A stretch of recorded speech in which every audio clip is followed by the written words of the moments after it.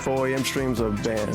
They only breed negative bullshit and me yelling at people and having people literally unfollow.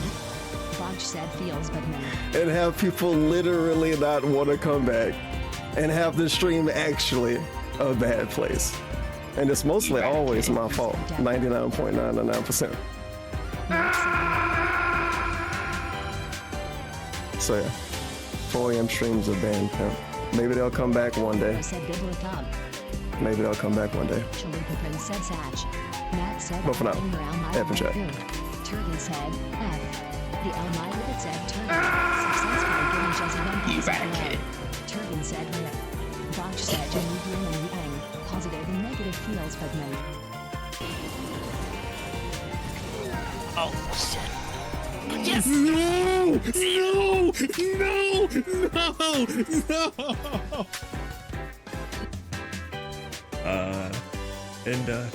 I don't want people inside me either, so... It's probably one of the best soundtracks. Derek says you can fast travel, you can...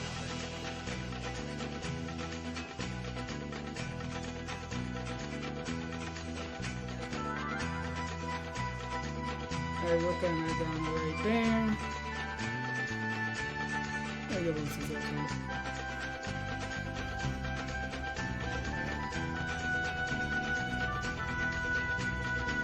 I don't need a CD open. I'm sorry. Alright, let's keep going. Wait, what? Where is it? Oh, the game did not update. Oh, yeah. Oh my god! Manual update. I'm sorry. Bandong is sad because his sub expired and I didn't shout him out today. I'm very sorry. I'm no longer a professional streamer. I am professional clown. Okay, let's try again. Let's try again, Jesus.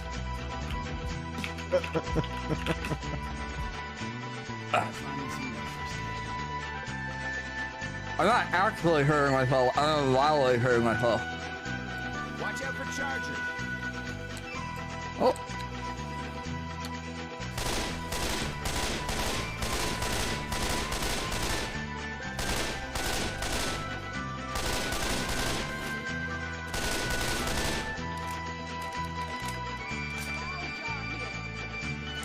He has vowels are. Down here.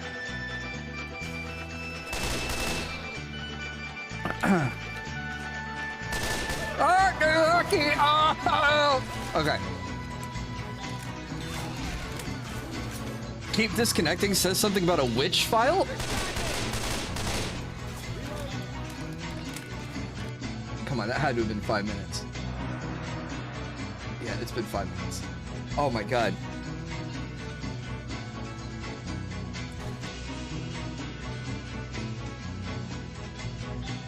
No, I'm not gonna turn on an eye tracker. You know what I'm looking at.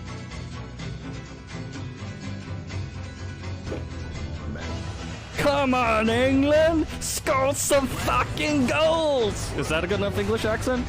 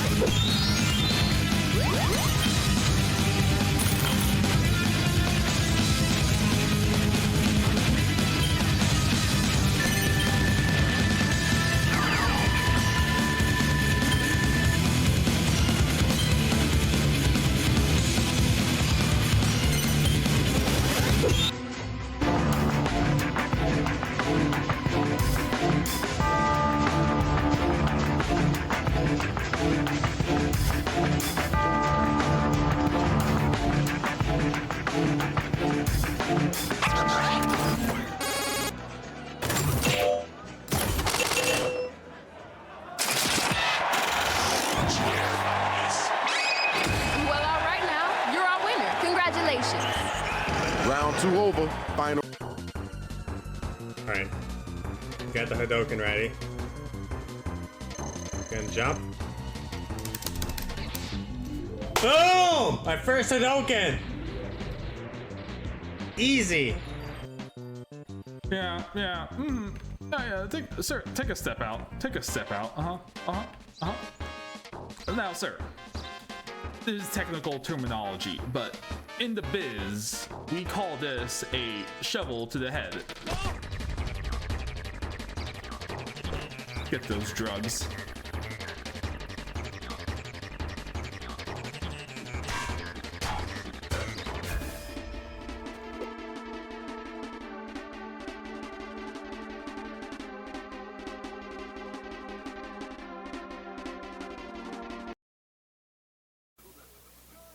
Ladies and gentlemen, Garfield and friends.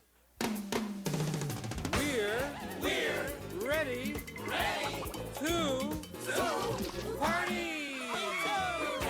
to party. We're ready. I hope you bring lots of spaghetti. I'm scared. Come on in, come to the place where fun never ends. Come on in, it's time to party with Garfield and friends. Dancing, fiesta, romancing, siesta, samba, la bamba. Ay caramba, disguises, surprises, and pies of all sizes. Come on in, come to the place where fun never ends. Come on in, it's time to party with Garfield and friends. Come on in, it's time to party with Garfield and friends. Garfield and friends. And pay attention. There'll be a test at the end.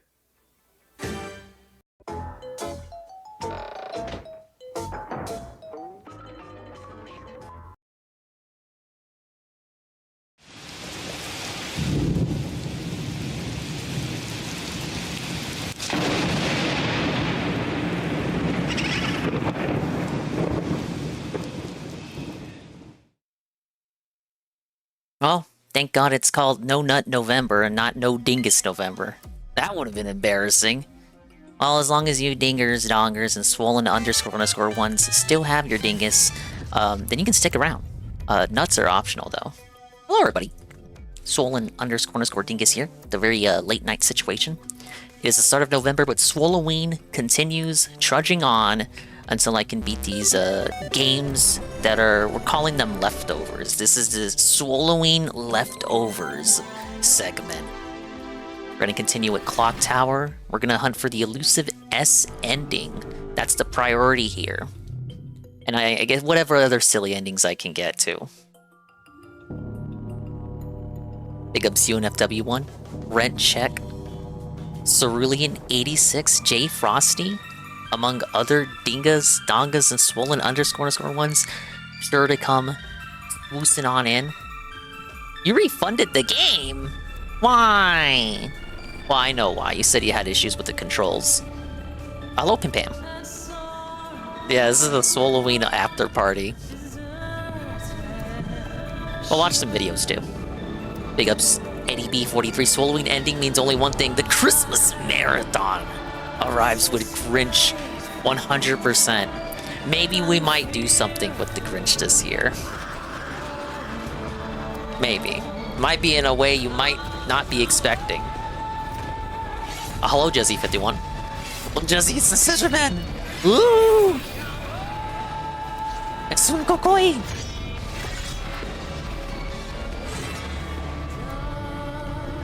Garfield, look out!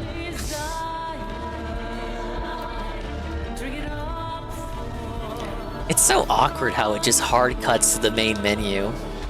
Alright, let's just go ahead and start it up. Go straight for that ending. Yeah, move left and right. I already forgot the controls, of course. No, I didn't.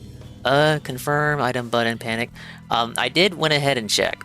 After the first session of the game I did, just to make sure if there were actually any control, because Saru had said that the controls felt kind of off to him. Turns out, he wasn't too off about that. The fan patch I played last year has a few quality of life changes to the control scheme that make controlling Jennifer a little bit better, namely that you can run up and down stairs. That's actually not in this version, along with some other things like making it easier to confirm things with the Y button, or well, whatever button you would have had it mapped to on the fan patch. That also isn't here. So on the fan patch, you can like mash your confirmation button to have Jenny run quicker, and that's not here. That and the aforementioned running up and down the stairs, which actually, of course, here if you're running away from Bobbeh, makes it easier to get away from him.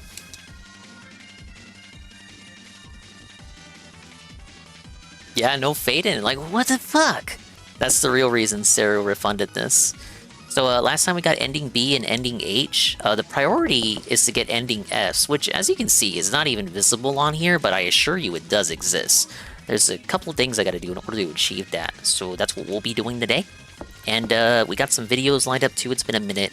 Ah yes, since we have watched the videos on the stream, and I have one I think Seru's gonna enjoy, though he probably has already watched it, given that he was the first person to tell me about it. Shocking new Super Mario 64 record! Holy shit, I'm psyched.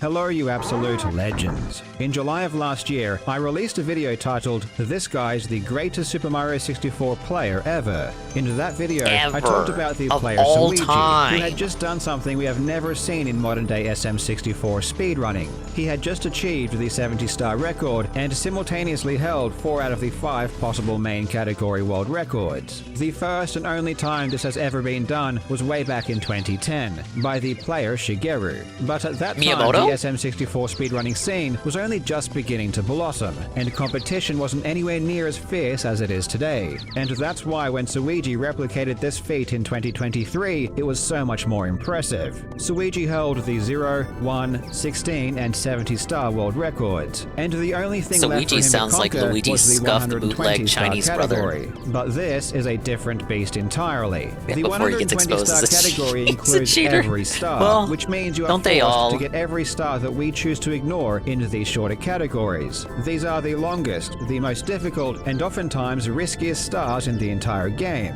120 star is more than double the length of the second longest category, which means there is so much more time to make mistakes. There is so much more time to let nerves get the better of you, which is why many people weren't sure if Suigi had what it took, even though he had clearly shown that he was arguably the most talented player to ever touch the game. Hey, he's got moves, I'll give him that. Determined. I can't move like this in Mario 64. He dedicated himself to learning 120 star, I would always and he fall really in the did little mushroom things the right section way. right there. His practice methodology was immaculate. While so many people, including myself, were impatient and just wanted to see him do runs, Suigi took the more mature and long-term approach of focusing on each level one at a time and not moving on until he had each and every star dialed in to a very high level. When Suigi did start doing runs, his time dropped insanely quickly, and just over a week ago, he had gotten to within 1 minute of the world record. His personal best was 1 hour and 37 minutes flat, and the world record held by Ouija was 1:36:02. Normally at this point, as your time gets better and better, your progress starts to slow down. So naturally, Suigi and everyone else expected him to get a few personal bests, get a few runs that were 1:36, and then eventually aim to break that prestigious minute barrier. Thank you for the tiff love, Mr. Pun. There she is, right there. What's she playing? Thank you, Mr. Pun, for the leftovers. What is this, some farming game? What's in the background? That looks like a scuffed Overwatch. I see the little star, but I don't know. Mr. Pun got 20 treats for literally everyone? Holy shit. That's pretty cool. Hello, Mr. Pun. During Swolloween leftover streams, your trick-or-treat values will be doubled for all results. That means good and bad. Yeah, the treat stocks are up bigly. Though Seru is still in the lead. I did also distribute an extra 10 to Mr. Pun, Carl, and Almighty Goki for their prediction victory yesterday. Area with a 135. But what Suigi actually did was the most shocking thing I've seen in a long time. He completely skipped 136 and smashed through the 136 barrier by achieving a run of 1 hour, 35 minutes, and 33 seconds, beating the world record by half a minute. The last time we have seen a minute barrier or world record broken by such a huge margin was way back in 2015, which makes no logical sense whatsoever, given that the game naturally gets more optimized as time goes on. This is irrelevant to the point of the video, but apparently, so Carl's in the middle of this legal battle with Billy Pac-Man guy, Billy Mitchell, guy that was on regular show. And it's apparently it's coming out that Carl's Discord is trying to like contact Carl's lawyer, and basically a bunch of people are trying to like police it and self-insert themselves in the trial, probably to feel important or feel like they're a part of something. And I feel like that's going to go bad for Carl in the long run. Like, they're trying to get into the lawyer's ear, and their intentions may be well-meaning, but the way they're going about it is really, I don't know. I'd put it in the same category as LARPers on this side of the aisle. It's really cringe to look at. So, one of the mods was actually there, present during one of the during the trial itself. I was gonna say hearings, but like during the trial itself. And he was taking notes, as you are allowed to do. But he's trying to slip these notes to the lawyer via emails, which I'm not even sure, like, if you're allowed to do that, if, like, this stuff's not entered into evidence yet or something, right? I'm not a lawyer, but it's probably not something you should be doing. I think people should just let the legal proceedings unfold as they should, because if any of that comes out, and it comes out that that's not something you're supposed to be doing, that's going to come back and bite Carl in the ass. Record is historic. It all but cements Suigi as the greatest player of all time. Oh, you hit the double whammy, smashes Pim another Pam. important minute barrier. And It's what's tough. interesting is that the run itself defies all logic in the way it played out. In today's video, we will take a quick look at this incredible new record and what it means for the future of Super Mario 64 speedrunning. Yeah, I saw pictures I really hope you today, enjoy. Red Check, on a 4chan thread. Now, that screen gets me every time. The mod had posted the notes he had taken while attending the trial, and then attached to that is like a picture, a screen cap from the mod's email account trying to contact the lawyer and send that information to him. Legends, I really hope you're all looking after yourselves. I want you to feel good and I want you to look good. And when it comes to looking good, you cannot beat today's sponsor, Geology. Geology is a 36-time award-winning personalized skincare company. And if you're not taking good care of your skin, you absolutely should be. When you look and smell Hey, good, Devoured people Eagle, treat you so welcome much in. better. It We're makes learning such about a Mario big 64 difference in reruns life. as I Personally, go my for skin the is best super oily, ending so I in need the to use Clock Geology's Tower everyday whatever. face wash or my face looks and feels gross. Plus, I use their nourishing eye cream because I have massive black eyes from not getting enough sleep. But if you have Massive problems black with dry skin or eyes. acne, Geology is perfect for that too. Geology has a What whole range is of products including sponsored body block? washes, deodorants, and hair shampoos and conditioners, and seriously, everything let's make smells this shortcut. amazing. The process is super simple. Just take the 30-second quiz, and Geology will send a personalized routine right to your door. There is a Hello, good Spade reason Dog. How you Geology doing, has dude? over I'm doing great. Thank you for 10,000 asking. 5-star reviews. And right now, Geology is offering an incredible We're spending Swolloween, the day after Swolloween, doing some Swolloween leftovers.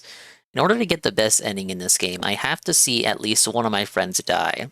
Well, Lot dies no matter what. I have to see either Anne or Laura die, and then I can save the other one. You can only save a maximum of one friend, and that's required for the best ending. I know the route to go about this, and I think it's easier to just have Anne die, because her deaths are a bit harder to avoid than Laura's. Laura's deaths are both in optional rooms, whereas Anne has just like 3 deaths. Speaking of Anne, there's Anne right now.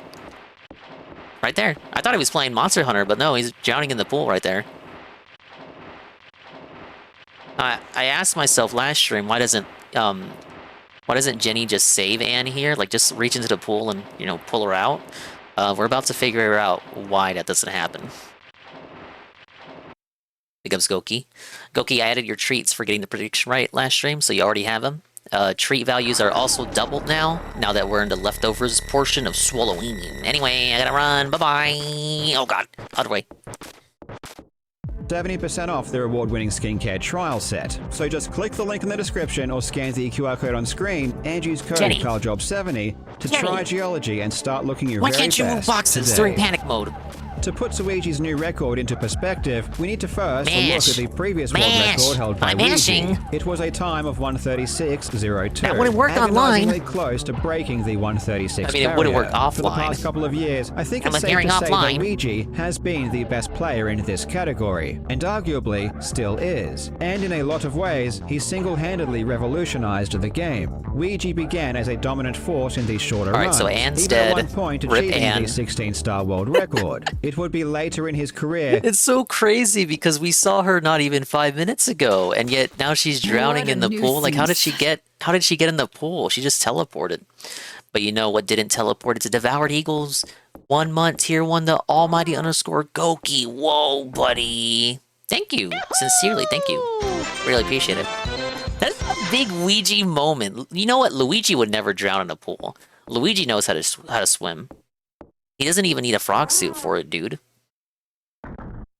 Alright, another thing I gotta do is that I have to avoid the poisoning scene with Miss Mary, and in order to do that, I have to, instead of discovering the crazy man in the jail cell who I give the ham to, otherwise he eats Jennifer alive, I gotta discover the remains of Jennifer's father in a secret room. That was actually what I did last year, instead of getting poisoned and getting sent to jail. But I gotta do that again, which, oh, whoa, what was that? Did you see that? Blood? That was freaky. Let's turn the lights on. I didn't know the picture did that. Does that only happen if you idle in this room? How does that... How... This shit is haunted, man. Yeah, Luigi drowns by doing absolutely nothing. Swolloween is over? What about Dia del Flando?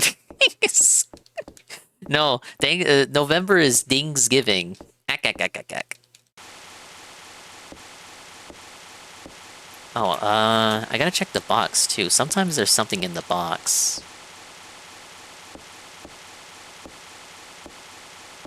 Handedly revolutionized the game. Ouija began as a dominant force in these shorter runs, even at one point achieving the 16-star world record. It would be later in his career that he was really focused on 120 star and showed how good he could be in the longer category. Can we hit and what it? Ouija did that was so game-changing is incorporate a lot of the more difficult strategies that players... I know the guy is playing, well, he was playing Shadow Generations. He carrot dangled Sonic Generations. He actually made it a point throughout the week up to this point, claiming that that's what he was going to do after finishing Shadow Generations, was check out Sonic Generations, and then ask the chat whether they wanted to actually see the rest of the playthrough or not. But after finishing Shadow Generations, he decided for himself that we didn't want to see Sonic Generations remastered, so he just went straight to COD, because that is the only game he can play, you know, on short notice. That isn't like a story playthrough game. Basically the Street Fighter 6 argument, but he doesn't want to play Street Fighter 6 right now. So we have to play Black Ops 6, which, I don't know, whatever. I'm sure, real talk, that's what people probably would have wanted to see, question mark, because that inspires rage within him. Yeah, it's a straight up scam. As DSP tends to do. Did Dingus family celebrate the Day of the Dead? Honestly, not like that, no. John Chow reviewing this game back then when he still reviewed games. I remember that, too.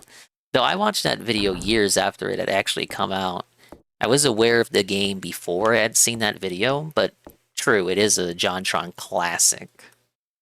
Would usually only try to do in shorter runs. Obviously, the 120-star run collects the same stars as the shorter runs, but in the past, there would always be a clear distinction in the strategies players used. The 16-star and 70-star players always used faster and more difficult strategies, and the 120-star players used slower but safer strategies in order to mitigate risk. But Ouija really started to eliminate this distinction, and over the past few years, the game has evolved to the point where a lot of the time, the strategies between the longer and shorter categories are now indistinguishable. If you look at the best ever splits in the 120-star category, you can see that Ouija holds the record for almost all of them, right up until the last level, Rainbow Ride. This means that no one else has been as fast as Ouija at every step of the speedrun until Luigi overtook him right at the very end to beat his record. And this is what makes Luigi's new record pretty crazy. Normally, 120-star runs start fast, and as the run progresses, players steadily bleed time. You can see at the start of Ouija's previous record, his best possible time is 1:33:20. This means he would achieve that time if he plays as good as he ever has for every portion of the speed run. But of course, no one plays perfectly, and over the span of the run, mistakes cause time to be lost. Ouija was always really fast. Okay, so Laura's going to be in this bathroom, so we're going to avoid low it. 135 or maybe we can't even see Laura 134 die, pace no matter what. if he could only finish the run without any major errors. But he always seemed to lose major time somewhere in the second half. Luigi's most recent run, on the other hand, is the exact opposite. I'm not scared. I'm not scared. The first half of Luigi's run I knew he was going to be there. Average. challenge. In fact, the run was so slow that after making another mistake 37 minutes in, Suigi literally said that the run was over. Happened, but okay. Cool, wow. It's so over, bros. Just fucking get in the lava.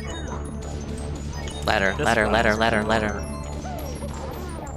After collecting the Vanish Cap, Suigi was more than a minute slower than Ouija's world record. Yes, you heard that right. 40 minutes into the run, he was already 1 minute and 10 seconds behind Ouija. At the same point in the run, Ouija's best possible time was still a 1:33, while Suigi's was already a 1:35. This means in the entire last hour of the run, Suigi was more than a minute and a half faster than Ouija, and he only lost 30 seconds. Devoured Eagle! At it again. The 1 month tier 1 gifted to Pimpam. Thank you very much. What the hell? What are you doing?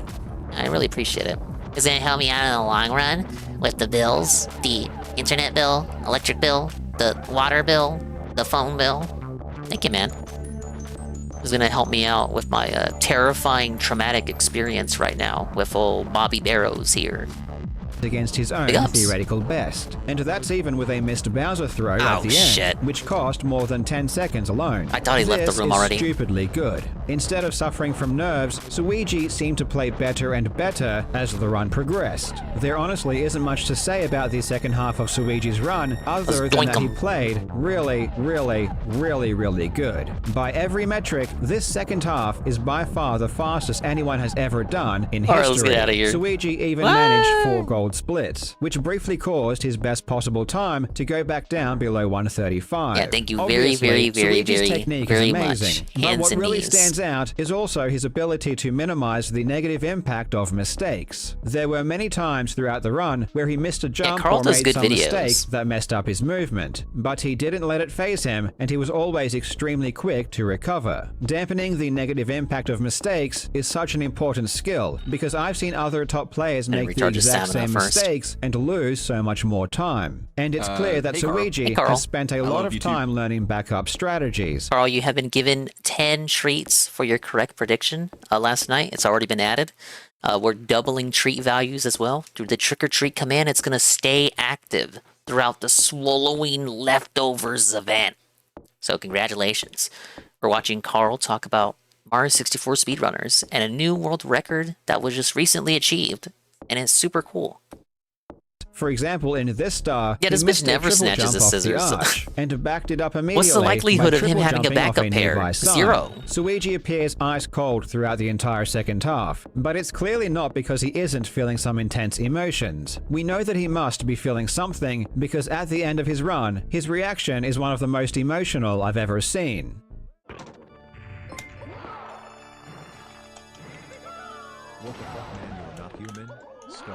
Skull. Look at him. He's in gamer mode. He's locked in.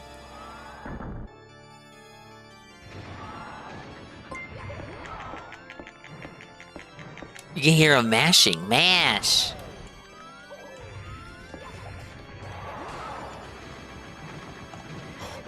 Oh my god! Wow. Volume warning much?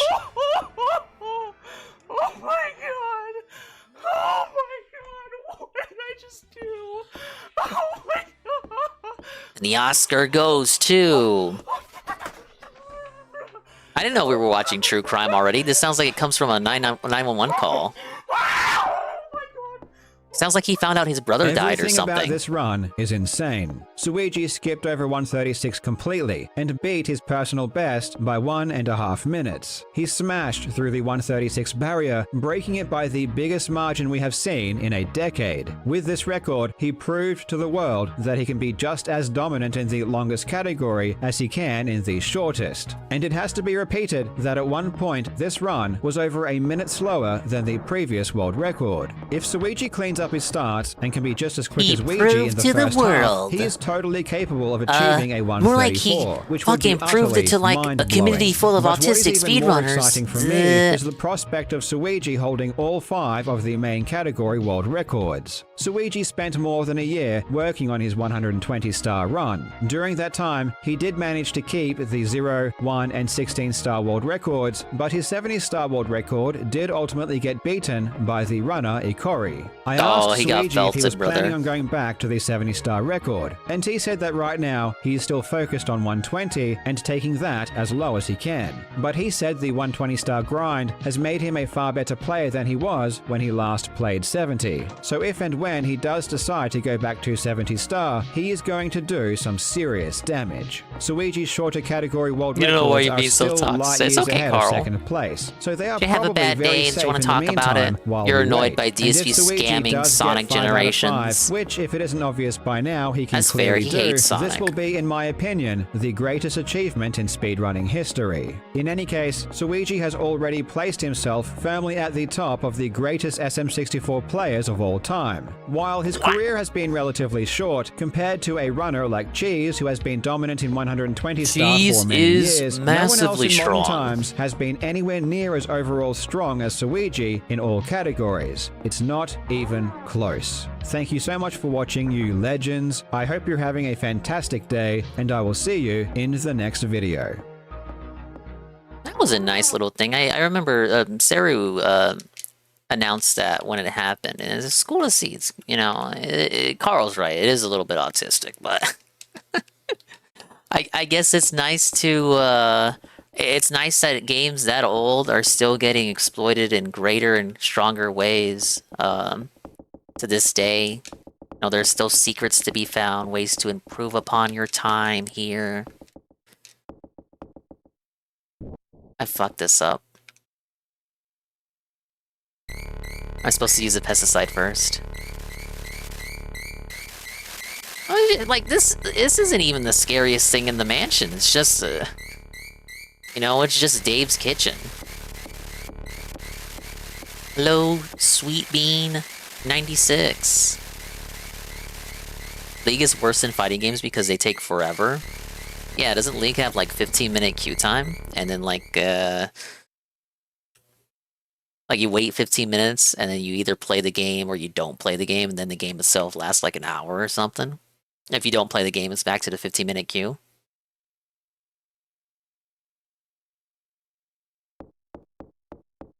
Hi, Knock. You're playing Phasmophobia? Did you win? Okay, he has another one. Wait, what? Sweet Bean 96. The 100-bit cheer from Bean. He says, thank you for yesterday, by the way, Dingus. Oh, for the Tiff raid? You're welcome. I wasn't already following Tiff. I felt so exposed and embarrassed, but I had to join in on the triple raid fun. But I hope you guys had fun in Overwatch. I hope you had a chill-style time. I hope the victories were plentiful. I couldn't stay long, but I promised I had the tab open. I had to go Mimi time. Alright, this one is... Hello. This Civ 6 cheater is the worst.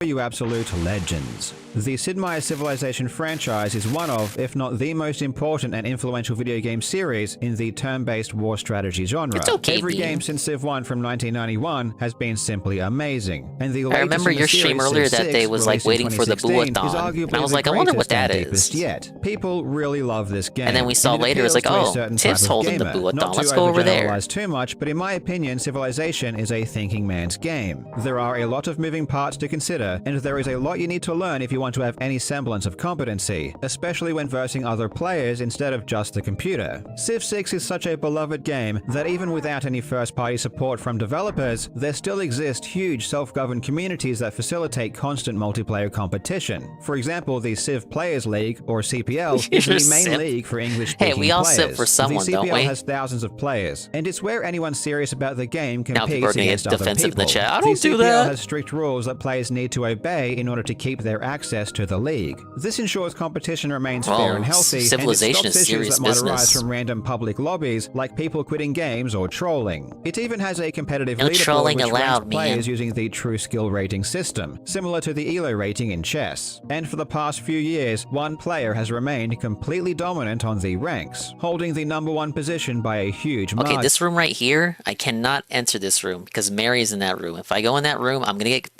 get poisoned, sent to jail, and we're gonna meet the crazy old man, and he's gonna eat my face alive, and we don't want that to happen. So I'm gonna avoid that room. We gotta discover our father's corpse, or rather, his skeletal remains.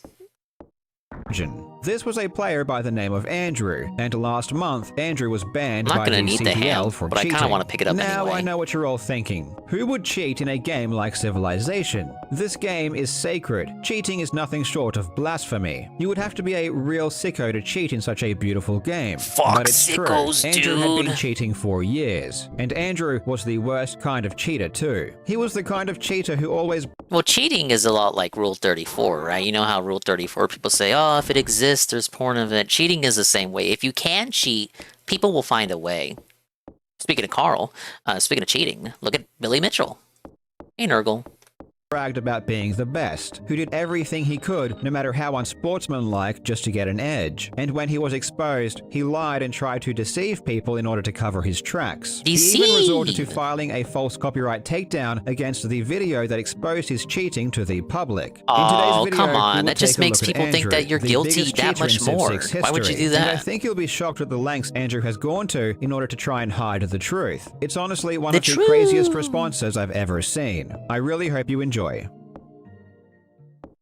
Now, Legends, I absolutely love cereal, and I know you do too. Oh, the But cereal let's be honest, sponsor. if you're someone like me who works out I'm and wants to kinda look as curious good as they to how can, it tastes. the standard high-sugar cereal just doesn't fit into our diet. But thankfully, that doesn't mean we have to give up cereal forever, and that's where today's I sponsor... mean, maybe Carl shouldn't be promoting food-based sponsorships because, like, if we're gonna talk about, oh yeah, if you eat this, it makes you healthy, but like, have you guys looked at him?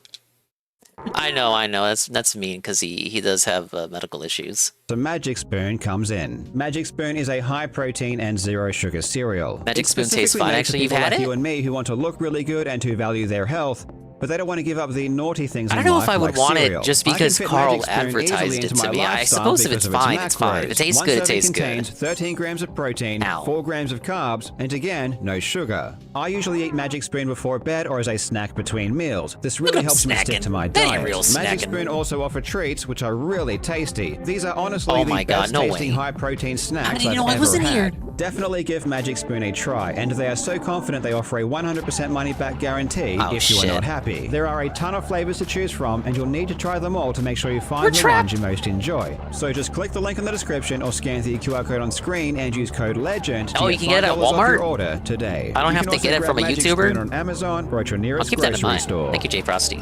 When it comes to the details of exactly Oh, how it's Andrew was expensive for the cheating amount and you the get. methods that were used to expose him, I'm going to be Dude, you already get fucked on that with regular ass cereal. What, you get like a bowl or two's worth out of Magic Spoon?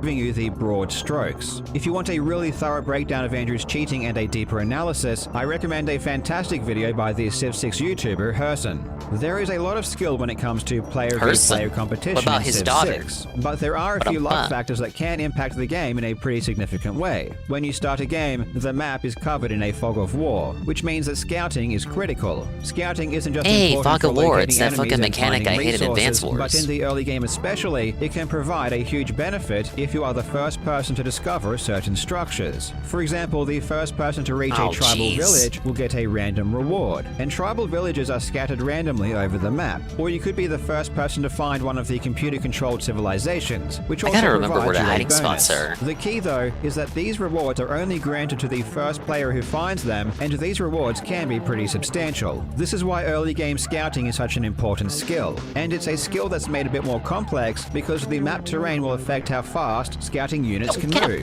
For example, units move twice as fast over flat terrain than they do over hills. So if you want to scout as many tiles as you can, as quickly as you can, you would generally avoid going over hills unnecessarily and stick to the flat terrain as much as possible. There are well-established best practices that top players use to expose the maximum amount of tiles in the shortest amount of time, so they increase their chances of finding these important structures first. Which means it's quite obvious to top players when someone is scouting based on the terrain and uncovering the fog of war, or if they are just moving directly towards structures because they can see them. And this is exactly how the biggest cheater in Civ 6 history was caught. Andrew had been ranked #1 for years, and from what I can gather, he had already been a rather unsportsmanlike player. For example, he would specifically target lobbies with weaker players and avoid stronger players because he really wanted to come first in every game. In fact, a lobby full of novice players even had a special nickname within the community, named after Andrew. Sometimes if a game wasn't going well, he would fake technical difficulties and cause the game to end early. This is of course against the rules, but he would rather take a short suspension from the league than lose a game. Multiple times, brand new rules had to be created specifically because Andrew was abusing certain features in an unsportsmanlike way in order to gain an advantage. Andrew was obsessed with his ranking and would do anything, no matter how distasteful, to keep his #1 position. This is why Andrew wasn't the most well-liked Civ 6 player in the league, and while people had accused him of outright cheating in the past, nothing ever came of it. This is because previous complaints were never substantiated with evidence, which you need if you want to accuse someone of cheating. This all changed, however, in August, when Andrew played a game against one of the CPL moderators named Herson. In that game, Andrew performed uncharacteristically poor, and he ended up complaining to Herson that he placed so low because he had such a bad spawn location. It was on his Smurf This account. prompted Herson to watch a replay of the game just out of curiosity, and this is what is so ironic about how Andrew's cheating was discovered. Andrew wasn't exposed because the moderators proactively looked at his games because they thought he was cheating. No, the only reason a moderator looked at his game at all was because Andrew was complaining and making excuses for why he didn't win. When the moderator Herson looked at Andrew's moves at the start of the game, which of course you need to do in order to figure out how unlucky Andrew got, he was shocked. It was immediately apparent that Andrew's scouting made no sense, and it was immediately apparent that Andrew was cheating. No, Andrew, in order to study why? previous games and examine the actions of each player, Civ 6 players use a program called Civ Replay. The game data is stored on the computer of every player as a save file, which is then loaded by the player into Civ Replay to look at the game. Once a save file is loaded into Civ Replay, the player gets access to every piece of information, including player moves and of course the entire map. An issue arises, however, because the save file is generated on the very first move of each game. So theoretically, if you took that save file and loaded it into Civ Replay immediately, you would have vision of the entire map straight away. This is a problem, but Civ Replay does include some checks to try and make this difficult to do. For example, Civ Replay won't open a save file that is less than 30 minutes old. Also, Civ Replay won't run on a computer that has an instance of Civ 6 currently running. And if the computer is connected to the internet, it will automatically send a log to the Civ Replay server, which could be checked later. However, all of these anti-cheat measures can be overcome if someone is determined enough. For example, they could be running Civ Replay through a virtual machine, which has the date set into the... That's curious. I remember finding the rope in a different room in the last playthrough. Oh well, I got your rope, dickers. Future, and isn't connected to the internet. This is one method Andrew could have used. However, Andrew is also a programmer, so for all we know he could have modified Civ Replay to remove these hurdles directly. Whatever the case, we do know that Andrew was cheating by gaining vision of the entire map from the very first move. Herson, along with other moderators, began studying Andrew's games, and every single time his units in the early game moved perfectly towards those important structures. Every single time his movement was as optimal as you could possibly get, even if you had full vision of the entire map. The odds of Andrew getting lucky in this way are so low that we are reaching dream levels of luck. And even that wouldn't explain the fact that Andrew was going against almost every principle of early game scouting in order to find things quickly. It's just luck, For example, bro. I don't know what to hills say. when there were flat plains available to traverse, which makes no sense whatsoever. This dude ought to hire a mathematician to get him out of this one. But every time Andrew did this, a tribal village or some other important location was just over the horizon. It's almost comical how obvious Andrew's cheating is when you actually take the time to observe his games. And that's really the unfortunate truth about catching cheaters. Moderation isn't a paid job, and most people just want to have fun and play the game. For free. They aren't going through other people's games in their spare it. time, especially when each game in Civ 6 lasts for hours. Andrew's cheating is ridiculously blatant if you're looking for it, but if you're not specifically searching for foul play, it can and did go under the radar for years. After several weeks of investigation, the moderators finally banned Andrew from the CPL. But Andrew didn't take this lying down. A couple of weeks later, he released a 42-page Google Doc trying to argue that he has some kind of magical method for scouting. This was accompanied by another 100-page document which included breakdowns of a few of his games. But these documents were full of misdirection and lies. He would post a screenshot showing the path of one of his early game scouts and straight up claim that it found— I can't imagine doing like the pettiness. I don't know if it's pettiness per se, but like the autism of this communities like these, all of speedrunning as a whole, to do like 100-page Google Drive documents defending your honor because one person on the internet called to question the validity of your speedrunner, I don't know, your run. Nothing. This was in order to try and show that his scouting wasn't perfect, and thus he wasn't cheating. It's But like when your ego the gets actual wrapped up in game something, your brain replay will do was almost checked, anything it to showed that he sustain had it. indeed Yeah, Red found check. tribal You villages. see it from Dave all the What time. Andrew did was take a screenshot of the map after the villages were already claimed, so they didn't show up. And then he lied and said they never existed. This deception strategy would work on a lot of people because the only way you could verify this to see if it were true was if you had the save file of that particular game. But only the players who played that game have the save file, so everyone else has no means with which to test Andrew's claims. In response to this deception being exposed, Andrew moved the goalposts and claimed that while he did actually find a tribal hut, he didn't get it in the most efficient manner and therefore couldn't have been cheating. But Andrew's explanation ignores one crucial piece of the cheating pie. It's the fact that Andrew would prioritize huts that were contested. In other words, he would always go after huts that he thought could be taken by another player first. If he thought a hut— Easy money. Did you see the most recent TISM used by Super Mario 64 community to check for cheating? They realized Mario blinks every 64 frames, so they use it to check for splicing. Oh God, no. I'm sorry. Look, I love reading chats, but I forgot. That room, he blatantly telegraphs when he's gonna pop up. But yeah, we did see that. That's how they expose one of the fellas. Like one of them developed a program and then they just fed all the videos through it, and they were able to eliminate quite a number of records, including one very famous one from ages ago, where it would have been even more difficult to like determine, you know, because blurry quality and whatnot. But they were still able to expose him for cheating. I did see that one. That one's really crazy. Mario 64 autos go almost too hard. Wasn't in danger of being taken by someone else, such as this example Doom 2, here where it's Eagle's tucked right, away Doom in as the well. corner of the map, he would leave it until last. This ensures he captures the most amount of huts possible and limits the amount of huts other players can find. This is the most optimal way to play if you have full knowledge of the map.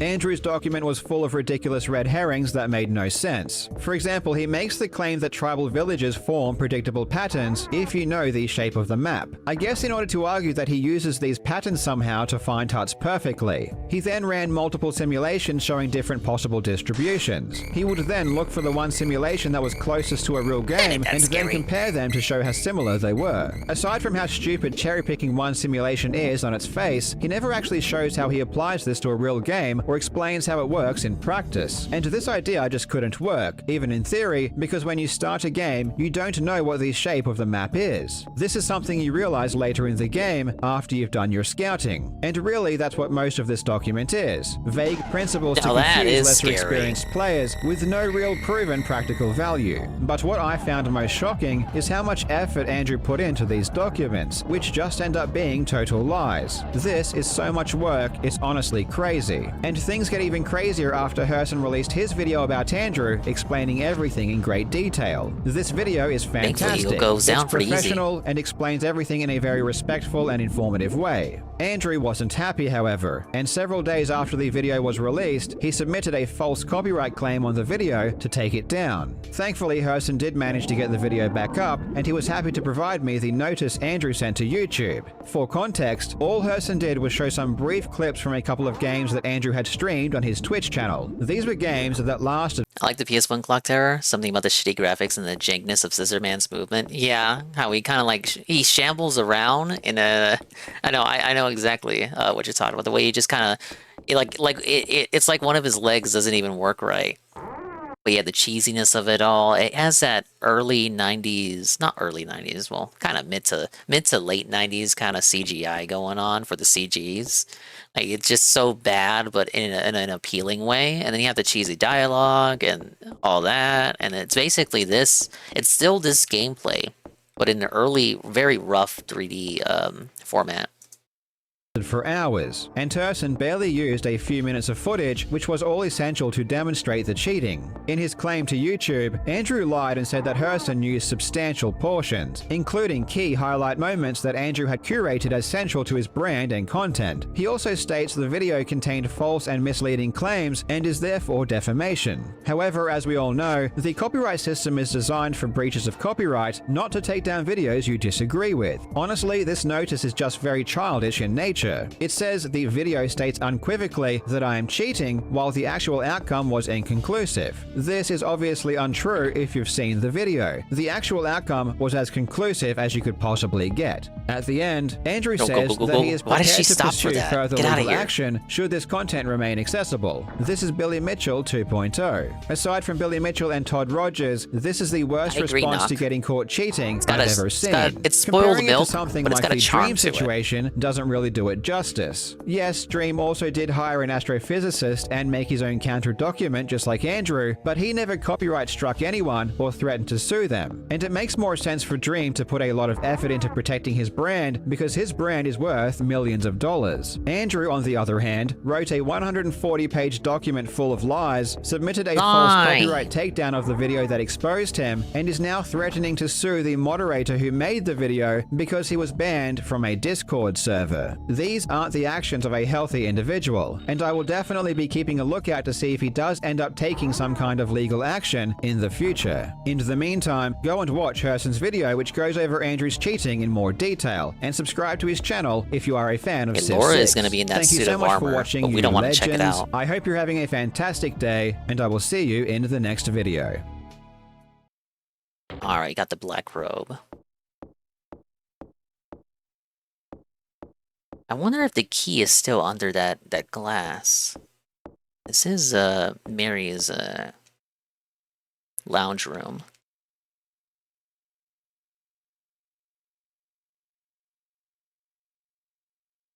Yeah, there's a silver key under the glass. I think I need this for the ritual room.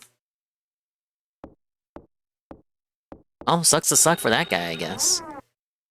I never thought I would actually hear Carl defend Dream. It's okay, because Dream has like an empire of like $100 gazillion to protect. People said that about Mr. Beast, you'd get called out. Mr. Beast is apparently under some hot water too. Turns out DSP was right yet again. So this has been going on. It's been going around for a while, but it hasn't picked up traction because it didn't go viral. But it was posted a few months ago. When Mr. Beast cured the blind, 1,000 blind people, you know that video. Apparently the nonprofit that did all those surgeries still hasn't been paid by Mr. Beast, and they've been pretty much ghosted by him. So that's kind of fucked up. They've been making videos about it, trying to like expose him and like ask where the money is. But yeah, it didn't get any traction. He ignored them. But it seems to be getting traction now as a result of all the Mr. Beast controversies as of late. We'll see where that goes. But it is once again an unfortunate, very unfortunate DSPW, in hindsight, retroactive DSPW. I mean, it's the surgery still happened. Like, people can see again, surely, yes. But, you know, motherfucker's not getting paid. Like, what are we doing? Something about how Jobs talks bothers me. I haven't heard how he talks like... Wait, no, I have. We heard him during the completionist expose. He was talking in the call with Mudahar. He talks a bit more naturally. You're always going to sound more naturally when on a stream or on a Discord call than you are during like a prepared edited video with the script. I used to think that's how he talked too, like just all the time as a robot, but he does have a more natural speaking voice. He just chooses not to use it for some reason. Hey, Aqua Saber. Oh! Come on. Why would he pop up right there? Oh shit! Aqua Saber hit the double value leftovers jackpot! Yes! Congratulations. During the Swolloween streams, all treat values are doubled. Okay, I think that's it for Carl. We got... Okay, this one's gonna be unique. If you haven't watched the new Joker yet, but you want to, apologies, we're gonna be diving into spoilers here. I got into this channel pretty recently thanks to World Conqueror. GPM likes him too. But this guy says, the Joker sequel is the worst movie of 2024. He's an anti-woke guy. I think he's funny though. He's better than Synthetic Man. Synthetic Man for movies, but like actually funny. So let's give it a watch.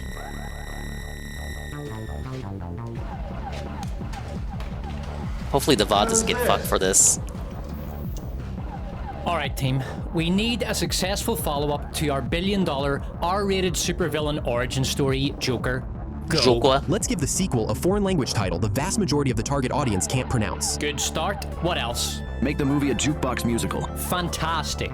And the songs should all be poorly arranged, badly produced, geriatric cocktail lounge cliches. I love it. What else? The movie should have no plot. Genius! Expend 90% of the dialogue on discussing the events of the previous movie.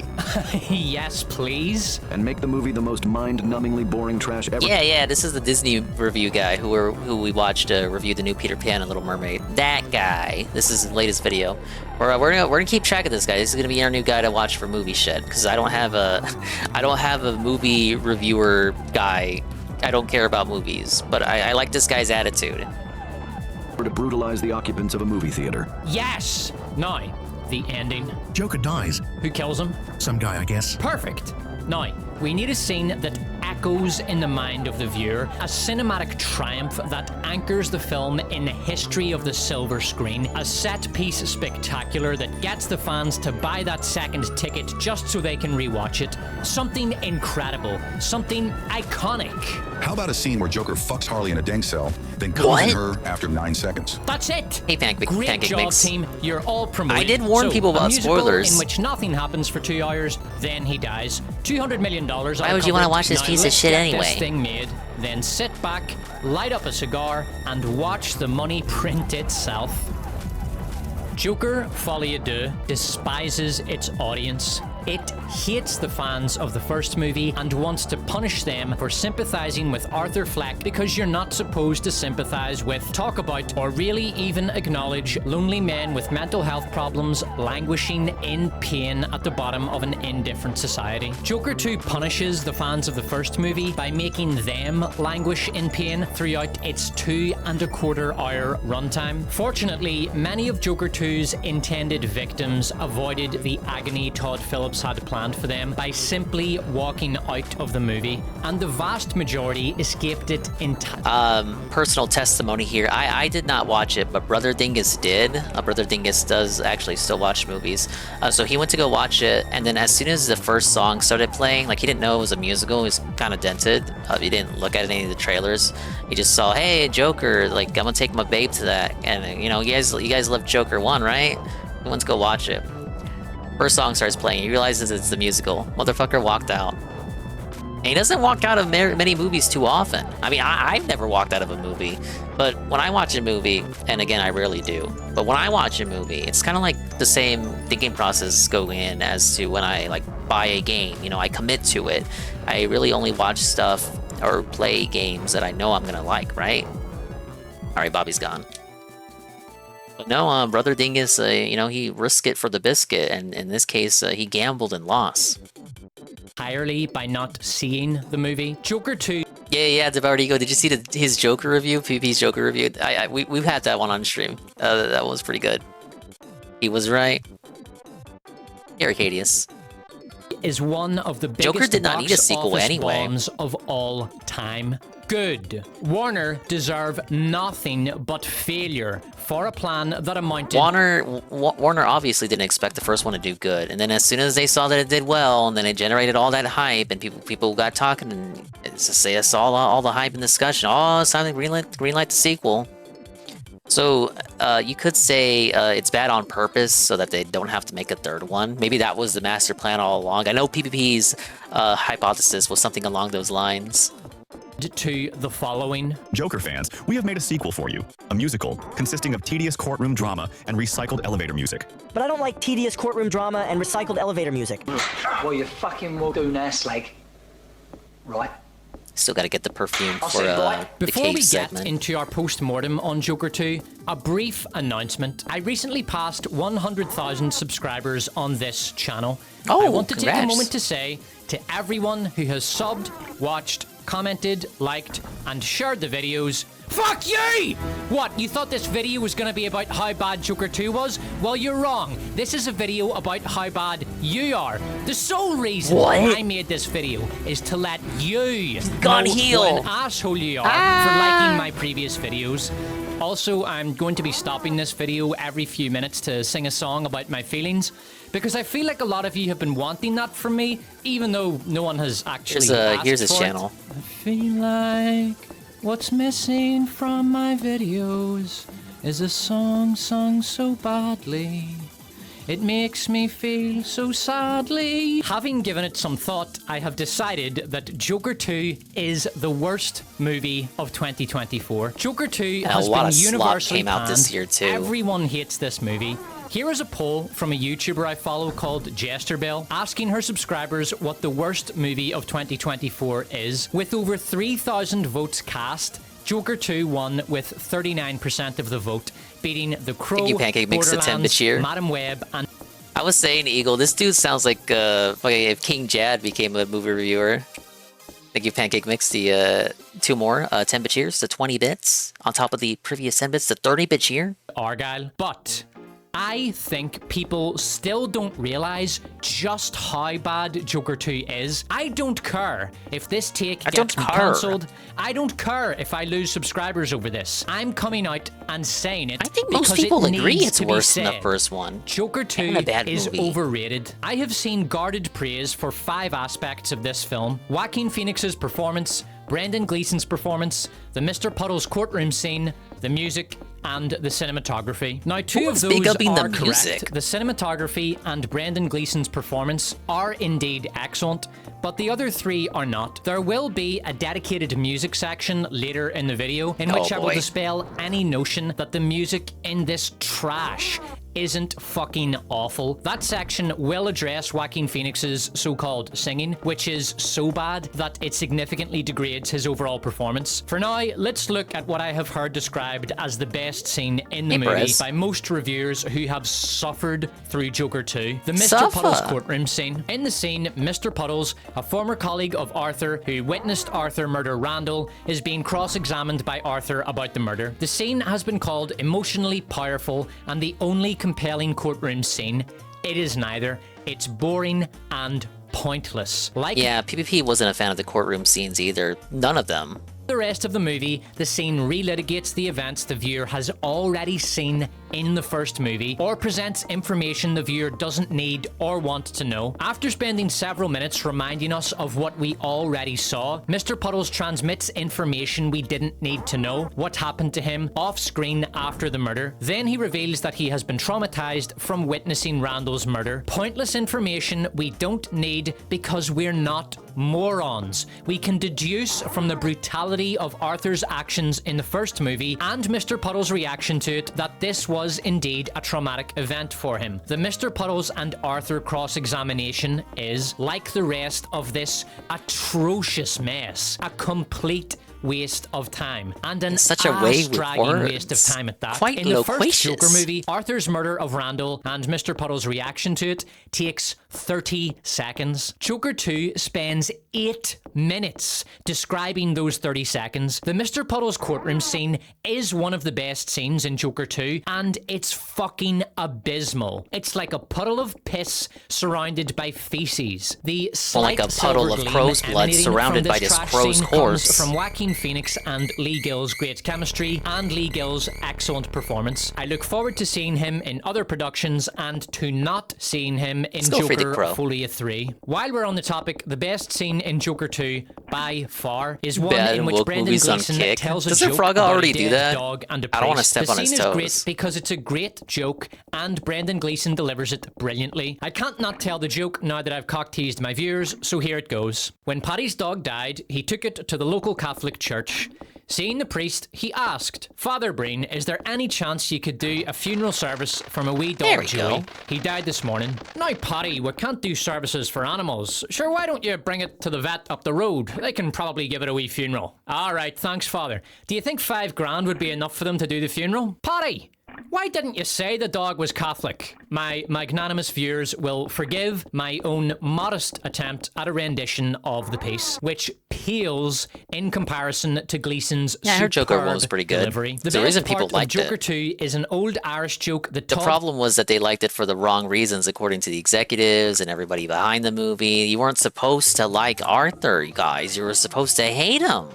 Phillips copied and pasted into the script from whatever website he found it on. If the movie had just been an hour and a half of Brendan Gleeson telling Irish jokes while occasionally abusing prisoners, that would have been far better than the shite we ended up with. Boggs, the ritual room? what did the Irishman say to the Englishman? No, it's the bathroom. What?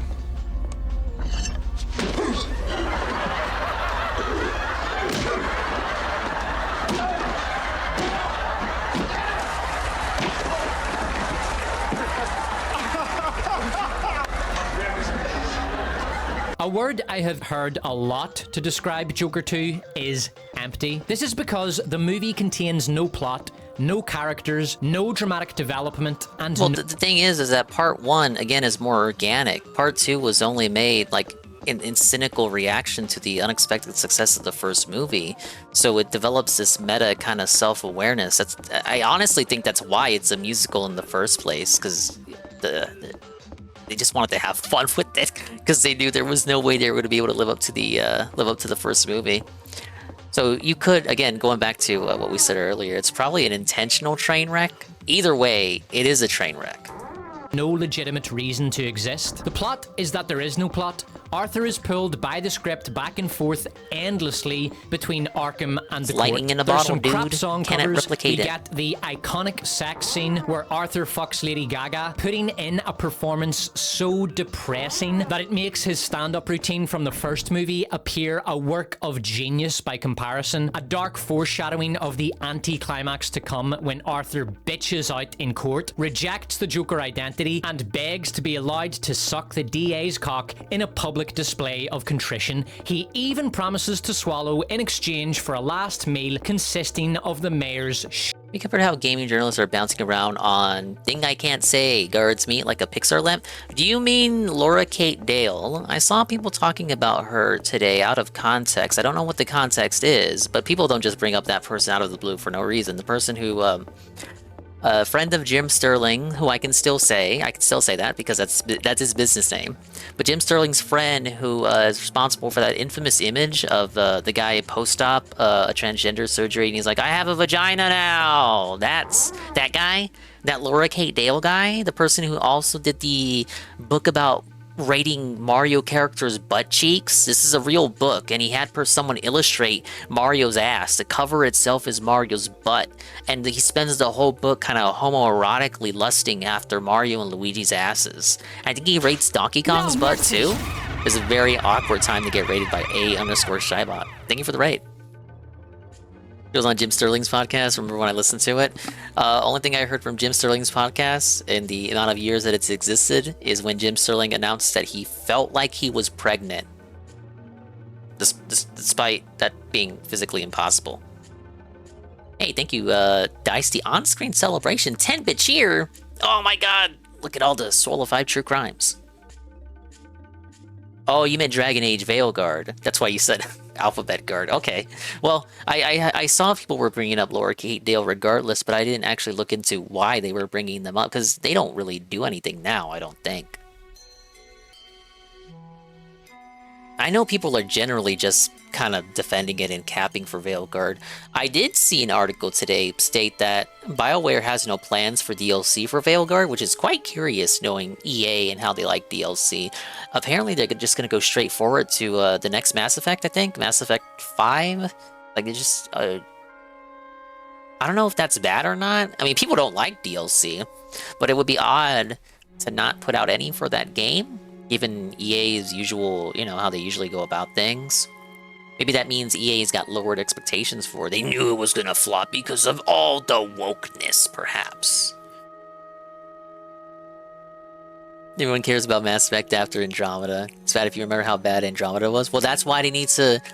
a lot of the reviews, since Easy Money's bringing it up, I saw the reviews. A lot of reviews were talking about how it's a return to form for BioWare. So now that the reviews have crafted the narrative that Veilguard is the return to form for BioWare, now they can go back to Mass Effect and undo the wrongs of Andromeda by putting out a quote-unquote allegedly good Mass Effect game. So many reviews said return to form. I think I saw a screen cap posted. It had to have been a talking point sent by BioWare EA. And thank you, Shaibot. How you doing, Dingus? I'm doing fine. Thank you for asking. Did he also get people falsely fired for being discriminatory against trans people when they weren't? I didn't hear about that. It wouldn't surprise me though. Monster Hunter Wilds is pretty fun. Game feels pretty cool. But my god, oh my god, it runs like trash. Yeah, Ann was testing it last night. I think it ran pretty well for him. He had some hiccups, like it started, it jumped up to using 80% of his CPU. But from, you know, as a viewer, it looked fine to me. Whereas the last one, Monster Hunter Rise, was made for the Switch. Or, well, it came out on Switch first, so it had to be optimized for the Switch. So it was of lesser quality compared to the previous game, World, which Wilds is attempting to... take more after visually World than Rise, so it's going to be a bit more graphically taxing, I imagine. Shit. If only this movie had climaxed as fast as Arthur in that iconic scene, I could have Watching spent the time Joker 2 I review, wasted Shaibot? watching Joker 2, wanking off to the memory of that steamy hot sex scene in which a middle-aged pop star gets fucked by an underweight Joaquin Phoenix in a dank, pissy cell. Then the movie... Zingas have Monster Hunter Rise. I have Monster Hunter... Gotta scroll all the way down here because that's how ancient it is. Monster Hunter Generations Ultimate. Nobody plays that one. Gets bored of itself and blows up the courtroom, and then he died. The end. And in what I can't even call a half-assed attempt, in a tithe-assed attempt to infuse something resembling meaning into this garbage ending, some guy, I guess, carves a Glasgow smile into his face. There are only two characters in Joker 2, Arthur and Mr. Puddles, who are both recycled from the first movie. Every other character is a generic husk, a trite template where a character should be. Let's go through them. Generic Irish prison guard, generic nuthouse inmate, generic some guy, I guess. How generic far am I serial into killer. that? I have not even booted it up, Mr. Pun. I got it as a free code for my manager. Not my manager years and years and years ago, before even manager Dingus. There was a manager above Dingus, and I got the code from him. Groupie, generic judge who won't accept any nonsense in his courtroom. Hey, look at this. So last time we played this, we got into this room and there was nothing in here. But now, because I didn't do the jail scene with the crazy man, we actually have something in this room. If you do the jail scene with the crazy man, that despawns all of the content in this room. Wow. Wonder if the marks on the wall are to count dates. Well, obviously. Looks like a medical chart. The patterns are 2 newborn babies. Or the patients are 2 newborn babies. Looks like a medical chart. The name of the patient is Mary Barrows. Whoa. I guess she's a member of the family here. Mary Barrows. Up to this point, we were led that they were non-related and that Miss Mary was just their teacher. Walter Simpson. Walter Simpson? Dad. Now we gotta check out the corpse.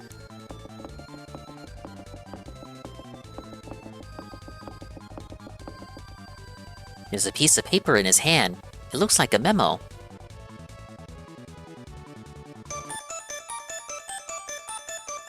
Oh, check this out. This looks freaky. I got a fucking skeleton from a Spirit of Halloween. Hey, Dice. Thank you for the on-screen celebration earlier. November 10, 1986. Dr. Walter Simpson's notes. It has been 3 days since I was locked away. I don't think I will last much longer. Before my life ends, I have to record everything I know about the twins who will bring calamity to the world. I was called in to deliver Miss Barrows' baby. And that's when she gave birth to them, the demonic children. My right hand was bitten off as they exited their mother's womb. Their bodies haven't fully developed, so they probably won't be able to live more than a few days. Boy, how wrong you were.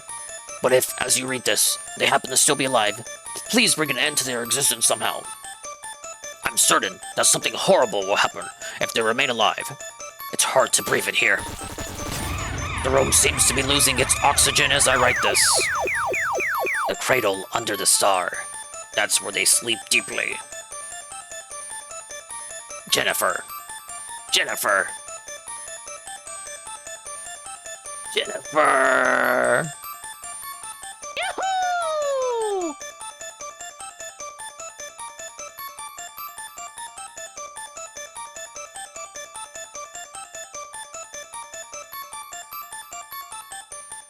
Oh, boo! Thank you, Ann Lee. The raid with the party of 23. We just got done discovering the secret room in the mansion that will allow us to get the best ending in Clock Tower.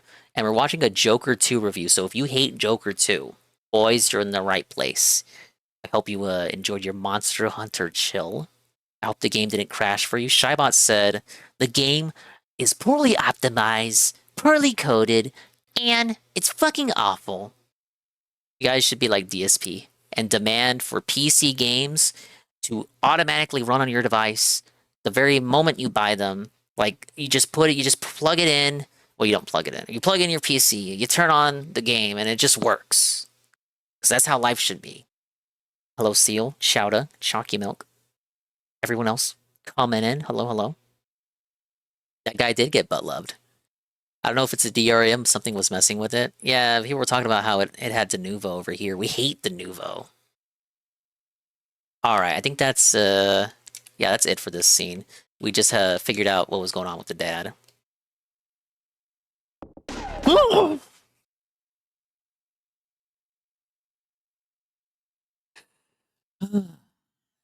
So, when every other time he spawns in, the door opens, right? And you see him, like, open the door and pop in.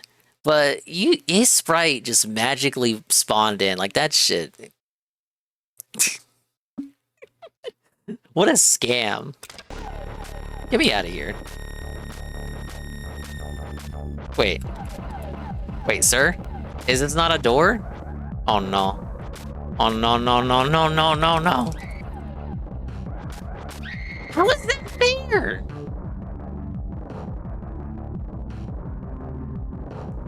First step of the run.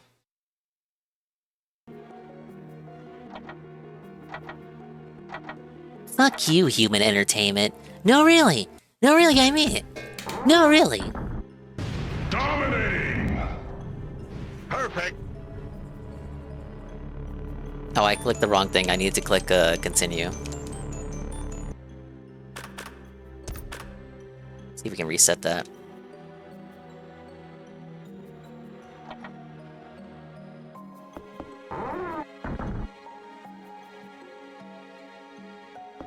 There we go.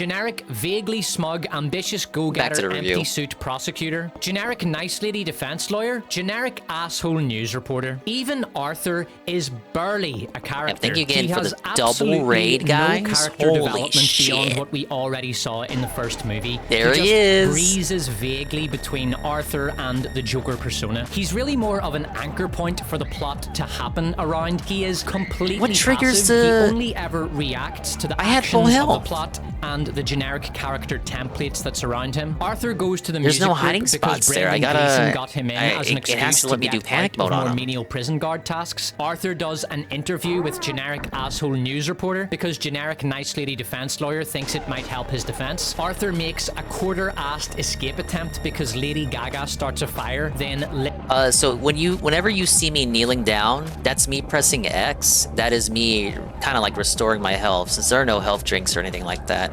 Her health is based on her fear level. So when she's blue, she's at full health. Then green, orange, red, and so on. There, see? You're more likely to get the panic mode if you're in blue health. Mash, mash. Online combo. It's when it work offline. No. Why does she always trip over him? All right, go. Go, go, go, go, go, go, go.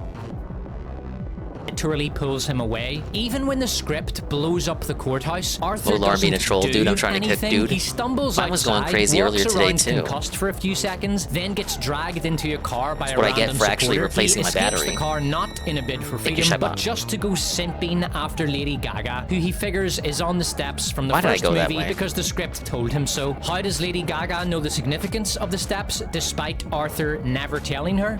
The script told her. Lady Gaga tells Arthur to fuck off because he's not Joker anymore, which prompts him to fuck off. And then he died because he got stabbed by some guy, I guess. Arthur does not take a single consequential action in the entire movie. He does not make even one impactful decision. The only decision Where's he he going? makes is Slow firing down. his attorney and representing Can I himself take away in the court. plank? Nothing comes of No? his one decision because that Shameful. decision does not change the outcome of the trial or have any meaningful collateral effect. Meaningful? The result of this ultra passivity is that Arthur, the plot that surrounds him, and thus the movie itself is astoundingly boring. Arthur reminds me of another passive character I analysed recently.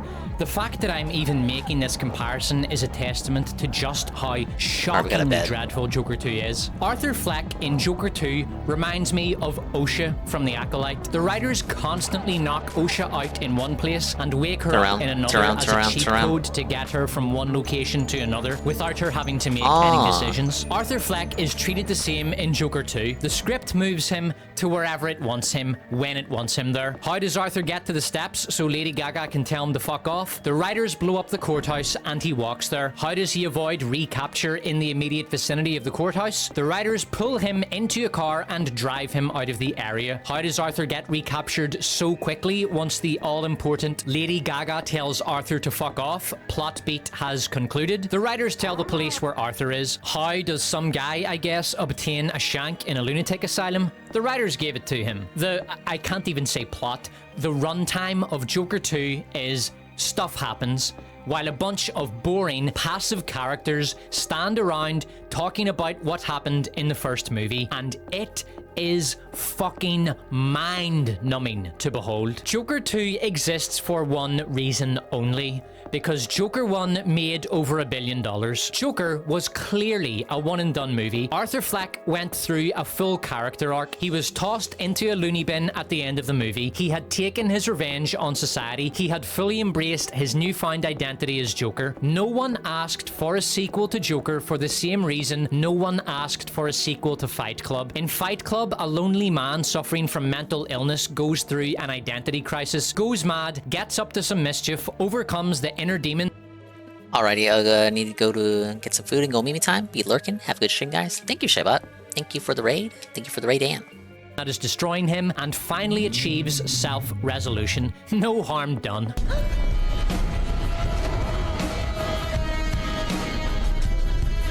The narrator's story was told. We did not need a sequel in which the narrator is arrested and put on trial for terrorism. There is a reason why Chuck Palahniuk's cash grab sequel, Fight Club 2 Fight Harder, has a reader rating of 3 on Goodreads, which for Goodreads is a sewer-dwellingly low score. The most liked review of that book on Goodreads is from a gentleman calling himself Joachim. I am Jack's bitter disappointment. If you're wondering what Fight Club 2 Fight Harder is about, well, somehow Tyler Durden returned. That's right. At the start of Fight Club 2, Sebastian, that's the narrator's name in the book, is working as an office drone for some company and living a life of placid passivity in the burbs. How original. He is married to Marla Singer. They have a son together. Marla gets bored and decides to replace Sebastian's medication for placebos so she can have an affair with Tyler. Tyler emerges, burns down the house, and heads off to create global chaos. Soon, Tyler's ultimate plan is revealed. He plans to overthrow all world governments. He will achieve this through Sebastian's son, who he plans to train into a leader of men modelled after Alexander the Great. Here is a real quote from the Wikipedia page plot summary of Fight Club 2. Marla and her growing army of child soldiers track her son to a mountain stronghold and lay siege. By the way, I haven't read Fight Club 2 Fight Harder Don't come out of the and box. never will. I got the plot summaries from Wikipedia. Arthur Fleck's story was told. Why did I All the come back here? significant characters from the movie are dead. Arthur murdered his mother, Murray, and Randall, and Sophie turned out to be an imaginary girlfriend based on his neighbour. All plot lines were concluded. A new movie would require a completely new plot with all new characters. The only link between Joker and a sequel would be Arthur, Big ups, whose China. story has already been told. So why even bother making this new movie a sequel? Just make an entirely new movie, maybe based in the same universe as Joker, and advertise it as the Joker director's next big project from the Jokerverse. Joaquin Phoenix can be in the movie for 7 minutes. He's the upstart gangster protagonist's cellmate at the start. Later on, upstart gangster attends Joker's execution, at which Joker gives an awesome speech before they fry his ass. That's it. A nice little 7-minute appendage to the first movie within the broader, much more interesting narrative of a new story with a new character. Arthur Fleck is a limited character. He's good for one story, and that's it. The inherent story possibilities of his character are severely limited by his social retardation and low intelligence. Limited characters make for bad sequels. Watch any of the Crow's 3... It's got an ad for the upcoming Rock movie, Red One. Dots, dingus? Dots, chat? Dots? Dots? Dots? And well, The Rock always has like 10 movies coming out simultaneously at any given point, right? I didn't even hear... I didn't know about that movie previously, so I have no thoughts about it. I don't even know what it's about. These sequels, if you require proof of that. For the love of Gotham, do not watch the 2024 remake unless someone has a gun to your head and is forcing you to watch either Joker 2 or The Crow 2024. Then you can watch it. Joker 2 is so poorly written that it fails at the most basic setup and payoff. Oh. The courtroom explosion literally comes That out I of could nowhere. leave The before he movie came back in could the have room. been at least vaguely compelling if, for example, Lady Gaga was a member of some Joker-inspired terrorist group. She insinuates to Arthur that they have something big planned. She doesn't know what, they don't tell her much, but they did instruct her to tell Arthur that on the day she doesn't show up to court, that is the signal to be ready to run. On the day of the explosion, Arthur looks around and Lady Gaga isn't there. Now the viewers are on the edge of their seats.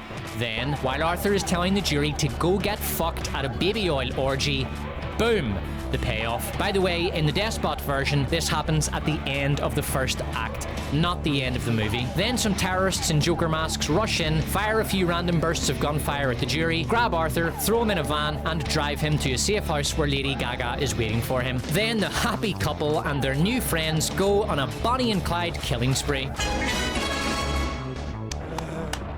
I know, it's not Okay, so winning that's how any you get awards that for shortcut. originality, but with a bit of effort, that's a solid Not B. shortcut, that's how you Maybe get that. even a B+ if Brendan Gleeson tells enough jokes. While the courtroom explosion fails at setup, Arthur's closing statement to the jury fails at payoff. This is the one chance the ass script has given Arthur to do at least something. Stand tall, man! Tell them they can fry your ass so crispy that it would take P. Diddy's baby oil collection to... Well, I think he understands understands that the Joker in Joker is not supposed to be the Joker. Rehydrated. You'll never apologize for standing up to a society that treated you like trash. You do regret shooting Murray because the man wasn't worth the bullet you sent through his skull. Come on, Arthur, man. In the immortal words of Dustin Hoffman's Hook, Come on, explode out of there! Stop the charade! but instead of a big, satisfying payoff, the movie meekly and boringly shies away from it, choosing instead to subvert the audience's expectations. That's still a thing, right?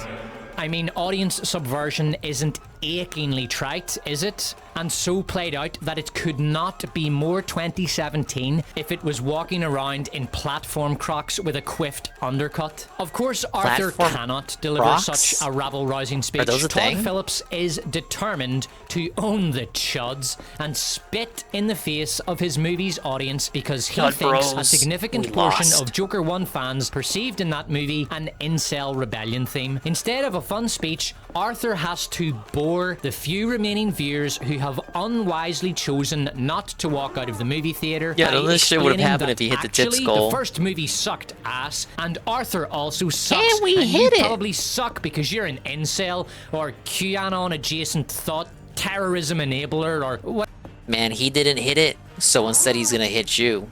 Then he whips out the baseball bat.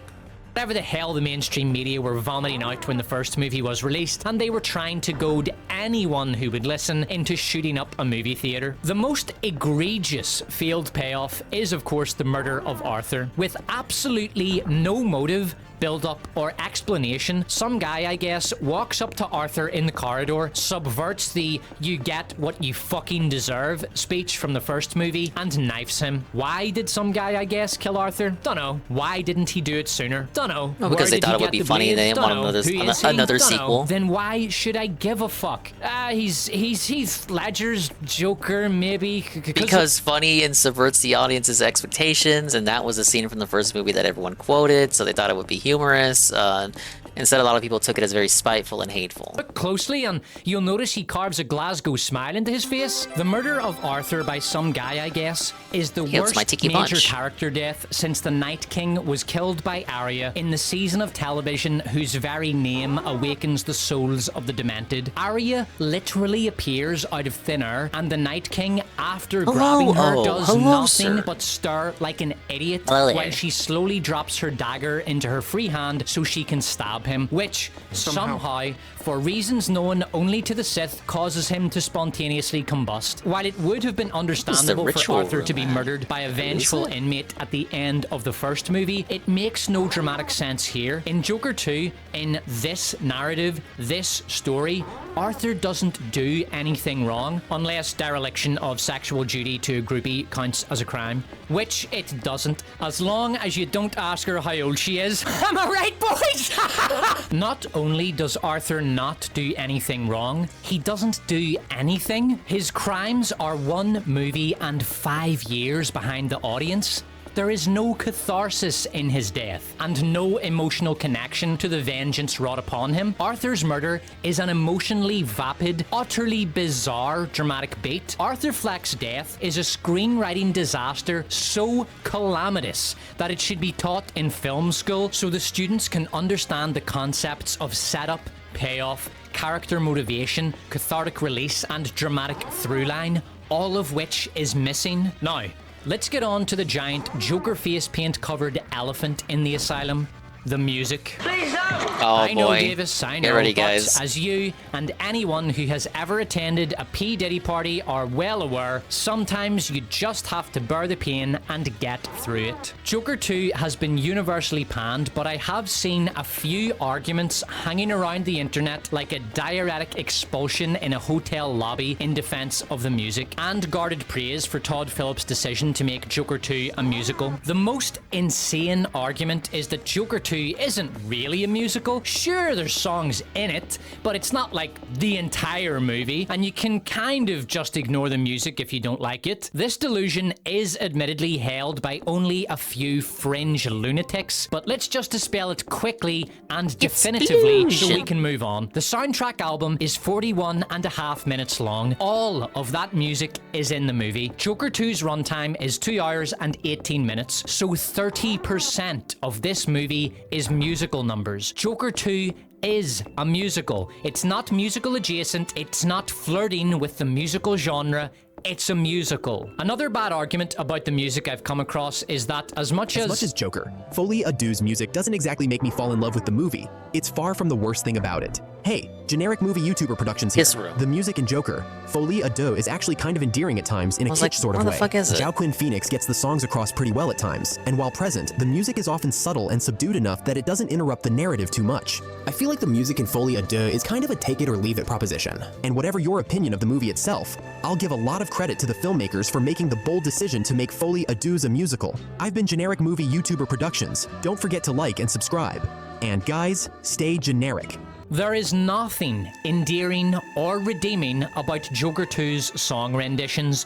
They are ghastly. And using the word bold to describe Todd Phillips' decision to make Joker 2 a musical is ridiculous. There's bold as in hiring an art house director to direct Empire Strikes Back and giving him creative control of the production, and there's stupid as in turning Cats, the worst musical ever written, into a $100 million CGI nightmarescape starring James Corden. The decision to make Joker 2 a musical falls into the latter category. It will go down in history, and indeed already has gone down in history, as an infamously stupid decision that significantly contributed to a historic box office bomb. The musical numbers themselves are terrible. They are either painfully generic big band arrangements consisting of strings, brass, drums, and piano, the kind of paint-by-numbers arrangements that have been done dozens of times by other, better artists, or lifeless, drab reinterpretations that suck all the life out of the originals. The result is that Joker 2 has no distinct musical identity. The music is either trite garbage or boring sludge. There are 15 songs in the movie, 5 have generic arrangements, 9 are drab.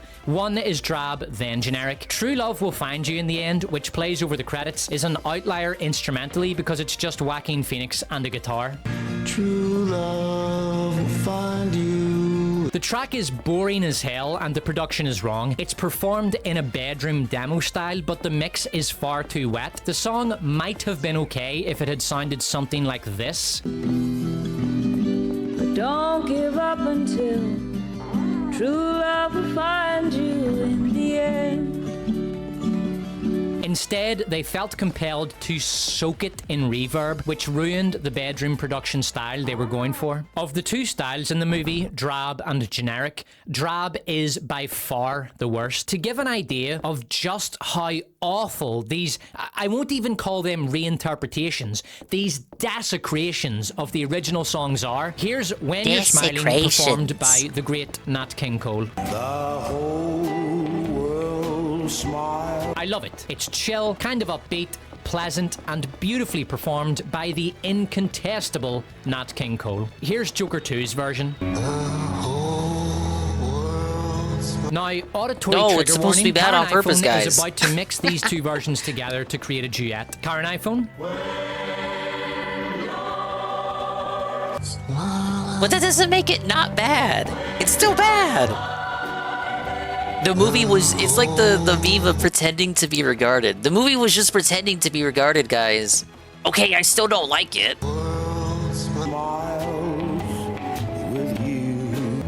Oh my god, Seal, he has a video on Napoleon that's like twice as long as this. Maybe another night. He was not kind to that movie.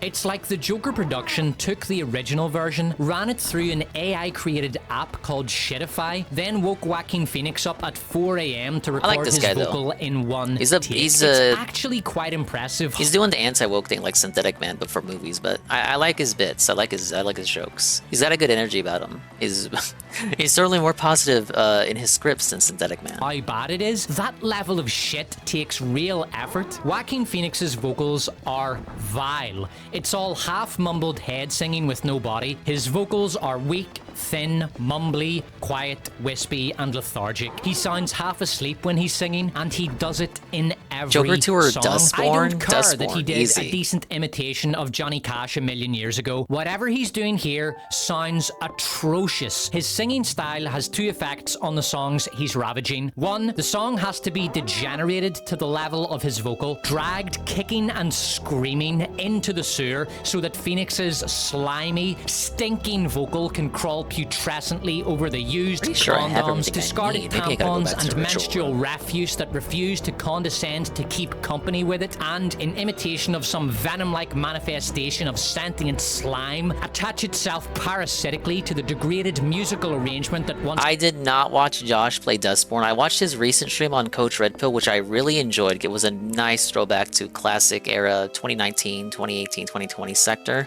you know, pre-COVID sector. Even he got a bit nostalgic for it during the stream. Very good stream going over CRP. You know, he's dead now. He covers a dead locale every Halloween. It's a very interesting pick too. But as far as him playing Dustborn, I haven't seen it, though I've heard there are some good bits in it. Nothing more than to end its own miserable earthly existence so that it can join Lucifer in a crusade of vengeance against God for being so sadistic. He has videos on stuff he likes. If you guys remember Dread, what year was it? We'll say Dread 2014. He has a video on that one talking about how great of a movie it is. It's not, he doesn't just have bad movie reviews.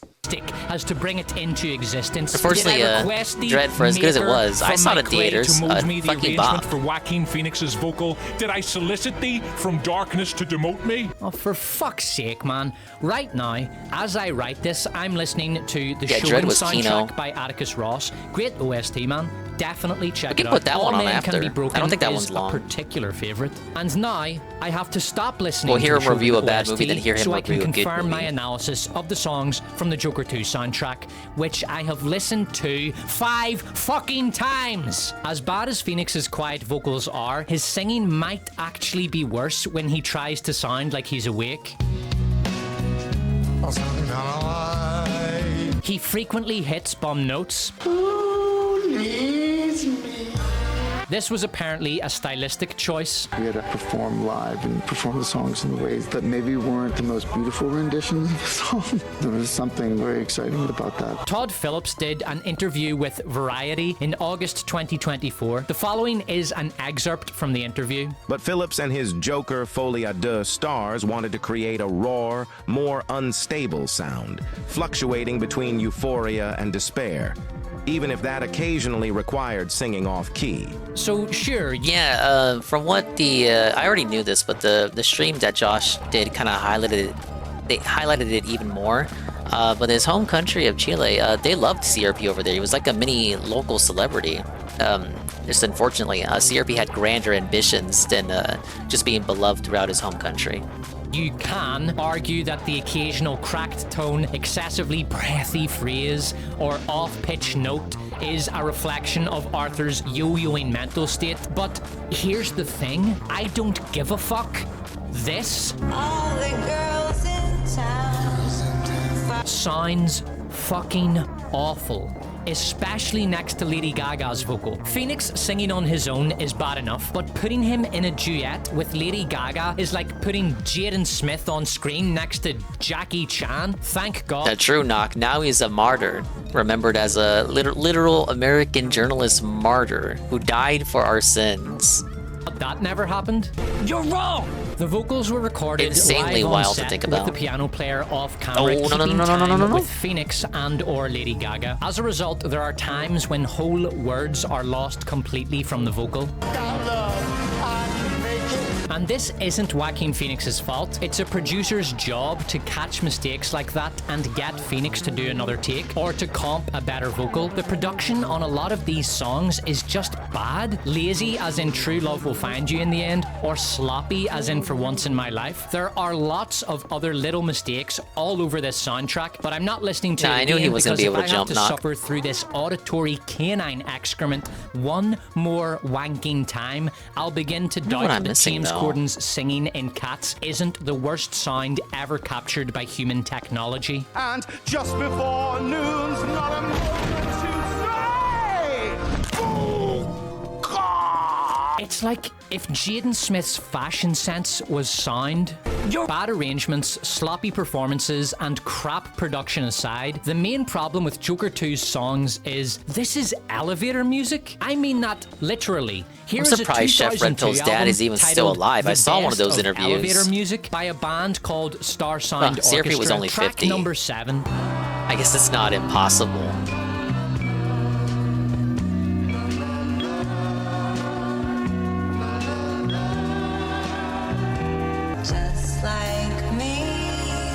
The song selection is catastrophic. 7 of the movie's 15 songs are from the 60s. 1 is from 1970. The oldest song is When You're Smiling, which was published in 1928. The argument for a jukebox musical song selection being this geriatric is, of course, that Joker 2 is a period movie set in 1983, trying to get the best ending so the movie can only contain songs released before that year. It's diegetic, you see.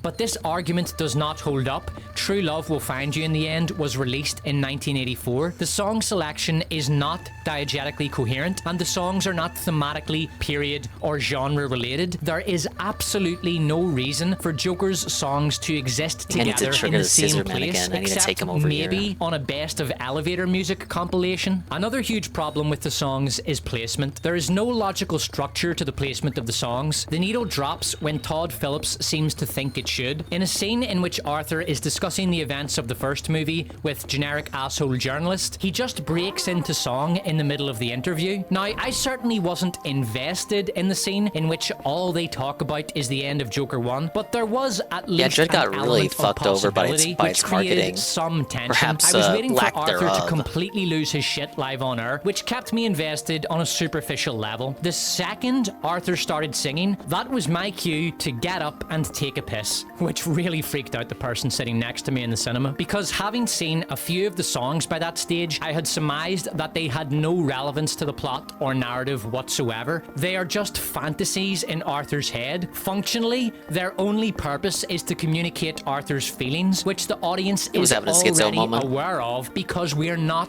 morons. We know Arthur is enamored with Lady Gaga from the way he looks at her. We don't need him to spend 3 fucking minutes singing to understand that. Because the songs are irrelevant to the plot, the flow of the movie is brutally derailed every time a song makes an unwelcome appearance. The songs are not woven into the fabric of the narrative. Easy Money. They tear it apart. It's a lot like Joker Part 1 in that way. Folie à Deux is actively sabotaging the momentum and watchability of the other 70%. But it's bittersweet too. It's bittersweet because it is such a good movie and it did not get the recognition that it absolutely deserved. So that's kind of like fueling the desire for a sequel.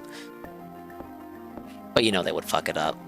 Does not understand even the most basic it hasn't been that of long, how to write but you know a musical. they would fuck it up. Here's an example of how to place a song correctly from my all-time favorite musical movie, South Park: Bigger, Longer, and Uncut. Satan has just had an argument with his lover.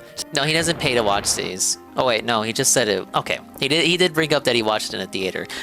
Most of the time, he does not pay to watch movies. Saddam Hussein. Afterward, he's feeling dejected and walks off to sing a song called Up There about why he wants to conquer the earth. The song is narratively connected to Satan's plan for world conquest. Up There is the final part of a dramatic sequence but also functions as its own scene. Satan starts singing after his argument with Saddam, not during it. Every song in South Park: Bigger, Longer, and Uncut comes at the start or end of a dramatic sequence, and all of them function as their own scene. And they all... It's quite a wild comparison to South Park here. I guess I don't disagree though. South Park was also I didn't know the South Park movie was a musical going in. But given the songs, I didn't leave disappointed. fucking crush. I could be safe and live without a care. Live without a care. If only I could live. The songs in South Park Bigger, Longer, and Uncut work because Trey Parker understands musicals and knows how to write them. Todd Phillips does not. Quick bit of trivia, Saddam Hussein voiced himself in South Park Bigger, Longer, and Uncut. The only vaguely bright spot in Joker 2's music is Lady Gaga. She's a great singer, and what little life emanates from Joker 2's dark, bleak musical landscape comes from her. And she was clearly up for this. She did well with the crap she was given. The musical arrangements that are either turgid and generic, as in To Love Somebody, or degraded and bleak, as in When You're Smiling. And she gives a good performance despite having no character development at all, and being an almost completely passive witness to events throughout the entire runtime of this pain threshold measurement tool that Warner mistook for a viable entertainment product. That said, even Lady Gaga can't come out clean from a river of shit this foul. Her attempt at soul singing on Gonna Build a Mountain is horribly gaudy and comes off as a fraudulent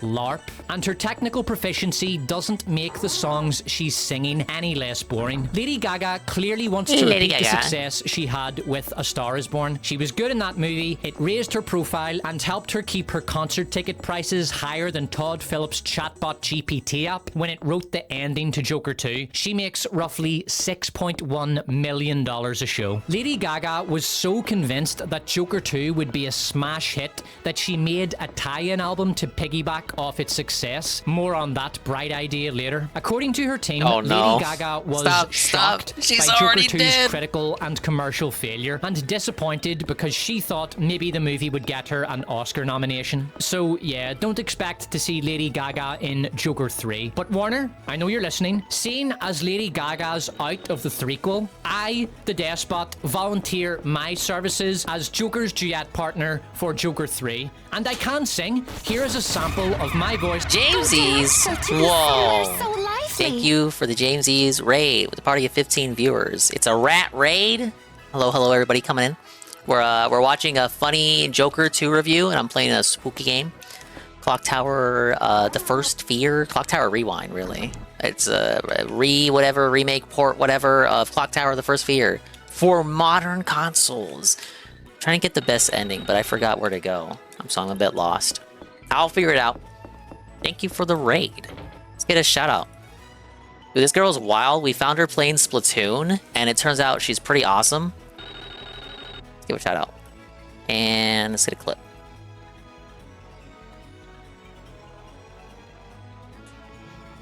What is this? She plays Animal Crossing? Fly over there. Dude, she does it all. She's a variety streamer, guys. I saw you were doing some random rotations. Were the rotations, were you blessed by the rotations today? What the hell? And she is also incredibly cool. She is aware of, you know, the guy. She's aware of Wingo. Again, completely out of the blue, I stumbled upon her stream looking for a member of the Splatfest team I was on last Splatfest raid. So, completely out of the blue. Just so happens to be super awesome. So, check her out. Well, thank you, Jamesies. Thank you, Mista Roy. Thank you, JS. And Era Barachi. I hope I pronounced that correctly. You never know what's gonna happen on a Dangit stream. Yeah, I can't help but agree. Yeah, she plays lots of games. So, she's playing Splatoon. I saw you were playing Silent Hill 2 the other day. You said you were gonna go back to that. Did you finish that? Hope you didn't get the bad ending like I did. I got the bad ending. I was like seething. I was like, bro, I spent like however many hours trying to play this because I take the longest amount of time to beat any kind of game. And I finally do it. Blood, tears, elbow grease, and the game rewards me with the worst ending, in my opinion, for James as a character. I won't spoil it because I don't know if you played it at the original or not. But I was like, I wanted the goated good ending. And to get the goated good ending, you have to not take a lot of damage. minor spoiler. But I had the combat on hard mode. So because I had the combat on a hard mode, I was dying all the time. So the game interpreted that as not possessing a will to live, we'll call it, without going into further spoiler territory. And I was rewarded with a terrible ending. There's our good stalker friend here. I gotta avoid him. He's got a big pair of scissors and he wants to chop me up. I'm playing as this little lady trying to survive. This is one of the earliest horror games. Did you know this inspired Resident Evil and Silent Hill? It's on the Super Famicom. This is the first time it's been released in English. Fan patches have existed. I haven't finished. I think I'm in the middle of the game right now. Okay. Where specifically? I'll give you a little hint about like how close you are to the end without telling you. If you don't die, do you get a better ending? You can die, just don't die a lot. Like, since I was on hard mode, again, the monsters, like, they don't one-shot you, but like 2 or 3 shot you. And I was running low on health drinks, so I had to spam them in order to keep my health at the green. As long as you keep your health at the green, and you don't die a lot, and I think you also have to occasionally look at the picture of Mary and her letter, because the game will interpret that as a desire to look for her. If you do all that, you should get a good ending. A better ending than the one I got. This looks interesting. Yeah, it's like a point-and-click adventure. But you can see how it goes on to inspire... it goes on to inspire those later horror games. You never look at the picture you're cooked. I don't know how often you have to do it, or if you only do it once, you're fine. Just look at it every so often, maybe like once a stream or something.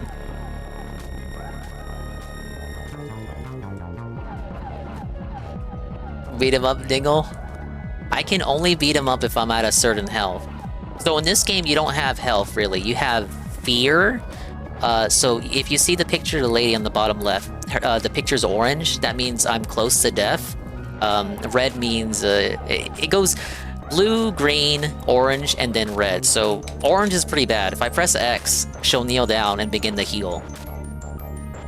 So it's based on her fear level. I'm basically telling her to chill out. Now, if he gets me while I'm at orange, I'm pretty much gonna die. If he gets me while I'm at blue, I have an opportunity to push him away. So me pushing him away is not always guaranteed. When I run into him, I have to start mashing in order to push him away. How the fuck are people supposed to know that? We ain't in love with his wife. Do you not like her? Oh shit, I forgot. There's a whole pitfall here. We're doomed.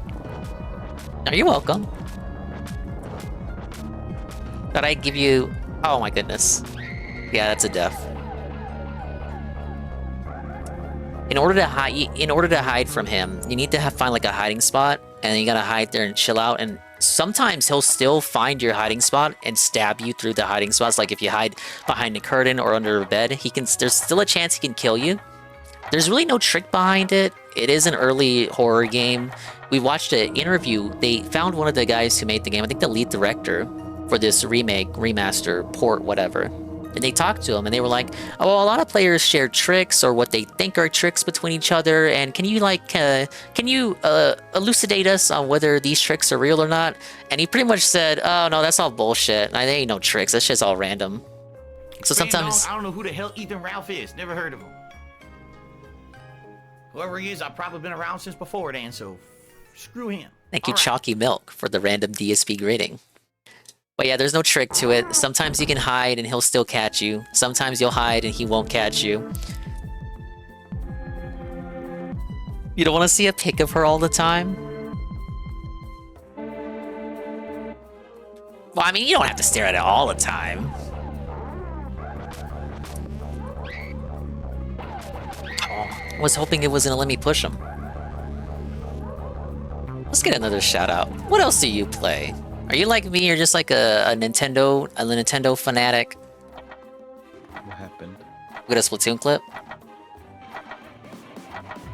Oh, this is 2. This is ancient. Shut up, that's not funny. Some kid put something bad on the post. I thought I was a comedian. She told me to shut up. I'm not funny.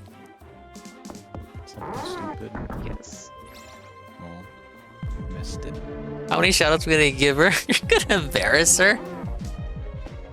Maybe that's the plan, Carl. I don't know that what it was clip, TBH. It's probably someone misclicking the clip button. Carl does that shit all the time.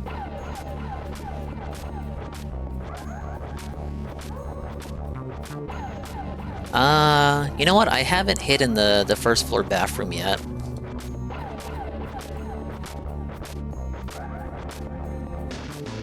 But yeah, I would say just keep an eye on the photo and the letter too. You don't even have to, for the letter, I think all you have to do is just look at it. You can look at it and then just put it away. The original worked like that, like you had to nurse it. Yeah, you had to nurse the letter and photo. You had to stare at it. Okay, here. Go in the bathroom, lock it. You wanted to stream Final Fantasy VII Remake someday. The, No! Oh. It's not looking good, Dinga Bros. I didn't get a chance to push him! So that's the random element I was talking about. Sometimes you win, sometimes you don't. It's a lot like real life, right? But Final Fantasy VII Remake. The old one from 2020 or the new one? The new one, I'm told, isn't even a remake. It's like doing its own thing.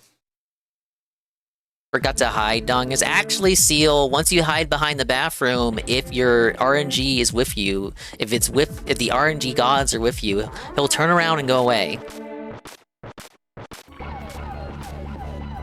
This was not one of those times. See, no button to hide in the curtains. Why no button to hide in the curtains? Because that's actually one of the dev spots for one of our friends. I don't want to check out that shower, or else I'm going to see her dead body, and then I'll be fucked out of the good ending.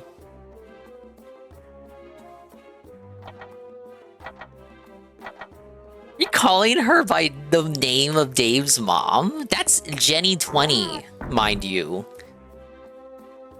We are not going to desecrate her by referring to her as Linda. That is Jenny20. Alright, please, please, please, I ain't do nothing wrong. Why does he do this to me? Real talk, why?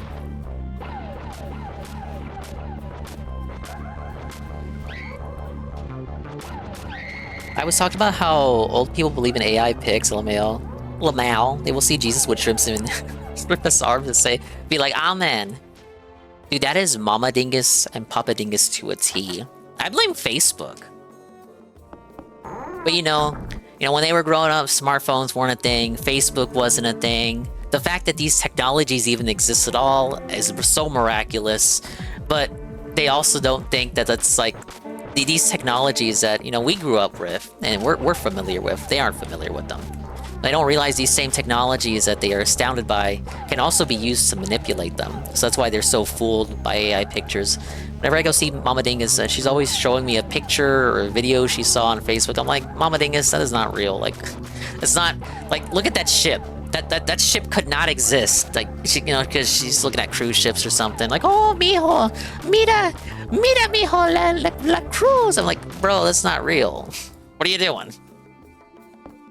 It's funny as fuck though. I laugh at all the comments. It's a bit nebulous though, because the only reason they do that shit is for the ad revenue. Don't talk bad on Mama Dingus. I'm helping her. I don't want her to be fooled by shit that's not real. Also got my original FF7 PS1 game in MIT's dual jewel case. Can't believe it lasted more than 2 decades. I didn't know. Well, I don't know if it's still up, but I didn't know at one point you could go to Square Enix's website and buy a physical copy of FF7 right now, like the original copy. Again, I don't know if it's still available, but I looked it up pretty recently, and it was still there, like, not for a bad price either. My mom believes in the magic power of the colloidal silver. Look that stuff up if you ever want a good laugh at religious idiots. I've heard that before.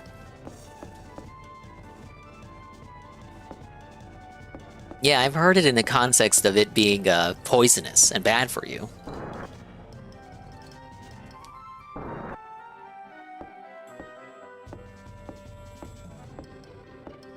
And then, of course, whenever Papa Dingus sees something, like, so for Mama Dingus, it's like more general stuff, like, oh, look at this cruise ship, oh, look at this funny video, or a lot of time it's not even like visual stuff, but like AI narrated videos. So like it's so obviously AI, but you know your parents can't tell.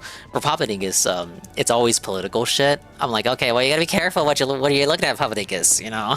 I feel like I don't know, a nerd or a redditor. I'm like, source, citation. What is the source for this video you're watching, Papa Dingus? You gotta be especially careful with the political ones, because that could actually like trick you or try to sell you a narrative that isn't like the truth. It reminds me of when Indian scammers used to be a bit more prevalent. Papa Dingus has been a target of them before. And it goes back to that same thing where they're not as familiar with technology. So you gotta stand in to help prevent them from getting scammed. And those guys are so mean to old people. Like they just treat them like filth. They're some of the most evil people on the planet.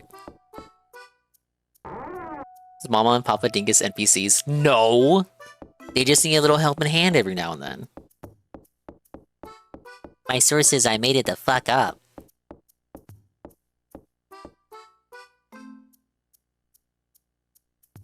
Carl, you know I didn't mean it like that.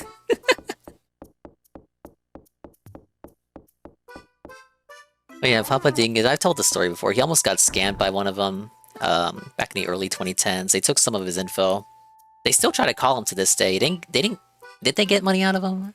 I think they got a bit of money out of him, but they called the bank and then they canceled it. But they still try to call him because they were still able to get away with his info. And even though these groups tend to... Oh my god. That thing's moving. It's moving. Even though these groups shut down, they never last more than a couple months, right? They sell the info of their customers on the black market, so that's why his info is still floating around there. So like when one group shuts down, another group buys the information of the customers they scammed. And it's kind of like a cycle of, like, once you get scammed, you're in the system, and you're liable to get scammed again. Sister's BF is just stupid as fuck. He's not old and he clicked a fake USPS link. I'm getting so much spam lately too. On the Dingus email. It's like I normally have this shit flagged, but for some reason it's just... Maybe it has something to do with the election, but it's coming, it's hitting me up in greater and greater numbers. Same for my text messages. I get random text messages about like voting and shit. It's like, how do you have my number? And sometimes even that can be manipulative. There was an article recently coming out saying that there was some sort of... We're going to very charitably describing it as an error, so we're going to call it an error. There was an error with this app that, you know, if you sign up for the app, it lets you know if you voted or not. But something happened, and they sent out a text message to everyone signed up with the app, and it told them that they voted already, even if they did not actually vote. So they had to come out, because you can't do that. I'm sure there's stuff in the books against that. That's voter fraud. You telling someone that they already voted and they didn't already vote. So there was a big controversy, and they had to come out and apologize and like set everything straight. But you know, it's like when you're a YouTuber, you do something bad and you piss everyone off and you put out the apology, but not everyone watches the apology versus the initial video that you put out that made everyone mad in the first place. So there's a high likelihood that people who got that text message, especially older people who may have faulty memory, older people who got that message, and it's like, hey, thanks for voting, you already voted, you're good to go, you don't have to worry about it ever again, is a non-0% chance that people who got that didn't see that apology. Especially because I think it was on Twitter. So old people were more likely to be on Facebook, but they put the apology on Twitter. It's like, hey guys, sorry, whoopsie, we're sorry, guys, we didn't mean it. Make sure to go vote. Voting is important. It's like, I mean, good on you for trying to correct that, but a non-zero amount of people are probably going to get that message and then not see the apology and still think that they voted and then not go and vote because they saw that text message. You got to be more careful. You getting that too? Yeah, I don't I don't sign up for these political action committees, these super PACs, and you know, hey, give us your number and we'll text you about, you know, whether you voted or not, or we'll text you propaganda about the candidate to vote for. But I'm getting it anyway, so I assume, I don't know, I must have put something somewhere that got into someone's system. It was like when I found out my dad voted for Trump in 2020. Only problem was the dude been dead for 5 years. Wah! It happens on both sides. That's just how politics is, man. Can't wait for the election to be over. YouTube on mobile is unusable with the election ads. Tell me about it. You know, for browser, we're all good because, you know, ad block, but on mobile, it's just hell. Oh, Dingus, sign up for YouTube Premium! Over my dead Dingus. One of my exes kept buying costumes, courses from gurus. How can a 30-year-old be so damn stupid? You'd be surprised. Try to help my mom, but there's only so much a seal as me can do anymore. Yeah, like I can't helicopter over them because they already did that to me growing up. So, you know, if they bring up a video to me and I think it looks sussy baka, I'll be there to correct them. Very shocked. I mean, you probably would have voted for him, but come on, they didn't have to dig him up. Sheesh. Yeah, like that. They shouldn't be doing that shit. What's this noise I'm hearing?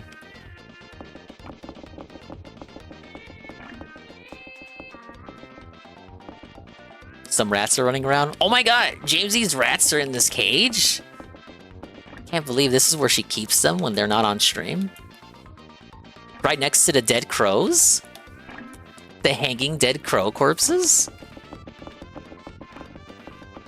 You're a wild lady. Can we get the crow sumin? Yeah, this is where you keep them. Right next to the dead crow.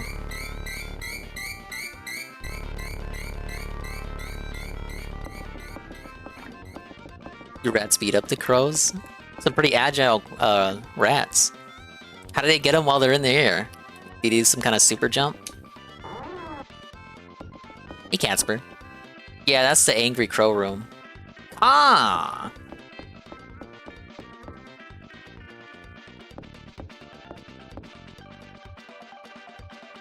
See, I need to get in this room because this is the ritual room. Problem is... I guess I'm missing a key. Cage key wouldn't open it, would it? That's what freed the crows. Yeah, that's not the right key. I'm trying to remember, like, what the hell am I missing?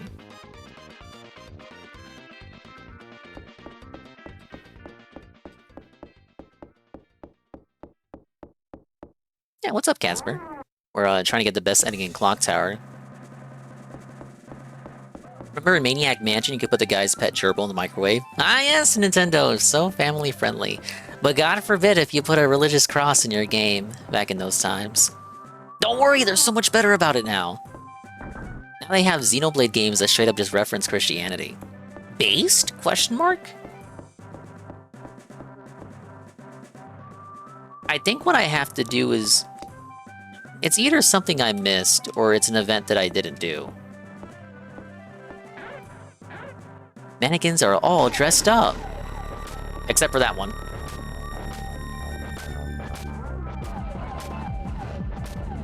Started to feel spooked with the Mario Kart tracks. Well, Swolloween is over. This is Swolloween leftovers. We don't have to be spooky. What's my worst nightmare? That's a good question. I don't know if I can say worse, because I often forget. One that kind of stays in my mind is I'm looking in the kitchen, the Dingus kitchen at dark, like pitch dark, but you can kind of make out what's in the room. And there's this shape, this shadowy shape, like a shadow man, and it resembles Papa Dingus in like, we'll say the outfit he puts on when he's going to nice parties. And he puts on, yes, Papa Dingus has a cowboy hat. Papa Dingus puts on the all-black cowboy hat. And it's shadowy Shadow Man Papa Dingus in the shape of Papa Dingus in his nice party outfit. with the cowboy hat in pure darkness, and he's staring at me. But it's a deformed Papa Dingus, so he's kind of squat compared to his natural height, and his eyes are kind of stretched out, his face is wider, and he's just kind of staring at me. So it's like something familiar but twisted and morphed into something creepy. It's definitely one that sticks in my head. I think the reason why I continue to think about it is because around that time I had like the bootleg flea market console with like 1,000 games on it. So I would always play Wild Gunman, and there's a sprite in that game of someone, one of the cowboys in that game has a sprite similar to Papa Dingus's party outfit. Like it literally looks just like him. So I think the reason I got that nightmare is because my mind, in the back of my head, back of my neck, back of my mind, it mixed the sprite of the cowboy with Papa Dingus in his outfit. So it tries to like blend them together into like a monstrosity, and then I see that monstrosity in the darkness in the nightmare. And then it gives me nightmares at night. Yeah, the ghostly Gacho. Guacho? Guaco? I know what you're saying, but I can't pronounce it because I'm terrible. Worst recurring nightmares, my teeth fall out. I've had that one. And you're back at school. One I had recently is where I dreamt that I was working retail again. And it's like my first day back. Like, I don't know, like I came crawling back or something. It's my first day back. And the very first day we get robbed. And this is still visceral because it's very recent nightmare. So the guy comes in, he puts the gun down, and it's one of those cartoony small guns. It's still a gun, but it's a very cartoony kind of gun. He puts it down and then announces that he's robbing the store. And then he kicks it for some reason.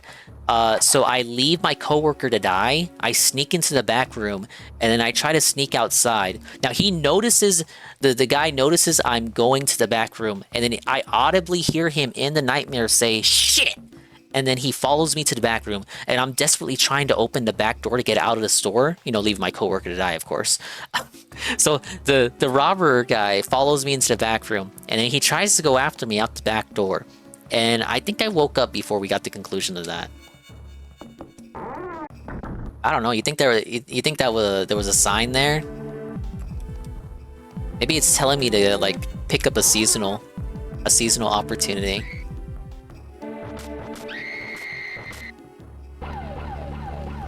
Because we still got the work from home stuff, but you know, my nights are free. Make a little extra money on the side. Suffer, dingus. It's your brain warning you. It could be that. Now see, in my other playthrough, I could push this over.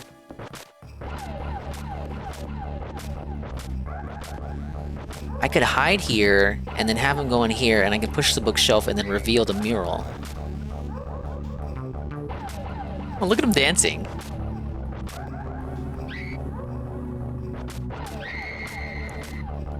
I need to figure out why it's not triggering that. That's what exposes the mural and helps me proceed. Proceed!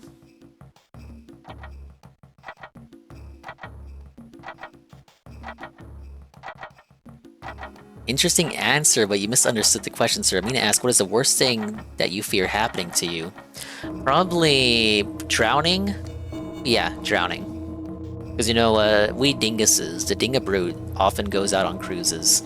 And every time we're out on the boat, I always think about the deep blue sea, the drink there. And I even did a video about it as one of the cruise videos, or like one of the little journals. But it's like that feeling you get. Intrusive thoughts, like when you were younger, riding with your parents in the car, and you got your Game Boy Advance in your hand, and you see the windows rolled up. No, it's rolled down partially, and you think about, like, you would never do it, but you think about what would happen if you tossed your phone out, or in this case, since it's a childhood memory, think what would happen if you tossed out your GBA. I mean, we know what would happen. It would hit the road and crack up, and it would break. And then your parents would have to stop the car. If you're on the freeway, they wouldn't be able to stop the car. You'd get fucked. That's obviously what would happen.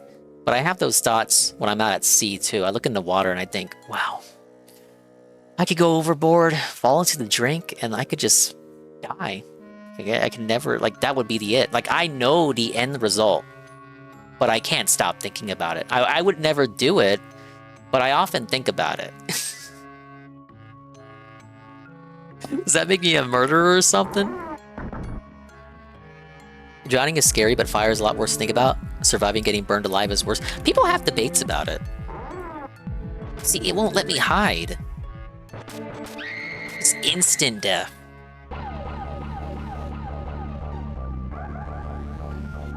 Hey Rebsy, had a dream where I got fired. I wake up and realize I'm not, then wake up for real. Did I experience a dreamception? I'll have stuff like that happen too, where, you know, I dream that something happens and I wake up and then that's literally not what happened. I mean, that's most dreams. But like to say, to draw a connection to your nightmare, I've literally had that where I dreamt that I got fired or something. And then that didn't happen! Yes! Massive dub.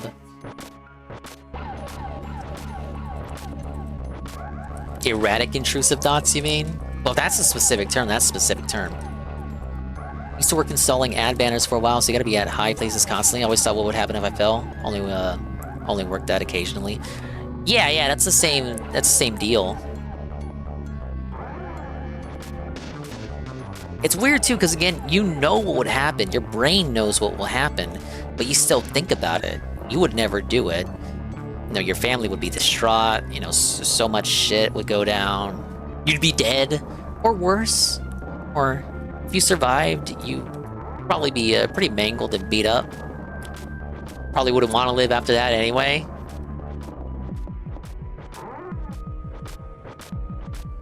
Getting in a car crash you couldn't avoid is a terrifying thought. Not if you're Jack Doherty. That's his name, right? Doherty? That guy. The kick guy. Oh, the Byford Dolphin incident? I know about that one. No, at least with a death like that, same thing with the submarine guys, at least it was instant. In theory, you would not feel anything, right? You would be instantly felted. Better to be instantly felted than, again, if you're drowning or burnt alive or she's buried alive or something. Like, you would feel every waking moment of that agony. So better to just, you know, have a Byford moment, right? Alright, sorry, I got so distracted by the positivity. Let's go back to the review. Out of the threequel, I, the Despot, volunteer my services as Joker's duet partner for Joker 3, and I can sing. Here is a sample of my voice from the 2020 masterpiece, I Have No Mouth and Yet I Must Scream.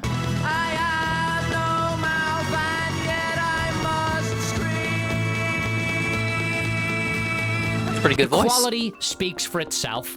Okay, Warner, I'm a fucking star about to go supernova. I don't work with you, you work with me. I do have a few conditions before we start filming though. The movie will be called Joker Folia 3 and will be a franchise crossover jukebox musical with Beverly Hills Cop, starring Eddie Murphy as Axel Foley, and all the musical numbers will be emo rock covers of 90s boy band hits. Somehow, Arthur Fleck returned. Oh, I like when he does these fake movie trailers. If it was me dying on the sidewalk, you'd walk right over me. You are my fire. So the photos of the remains of the submarine people? Yeah, I don't think I'm looking that up. Thank you, UNF, for the ScamQ Game Redeem. Awesome Possum kicks Dr. Machino's butt for the Genesis. I know that one. It's in that same league of lesser tier platformers, along with Acrobat the Bat, Punky Skunk, Dynamite Hetty. It's one more. Start at Porcupine. I can't even remember the name. Acrobat is great. Well, if you say so. I've never played it. classic. Never played and if it. we can't get Eddie Murphy to play Axel Foley, we'll settle for Amanda Stenberg. I reckon we can get her on the cheap after The Acolyte, and she's already demonstrated her immense No, I was gonna say musical Rocket talents. Knight, but like Rocket Knight wasn't bad. People liked Rocket Knight. And on a personal level, I'm just a huge fan of hers and would love to work with her. I thought he was a dog or a fox. She is just the worst, horrible wee that I've seen in popular media in years.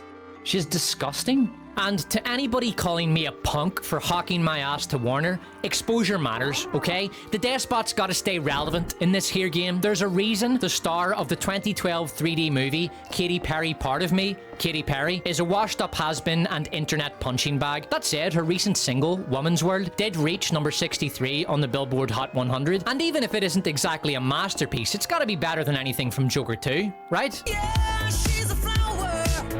She's a thorn. Joker 2 should not have been a musical, but if you're going to do something wrong, do it right. If you're going to miscast the role of Don John in Much Ado About Nothing, make damn sure you... See, he understands that they did it wrong on purpose, but he thinks they did it wrong in the wrong way instead of doing it wrong in the right way. Miscast it with Keanu Reeves, because as bad as he was Organizing in that Wrong movie, saw that. my It was like, this is a God, Dingus game did he give it 100%. his The name all, alone turning makes in it a Dingus game. An all-time classic, bad performance from a great actor. In the meantime, let me be that I am, and seek not to alter me.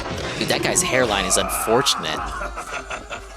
Horatio, what news? Making Joker 2 a musical was wrong. The song selection was also wrong. Joaquin Phoenix's singing was wrong. The musical arrangements were wrong. The placement and function of the songs in the narrative was wrong. It's just wrong.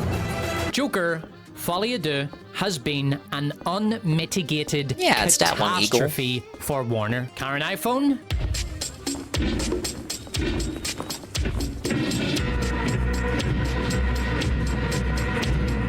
The movie is one of the biggest box office bombs of all time. It bombed on opening weekend and had an 81% drop in its second weekend. That is the highest all-time drop for a comic book movie. The previous record was held by The Marvels, which had a 78% second weekend drop. In its second week, Joker 2 was beaten by Terrifier 3, The Wild Robot, and Beetlejuice 2, which was on its sixth box office weekend and was simultaneously available on premium video on demand. Once again, Michael Keaton has defeated the Joker. Joker 2, a $200 million flagship Warner Brothers movie, was crushed at the box office by an indie horror sequel with a budget of $2 million. That's good. We love seeing indies do well. After 2 weeks, Joker 2 had made $165 million against a $200 million production budget and $100 million marketing budget. Good old Dan Merrill ran the numbers, and according to his estimates, by the time Joker 2 finishes its pathetic box office run, Warner's final loss on this ill-fated endeavor will be around $200 million, which makes it the sixth biggest box office bomb of all time. Todd Phillips' jukebox musical sequel has already overtaken The Flash to become the second biggest comic book movie flop of all time. The biggest being... Maybe we should watch this video on The Flash. Thank you, Pimp Ham, for the lurk. I'm the strongest, so... Joker 2 also has the distinction of receiving a D cinema score, the lowest ever for a comic book movie. On the plus side, the movie achieved the admirable and rare feat of uniting both audiences and critics, whose Rotten Tomatoes scores for Todd Phillips' jukebox musical sequel When the critics aren't capping for it, you know you fucked and up. 33% respectively. Joker 2 is the most walked out of movie in recent history. Here are a few quotes from disappointed cinemagoers who had their evening ruined by Joker Folie à Deux. Joker 2 was the biggest fucking letdown. Had enough. That sucked. It was like a musical. And I love musicals, but it was a shit musical. Wish I stayed at home and got my housemate to repeatedly punch me in the face instead. Never seen it happen before, but every musical set piece We love this film flashing did, colors, I more agree, and more Ann. people kept leaving the theater. Last night was the first time in my life I've seen people Hope they get didn't up in cause the you to middle go of a all movie and Kurt walk out. Eichenwald. Joker 2 is horrible. Save your money. I have to leave. I can't finish this movie. It sucks. When she visited him in prison and started singing, I walked out. Fuck that shit. Todd Phillips insisted that there should be no test screenings for Joker 2, as he didn't want his big reveal that fans of the first movie should go fuck themselves to be spoiled. Warner Brothers were so arrogant in their belief that Joker 2 would be a smash hit that they agreed to the villain Phillips' demand, confident that the brain-dead idiot audience would go see anything with the brand Joker slapped on the title. Even if they had held test screenings and realised how badly the movie would go down with audiences, there's nothing they could have done to fix it. No amount of reshoots can fix a movie this empty and broken, and they were never going to spend less than $100 million on marketing. In a gorgeous twist of poetic justice, Warner rejected offers from Alkin Entertainment and Village Roadshow, who wanted to buy a stake in the production because Warner wanted to keep all the juicy profits to themselves. The result bad if is it's that loud and Warner's obnoxious and wakes losses me up, you were just turn it off. massively increased. Well, what if you're in the from theater? The Joker 2 debacle has not stopped at one box office bomb. Lady Gaga had the great idea to release a cover album of American jazz standards called Harlequin, inspired by Joker 2, which she describes as a companion album to the movie. Harlequin is the worst performing album of Lady Gaga's career, debuting at number 20 on the Billboard 200, missing out on the much coveted number 19 spot only due to the phenomenal success of Fireworks and Rollerblades by Benson Boone, a just end to an see it in the theater before I have endeavor. By far the worst collateral damage wrought by the J2 Never bomb walked is out that of a movie either. filmmakers will now have a far harder time Again, when I pay for a movie, it's a movie that I feel like I'm at least gonna like. So it's like, you know, I paid for every minute, so I gotta stay awake. Studios out of the filmmaking process. Warner gave Todd Phillips a free hand with Joker 2. He had full creative control of the project and final cut. That is astoundingly rare for a high-budget movie, and I will give Warner credit for letting a director make the movie he wanted to make. Unfortunately, it was the wrong director and the wrong movie. Now, due to Todd Phillips' fuck-up, Warner are being criticized for their hands-off approach. Hollywood studios will be shortening their leashes on directors and will be much more reluctant to greenlight projects perceived as risky. Bear in mind, Hollywood that is a cannot net distinguish negative between effect. a project that is risky, You need to have a good as in balance Iron with it, Man though, with Robert Downey Jr. playing Tony Stark. If you let your director go off the rails, you get Joker 2. So there has to be, you know, you gotta have some regard wrangling there. And a project that is stupid, as in... In his August 2024 interview with Variety, the villain Todd Phillips responded to rumors that Joker 2 costs $200 million. I read these stories, and it seems like they're on the side of the multinational corporations. They're like, why does it cost so much? They sound like studio executives. Shouldn't people be happy that we got this money out of them and we used it to go hire a bunch of crew people who can then feed their families? We will begin with Phillips' assertion that he is Robin Hood, taking from the greedy corporation and giving to the impoverished cameraman. Todd Phillips' It's okay to fall salary asleep for to Joker Last 2 Jedi, that's fine. was $20 million. 10% of the budget. His first priority was not to feed starving gaffers, it was to fill his lair with chests of gold. And since Todd Phillips of Loxley does not seem to understand even the most basic principles of economics, here is a free lesson for him. Budgets are finite. When Warner spent $200 million of their annual movie production budget on Loxley's middle finger to Joker fans, that's money that does not go to other projects. And when Loxley's middle finger to the fans is rejected by the fans and deservedly bombs, leaving a $200 million hole in Warner's finances, that means they have to scrap plans they had for other smaller projects. There are film crews today who are out of work. Filmmakers who will not get to make their movie because of the vanity, folly, and folie à deux of the villain Todd Phillips of Loxley. I want to finish this video with a confession. I have a rule on this. Oh my venti half milk quarter non-fat extra soy split quad shots half decaf regular no foam whip Splenda raw vanilla syrup Hey, short Halligan. sprinkles cinnamon pumpkin spice latte. If I We're have watching a Joker 2 review. This is the segment where he addresses potential arguments raised by critics of his videos. His comments are usually sometimes filled with detractors. You know, why are you being a hater? Why? have to listen to another second of your incel glorifying screed, I might have to order a shot of soy powdered cyanide to go with my next Starbucks takeout. Okay, let's unpack this. The 200. The person he represents his detractors with the sheep to indicate that they are sheep going with the hive mind. Get it? Cyanide to go with my next Starbucks takeout. Okay, let's unpack this. The $200 million lost on Joker, Folie à Deux, is a small price to pay for the satisfaction of owning the incel fanbase. And even if the end product didn't pan out so great, the idea of making a sequel that put the incel fandom firmly in their place, and made clear that Arthur was a villain, and not a victim, is exactly the kind of sequel that we need in a toxic fan-infested culture. And I'm here for it. And anyway, a bit on the nose. All of his segments with the sheep are like this. Else, Joker, Folie à Deux proves that Joker. I think it's supposed to be so on the nose that it addresses every potential argument that a detractor could raise. One was never that good to begin with. So you and your limp dick bea soy snowflake right woke bro incel chud dude bruh geek frat crybitch toxic fan subscribers can go get fucked at a baby it's not a oil straw giveaway. man, it's a And Joker sheep 2's man. Music might be ass, but who the hell are you to criticize it? Bro, I've listened to your music. I'd rather Jaden Smith fucked me in both ears with a strap-on dildo made out of James Corden's armpit hair and lubricated with Amanda Stenberg's menstrual blood than listen to that trash again. No, non-playable sheep, Joker 2 was a disaster in concept, as well as in execution. Todd Phillips should not have made his sequel I told you guys he has a way with words. because Joaquin Phoenix had a dream where Joker sang a song, nor should he have used the movie as a platform for petty, Karenish chud scolding.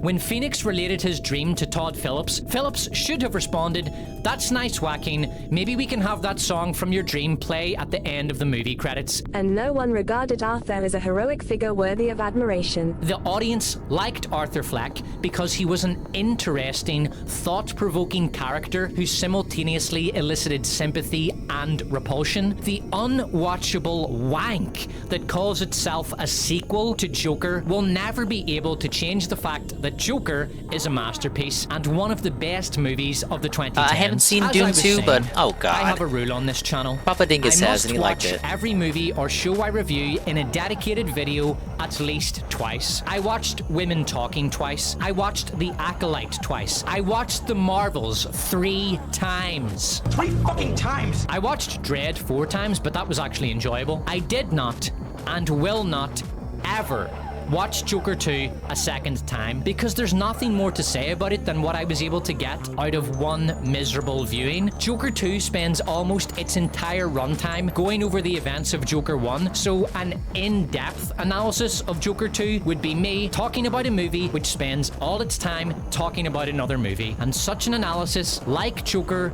Folie à Deux, would be pointless. That said, I did rewatch the first Joker movie and South Park Bigger, Longer and Uncut. Soon Saddam and I will rule the world. Savior, I got some new luggage for a trip up to Earth. Let's fuck to celebrate. Is the title of that movie supposed to be a reference to an uncircumcised cock? I just realized that. Joker 2 is the worst movie of 2024. It is worse than Borderlands. Let's fuck to celebrate, It is Carl. worse than The Crow. Tell me, how on earth could it possibly be worse? Well, penuried Jew, while those movies are merely standalone piles of trash that came and went with all the cultural impact of a fart in a hurricane, the villain Todd Phillips of Loxley's Jukebox musical sequel actively attempts to desecrate the legacy of its predecessor. Joker 2 is a terminal parasite, simultaneously dependent on the OG for its existence, yet determined to kill it, even if this causes its own demise. And while Borderlands and The Crow do at least attempt to tell their own stories, Joker 2 is nothing more than a tedious, sleepy commentary on another movie. Joker Folie à Deux's legacy is that it will be a cautionary tale in how not to do a sequel, a disastrous box office bomb that did everything wrong, and a regular on worst sequels of all time lists. Arthur, what do you get when you make a cash grab sequel no one wanted that shits all over its vastly superior predecessor? I'll tell you what you get. Call the police. Get what you fucking deserve.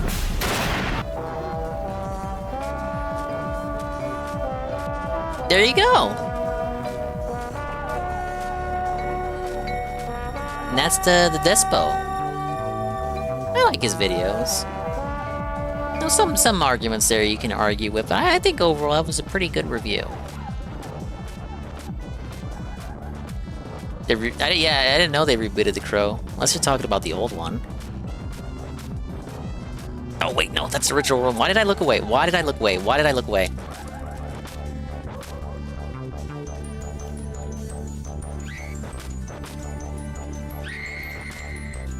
Oh man, that was just a straight cut to death. Alright, I don't know why I'm fooling around. I need to trigger the doll. The doll has the key that I need, I think. I was in the toy room, but Bobby showed up, so I wasn't able to do the event. Hey, speaking of which, there he is. Wrong room. Wrong room. Wait, no, right room.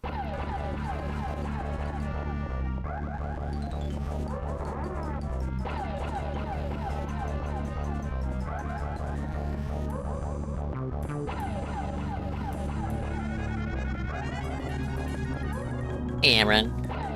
Yeah, we're all about scissoring on this stream. It's No Nut November, or so I'm told. Thankfully, it's not No Dingus November. But the nuts are optional. But if you got your dingus, you're welcome here. Okay, let's see.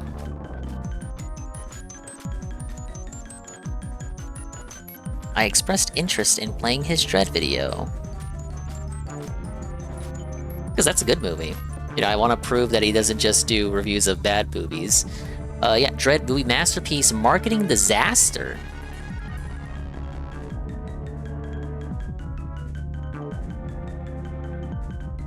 Dread is increasingly coming to be seen, rightfully, as one of the best movies of the 2010s. I like it. It's a brilliant, entertaining, and visually stunning sci-fi great at, action movie, but also attention. contains complex layers of visual, thematic, and character depth. Dread takes place over the course of a single day in Mega City 1, a gigantic urban sprawl stretching from Boston to Washington, D.C. The movie opens with a set-piece chase scene. After Don't worry, dealing with Seal, three he covers clerks on that. a drug-fueled rampage, Judge Dredd heads back to the Justice Department, where he is tasked with assessing a rookie named Anderson, who has psychic abilities. Dredd and Anderson head to the scene of a triple homicide to investigate, and quickly become engaged in a battle against a powerful local drug gang controlled by an upstart warlord named Mama. Dredd was written, edited, and unofficially co-directed by Alex Garland, who had previously written 28 Days Later and Sunshine, and later went on to write and direct Ex Machina, Annihilation, I am the law, you guys. The White House issued warnings to the Western forces as well as the Florida Alliance. Look, everybody makes mistakes, okay? The Beatles, the band that produced the iconic album covers for Revolver, Sgt. Pepper's, and Abbey Road, also presented the world with that.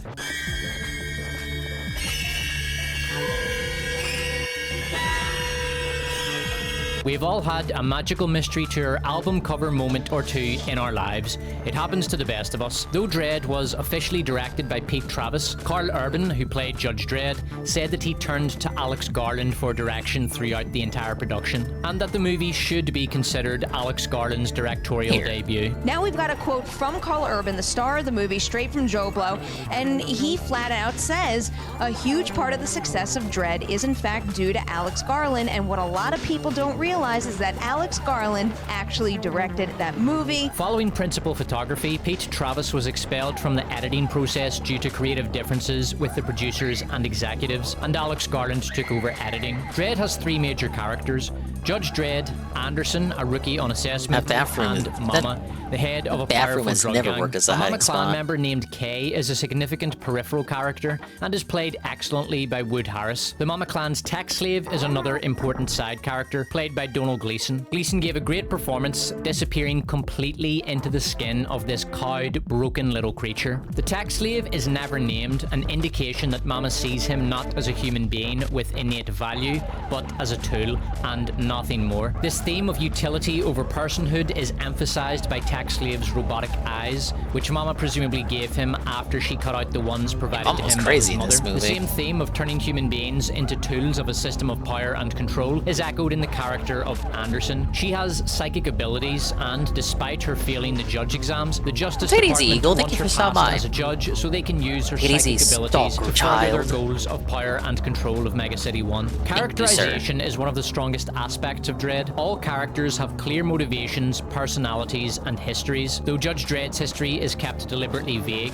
in keeping with the thematic presentation of his character as a symbol of justice. To quote Carl Urban, "He is supposed to be the faceless representative of the law, and I think that is part of his enigma. You wouldn't get to the end of a Sergio Leone Western and go, God, I didn't even know the character's name. It's irrelevant." Despite wearing a helmet the entire movie and his portrayal as a symbol of justice, Judge Dredd does not come off as a two-dimensional hero character. His character is infused with psychological complexity by Garland's script and Urban's performance. When Dredd is being briefed on Anderson, his superior asks Anderson to demonstrate her psychic abilities by telling her about Dredd. What can you tell me about the person I'm with? I can feel anger and control, but There's something else, something behind the control, something almost. Okay. Anderson. Anderson's personality read and Dredd's reaction to it tells us a bit about who Dredd is: a mentally powerful, intensely private man who withdraws from emotional connection with others. He does not like to have his inner world revealed. The scene also creates some mystery around Dredd. This is all done organically. The audience is learning about Dredd through the dramatic mechanism of Anderson's demonstration, which also hints at the extent of her psychic powers. Anderson's mind read of Dredd, like much of the movie itself, could serve as a textbook example of how to do diegetic exposition. That is, to communicate important information to the audience without resorting to clunky exposition dumps or unnatural dialogue. Here's another example of how Alex Garland does diegetic exposition brilliantly. A rookie judge on assessment is likely to be involved in armed combat. 1-5 don't survive the first day. You may be required to carry out on-the-spot executions of convicted felons. Anderson probably knows all of this, and Dredd is aware that she probably knows this, but he has to tell her anyway because she's on assessment and he's following protocol, and because she's a rookie about to get thrown into Mega City 1. Her life is now at risk and she needs reminding of the danger she's in. Here's an exchange between Dredd and his supervisor, which is one of my favorite in the film. Sink or swim. Chuck her in the deep end. It's all a deep end. As well as being a great one-liner, this line communicates so much: the brutal danger of being a judge in Mega City 1, Dredd's extensive experience, his apprehension about bringing a rookie out with him, and the exhausting mental toll of working as a judge in the city. A psychological aspect of the movie which will come up again when Dredd is being hunted by corrupt judges who have accepted a bribe from Mama to hunt down and kill Dredd. More on that brilliant scene later. Although he initially comes off as a stoic character, Dredd goes through a vast range of emotions throughout the movie, including disgust, disappointment, anger, rage, relief, and even fear. If they come for us, we've got nowhere to go. In the skate park scene, Dredd understands that as proficient a judge as he is, he will not be able to defend himself on a small sports court sticking out the side of peach trees. I don't think he's afraid to die himself, but is afraid for Anderson and the kids on the court, who Mama will not hesitate to slaughter in order to kill Dredd and Anderson. For an actor wearing a helmet the entire movie, Carl Urban gives an absolutely incredible performance as Judge Dredd. It's one of the most underappreciated performances of this century. His voice is the perfect level of dark and gravelly. Finally, we lost him. Get back to that toy room. I am the law. He achieves a level of intimidating presence with his voice without going overboard and sounding vaguely ridiculous. So you came back to die with your city? To stop you. Let her go! Get out of here! Get to safety! One of my favorite Judge Dredd moments in the entire movie is this brief exchange from the opening chase scene. Do you require backup? No. Fucking awesome. And not just awesome, the kind of stoic, self-assured, masculine awesome that was soon to disappear from the cinema landscape completely. Dredd doesn't explain why he doesn't need backup. He doesn't ask the operator what she thinks. He doesn't hesitate. He doesn't make a millennial quip. Do you require backup? I'm literally chasing down 3 bad guys with guns, and I'm Hold on, I need to count. 1. I'm one guy. Yeah. Send backup. Dredd knows what he has to do here, and a one-word response is sufficient. Do you require backup? A particularly beautiful scene comes near the end of the movie when Dredd and Anderson are in an elevator. They are returning to the plaza after defeating Mama. Anderson has been wounded and Dredd is tending to her wound.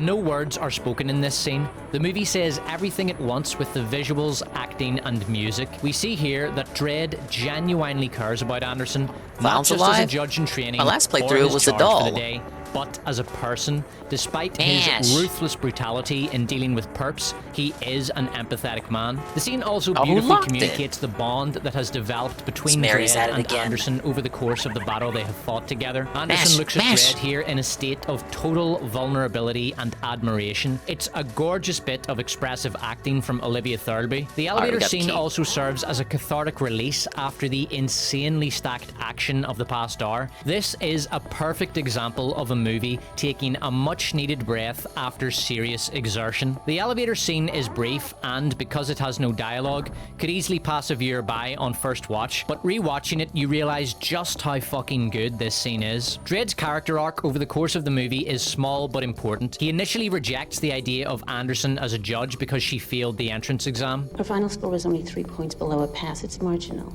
It's not marginal. She failed. There is no grey area for Dredd when it comes to being a judge. You're either qualified or you're not. Anderson is not qualified, so she shouldn't be in a uniform. But he follows orders and takes her out on assessment. In Peach Trees, Anderson loses her weapon, an automatic fail, despite— Was not expecting this much glazing from someone like this. Nice change of pace. I told you he reviews movies he likes too. If only Synthetic Man would do that more often with games. At the end of the movie, Dredd gives Anderson a pass. Prior to Peach Trees, Dredd would not have passed Anderson. So what has caused this shift in his attitude? The obvious answer is that he has seen firsthand Anderson's bravery and proficiency. He has seen how she was forged in the fire of battle, going from a rookie who isn't ready. You ready? Yes, sir.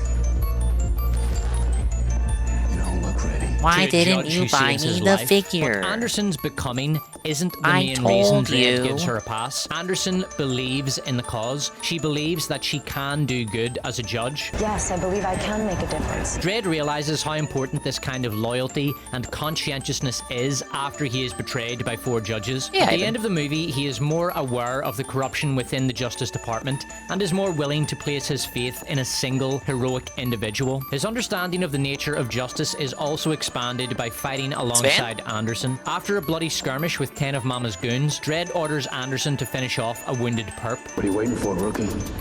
His crime is attempted murder of a judge. The sentence is death. Mercy is not even a consideration for Dredd here. Near the end of the movie, Anderson lets Tech Slave go after reading his mind and discovering his torture and enslavement, prompting this exchange. Mind explaining yourself, rookie? Abetting a felon is not just a fail offense. It's a crime. He's a victim, not a perp. And until my assessment is formally over, I'm still entitled to dispense justice. And that's what I just did by letting him go. Anderson's psychic ability gives her a broader view of justice, since she has always had the ability to see people's inner worlds and understand the motivations and, in the case of Tech Slave, compulsions behind their actions. Dredd sees only the law and its application. The difference between Anderson and Dredd's understanding of justice is visually symbolized by the fact that Dredd wears a helmet and Anderson does not. Dredd keeping his helmet on the entire movie is lore accurate, but the helmet also serves as a symbol of the Justice Department, which provides Dredd with the moral framework through which he views the world. Anderson sees beyond this artificial moral framework. In the final scene, Dredd looks out toward Anderson as she walks away. Dredd looking outward at Anderson symbolizes the slight expansion of his view of justice. It's a small but beautiful character arc. In a 2012 interview with Empire, Alex Garland elaborated on Dredd's arc. What John Wagner does in the comic is have Dredd evolve in the way that a glacier moves. You look a year later and something actually has shifted. I tried to be true to that. I didn't think Dredd could have a great epiphany, but there is definitely a change in him over the course of the movie. He makes a very clear statement at the beginning of the film, which he then contradicts at the end. That's about as far as the shift goes. Garland also stated in the interview that he But you gave don't need to a do far much more more than that. traditional, significant arc to Anderson clear, to that compensate Dredd for changes Dredd's for the much better by the smaller end of the arc. movie. Anderson starts You don't need out to make as it a too rookie, blatant. unsure of herself, and finishes as a judge. The final scene shows her heading out into the shit, alone, ready to bring justice to the city. Prior to her assessment, Anderson is alone in an interrogation room. She knows that today is the day that will make or break her dream of being a judge. In a personal moment, she pulls out a photo of her dead parents, holding it close for comfort and strength. When Dredd takes her out on assessment, he asks her, You ready, rookie? I am. Dredd says nothing in reply, but it's clear that he's unimpressed with what he sees. Later, when circumstances are more life-threatening, he makes his lack of confidence in Anderson clear. You don't look ready. Anderson's behavior at the start of the movie reminds me of Mr. Orange from Reservoir Dogs. Tim Roth's portrayal of a cop who is thrust into undercover work before he's ready was so good that it was picked up on by this former undercover cop in a video in which he gives his opinions of undercover cops in movies. You're not gonna get hurt. Oh, now I can push it? Work, 'cause you're super cool. If, say, I was pairing up with someone working with another undercover cop, if I saw them do that in the mirror, it would not fill me full of confidence at all. If you need that reassurance, perhaps you're not where you need to be. Olivia Thirlby gives a great performance as Anderson. She is tasked with communicating poorly disguised nervousness at the start of the movie, a subtle emotion and physical behavior that is difficult to pull off convincingly. Later, she must be convincing as a badass, without coming off as a cheesy girl boss. Again, she does this successfully. A lesser actress could easily have fucked this role up horrendously. Yes, I'm looking at you, audience favourite Kirsten Stewart. And who will ride with me? Who will be my brother? Why was she even a thing? Whatever, let's move on. And who will ride with me? Who will be my brother? Dredd is a masterclass in how to do a strong female character right. Anderson isn't an insufferable Karen who talks down to any man she can get within 10 feet of. She doesn't fly kick obliging stuntmen twice her size across the room. She actually has an endearing personality. She isn't a selfish wanker. All I've known is darkness, but I have never seen a brighter light than when my eyes just opened. I know I will become your weapon. I know, for I have seen I can kill her, and I'd rather do me, my brother, me. She's driven by a desire to help the city and honor the memory and expectations of her parents. She's honorable, and her physical abilities and limitations are believable. She is heavily reliant on Dredd, both tactically and strategically, in almost every combat situation she's in. When Dredd is distracted, she's overpowered by Kay, because Kay is a strong man, and Anderson is a small woman with no experience in combat. Her escape from Kay is aided by Kay's ignorance of the biolock on her lawgiver, and in the final showdown, she's Okay, I shot did a few and things in the badly wrong wounded, but order, she's and that's clearly why I was also stuck this whole time. I needed to get the key from the toy room, then I had to see the complete picture of the mural. I had cut a few corners by skipping some steps, so some things you can't do until you actually examine them as Jennifer, because it's supposed to be like you examine it and then Jennifer understands, and if you don't examine first, then she doesn't know why the hell she's doing what you're asking her to do. So me putting the cane in the flower pot did not work until I had Jennifer look at the mural. Alright, let's go into the games. Been well trained. She's able to fight her way back to Dredd when she escapes from Kay. She performs a beautiful roundhouse kick to finish Kay off, and she saves Dredd's life. Anderson is a believable depiction of a determined, well-trained rookie in her first day of combat. What she absolutely is not is this. It's true. The Force, the Jedi. All of it. 5 minutes later. Anderson's pass at the end of the movie feels earned, not forced. Get it? Forced. Rare doggo L.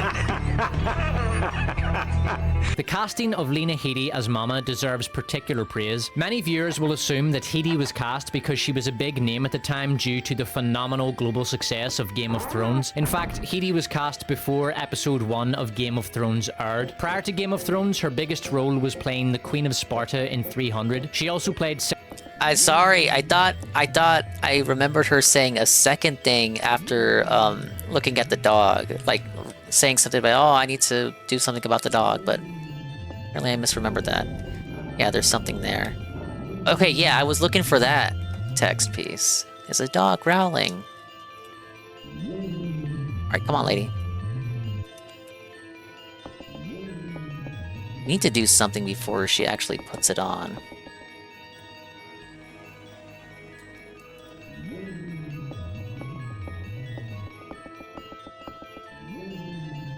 Or do you need to spray it first?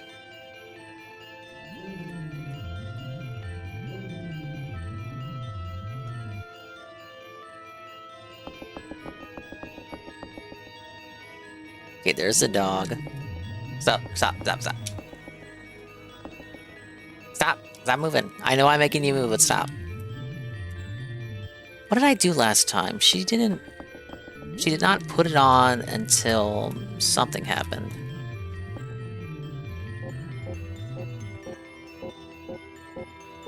I think I exited and came back in.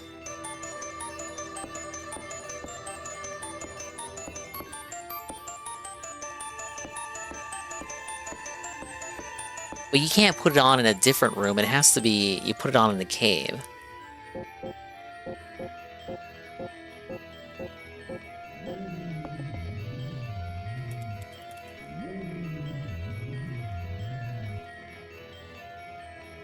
No! God damn it, Jenny! Sarah Connor in the Fox TV show The Sarah Connor Chronicles. The show had poor ratings and was cancelled after 2 seasons. The Sarah Connor Chronicles, like Dredd, has since come to be seen as an underrated gem and continues to develop a cult following as it grows in reputation. Who knows, perhaps one day, Game of Thrones Season 8, which also stars Lena Headey, will come to be seen as an underrated masterpiece that did not receive the acclaim it was due at the time. That's her decision to make. She is our queen. She is my queen. Or maybe not. Lena Headey as Mama is one of the best villain performances of the 2010s. Discussing her portrayal of the character in an LA Times interview in May 2012, Headey said, I think of Mama like an old great white shark who is just waiting for someone bigger and stronger to show up and kill her. She's ready for it. In fact, she can't wait for it to happen. She's an addict, so she's dead in that way, but that last knock just hasn't come. Headey's understanding of Mama as a fatalistic old monster is deeply infused into her performance. She never seems to get excited about or be surprised by anything. When asked how she wants to deal with 3 rival drug dealers, she casually passes judgment. Skin him. Toss him over the balcony. And also agrees that they be given slow-mo without so much as a sideways glance at them. Hit him with a little slow-mo first. Sure. Slow-mo is a drug which allows the user to experience time at 1% normal speed. Administering it to the dealers will massively extend the agony and terror of their final moments. And Mama agrees to this horrific torture like she was accepting a coffee refill. Would you like some coffee before we serve dinner? Sure. Here is my favorite Mama moment. Kay's dead. Okay, so that's what you have to do. You have to wake the dog and make it spurg out, but don't aggro it. Ah, yes. Anyway. Gotta see our second friend die. Lo! Lo! Lo! You're still alive! Hennifer. Go to the clock tower. The switches! The switches, Hennifer! Lo? Please, don't leave me all alone. Alright, that's 2 of 3 mandatory deaths. We still got Laura. I didn't see her death, so we should be good.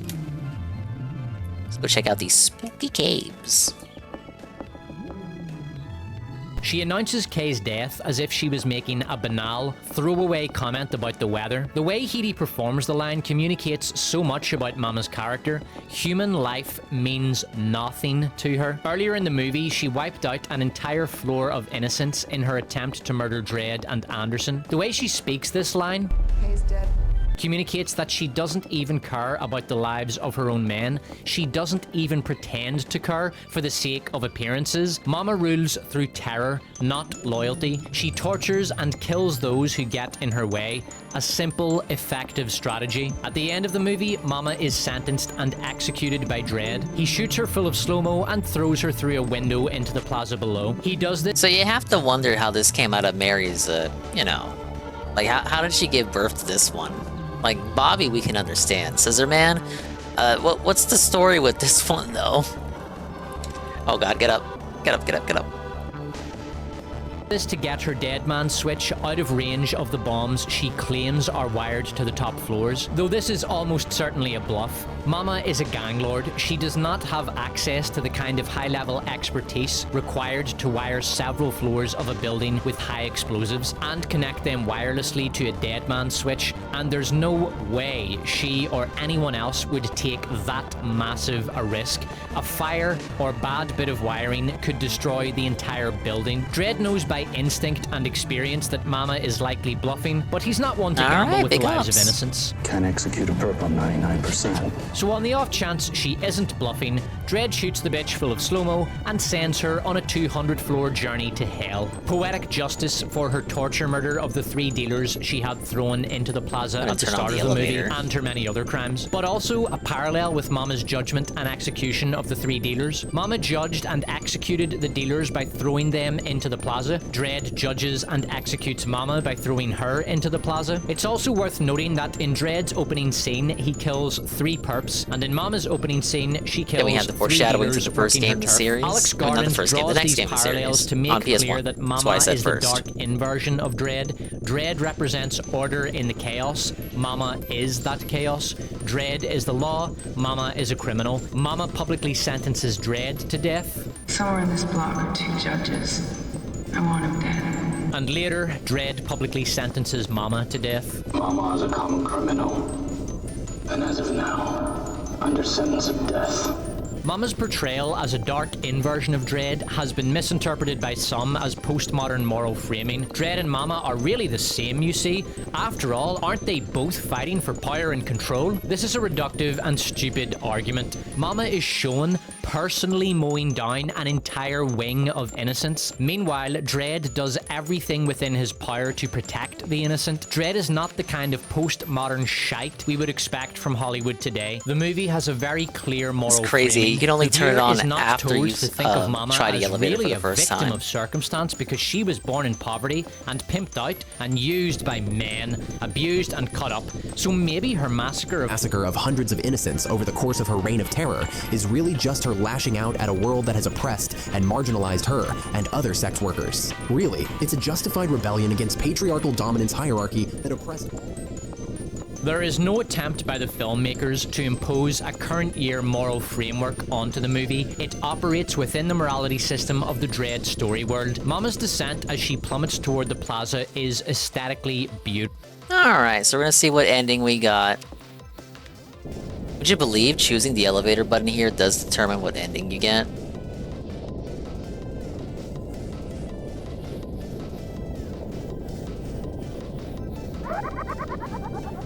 You better get out. You better get out, Jenny. Jenny, we better run for it.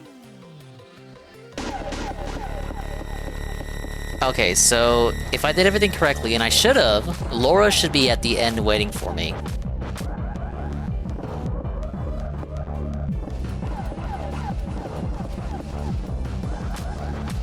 Yeah, there she is. Alright, so we flipped the switches that Lo told us about.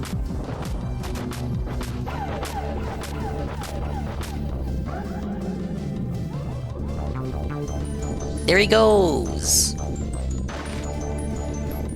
Wah! And there's Laura right there. Somehow still alive. Laura! Jennifer? You won't be forgiven! This is where you will die! And then the crow's coming. Big ups. What?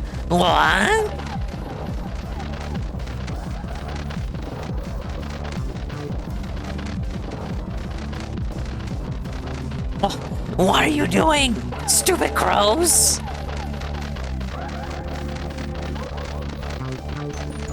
Oh, push her. Push her. Give her the final push. Oh, that bitch can yell. You should have pushed her over the edge.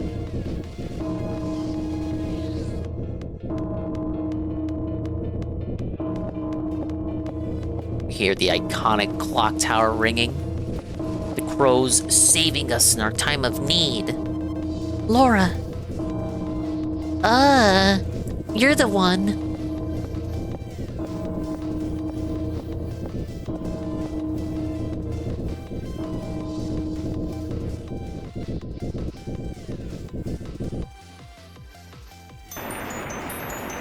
Ladies and gentlemen, there it is.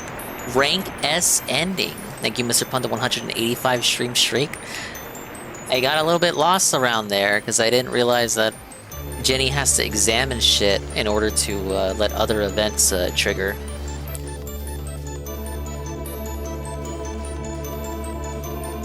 But we managed to do a run where we rescued one friend. And I think I'll do one more bad ending, which also involves the car.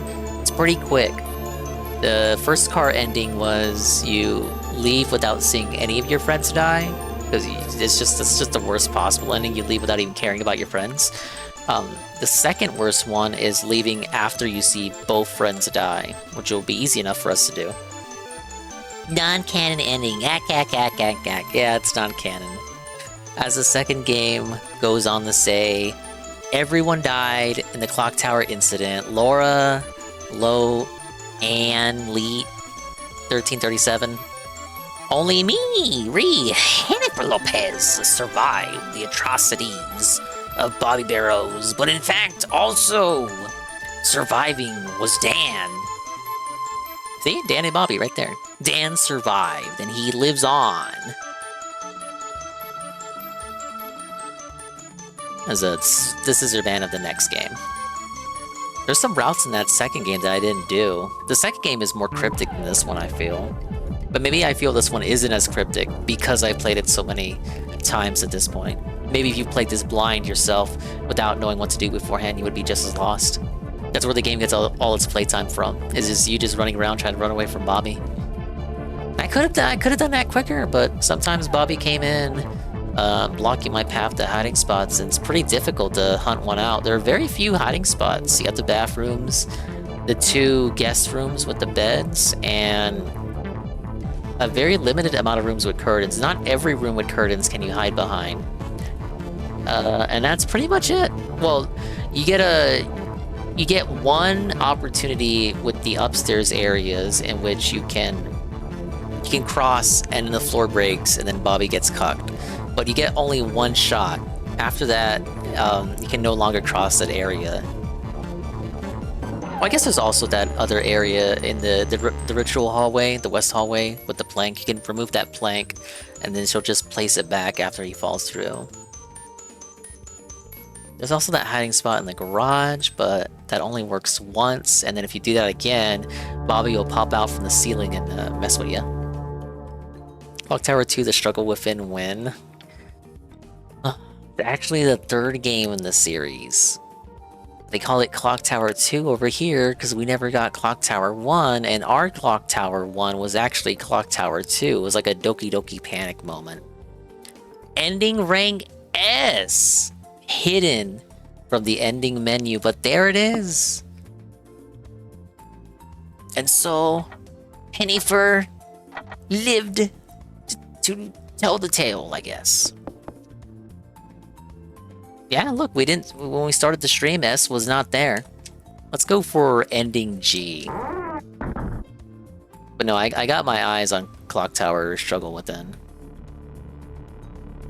Beautiful, but is also rich. I hear Her it's falling bad. through the clouds suggests that she is entering the afterlife, The usual image associated with passing into heaven, entering a tunnel and descending through the clouds, is here inverted. Mama falls through the clouds with fires raging behind her. This symbolizes her descent into hell, since that's the only place this bitch is going after she hits the canvas. Unless God is feeling particularly forgiving that day and is willing to give her a pass on the whole minigun murder spree thing. Or maybe she can hire Richard Nixon as her afterlife attorney, because as he has famously argued many times, when a woman commits an atrocity leading to the deaths of vast numbers of innocents, That means that it is not illegal. or she could go for the defense. Do you think what he's done is worse than racism? Is what he's done worse than what the people have done that are convicted for racism? When Mama's head hits the floor and explodes, which I unfortunately can't show in this video, the camera is positioned below the floor in a glass floor shot. The blood erupts across the floor in an X pattern, the Justice Department symbol on Dredd's helmet, a symbolic indication that Mama has been brought to justice. Heidi never goes overboard in her performance as Mama, descending into scenery-chewing gimmickry. Her performance is contained and subtle. Mama's power comes from the terror she instills in those around her. She does not need to resort to loud antics to prove how powerful she is. She does not need to girl boss all over the men around her. She is in command. She has the power of life and death over everyone in Peachtrees. She knows this. Her men know this. The only time Mama becomes visibly angry is when she punches Kay, following his escape and capture of Anderson. This being the only scene Mama gets angry in is a brilliant piece of character work from Lena Headey and Alex Garland. As previously explained in the movie, Mama worked as a whore. She was raped and cut up by her former pimp. Then, as the paramedic puts it, She feminized the guy with her teeth. Kay and his boys are, obviously, about to torture and rape Anderson. Now then, what am I gonna do with you? Kay earlier told Anderson this is what would happen to her What if is she this? was captured. This is a glazing review of Dredd. Stuff the Klan would do to a girl like you? Nasty. Mama We like is that movie, angry though, about right? the many men she has lost to Dredd and Pretty good. Anderson and her failure to capture Dredd, but I think her physical anger in this scene comes from the trauma of her past boiling to the surface. Seeing a woman about to be raped reminds her of what her pimp did to her. It's important to keep in mind, though, that Mama is completely indifferent to Anderson. In fact, she instructs that Anderson be murdered. Also, notice that when Mama punches Kay, he doesn't fly 10 feet across the room because Mama is a small woman and Kay is a strong man. I miss when action movies accurately depicted the physical limitations of women. There's also a clear sadistic streak to Mama. She enjoys human suffering. During the minigun scene, she personally takes control of a minigun so that she can savor the feeling of massacre, and she toys with her tech slave like a cat playing with a mouse it may or may not kill depending on its mood. In her final moment, in keeping with Headey's portrayal of her as a fatalist, Mama defiantly inhales the slow-mo Dredd shoots into her mouth, never breaking eye contact with Dredd as she does. Cinematographically, Mama's Fall is a masterpiece. Paul Leonard Morgan's amazing score, the slow motion mixed with real-time speed,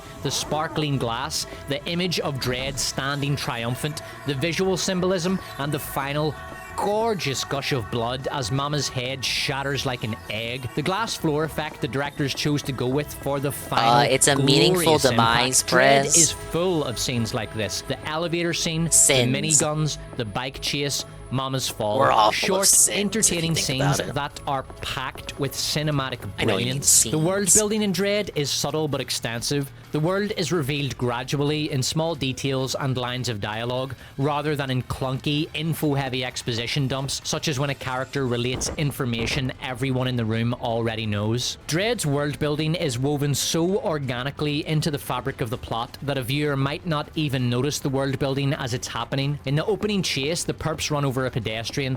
Dredd responds thusly. Control. Perps just wiped out an innocent. I'm taking him down. This brief line indicates how Dredd, and indeed the Justice Department itself, views the world. There are perps, there are innocents, and there are the judges, the only remaining force for good that stands between the two. A clunky exposition-heavy script might communicate the judge's moral framing of the city in, for example, a walking and talking scene between Anderson and a senior judge. Instead, Dredd communicates the judge system worldview in a single line of dialogue during an entertaining action scene. We don't learn much about psychic mutants from the movie because the characters don't seem to know much about them. In Dredd lore, the Cursed Earth is a radioactive desert, lightly populated by by outlaws and mutants. We learn a little more about mutants from an exchange between Kay and Anderson. So you're a mutant. Most of you poor fuckers got 3 stumpy arms and no arms. Psychic. So fucked up.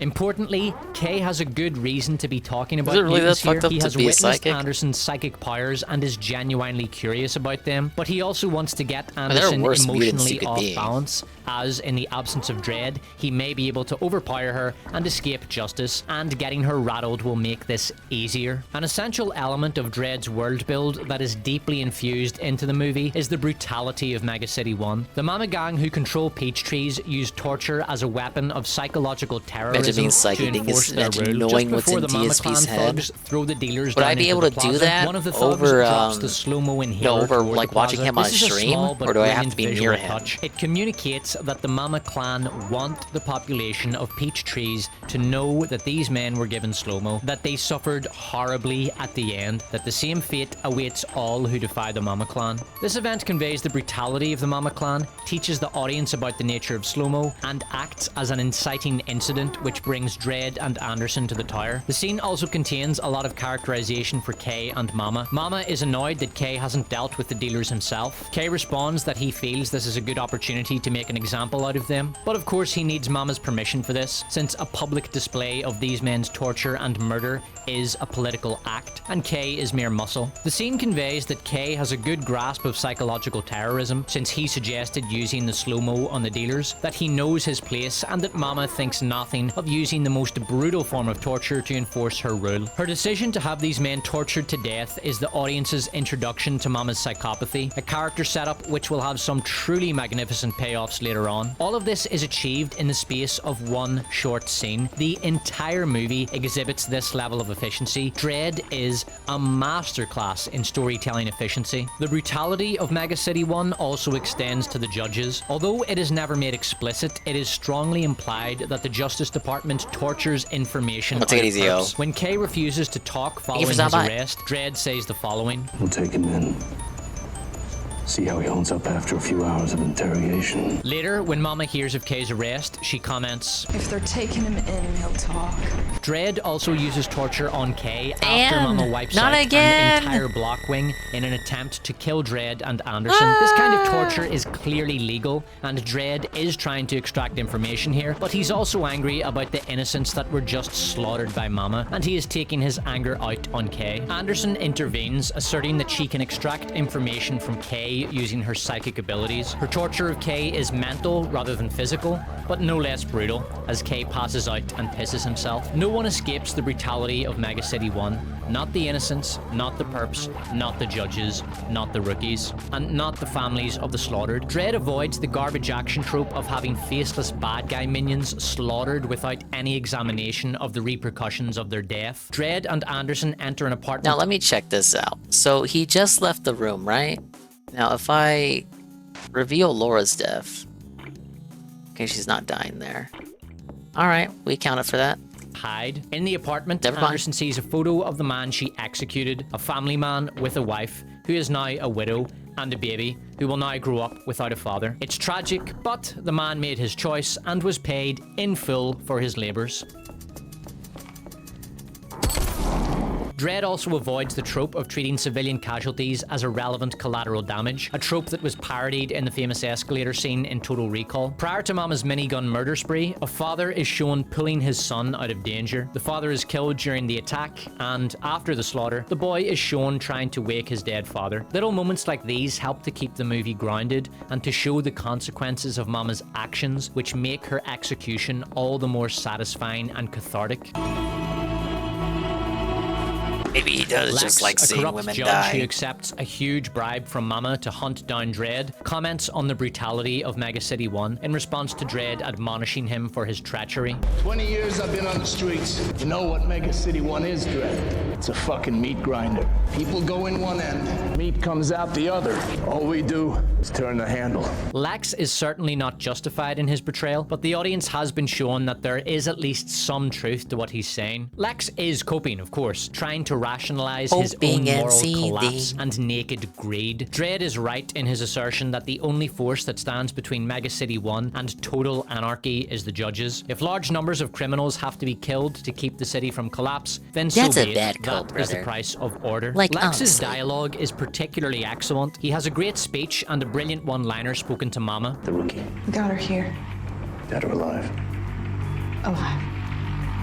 Make her dead. The line, "make her dead," is a great example of Alex Garland's instinct for original dialogue. A lesser writer would have mindlessly typed the words "kill her," moved on, and never thought about the line again. But Garland understands that the line "kill her" is a cliche we've all heard a billion times, so he writes something far more fresh and memorable. Make her dead. This is just one of the literally hundreds of wonderful little details Dredd is filled with that make it stand out as a truly great movie. Lex also has a brilliant speech which he gives to Dredd after he shoots him. The actor, Langley Kirkwood, gives a superb delivery of this speech. Disgust oozes from him when he castigates Dredd for what Lex perceives as his weakness. Wait for another 2 or 3 seconds of life because you're so fucking weak. You just can't stand to see it end. This also adds a lot to Lex's characterization.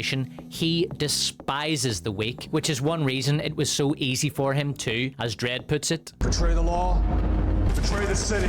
As much as Mega City 1 is something of a dystopian hellscape, the movie makes clear that it is a functional hellscape. People can just about get on through the chaos. The brilliant environmental world building reveals little details like recreation, family life and aspiration, a group of kids skateboarding, a child playing in his room, a mother pushing her child in a pram through the plaza when the bodies hit the ground. Even Mama is shown frolicking in a bath in her character introduction. Mega City 1 is a world in the gutter, and the judges keep it from sliding into the sewer. It's important that the audience gets to see these little glimpses of hope and civilization, because if Mega City 1 was too bleak, too dystopian, it would suggest that the judge system had failed, and that Dredd was merely an enforcer for those in power, rather than an agent of justice and a protector of the people. The brutality of Mega City 1 extends not only to the living, but to the dead. Corpses are recycled by the Justice Department, and not just the corpses of perps, but those of innocents too. In the opening scene, Dredd comes across several dead innocents shot down by a rampaging perp in a mall, and calls it in. Control. Paramedics to my GPS. Well, like Marvel movies, not Later, really, no. Anderson calls in Recyc following a drug bust. The use Saw of the first Iron Man, liked it. The Raimi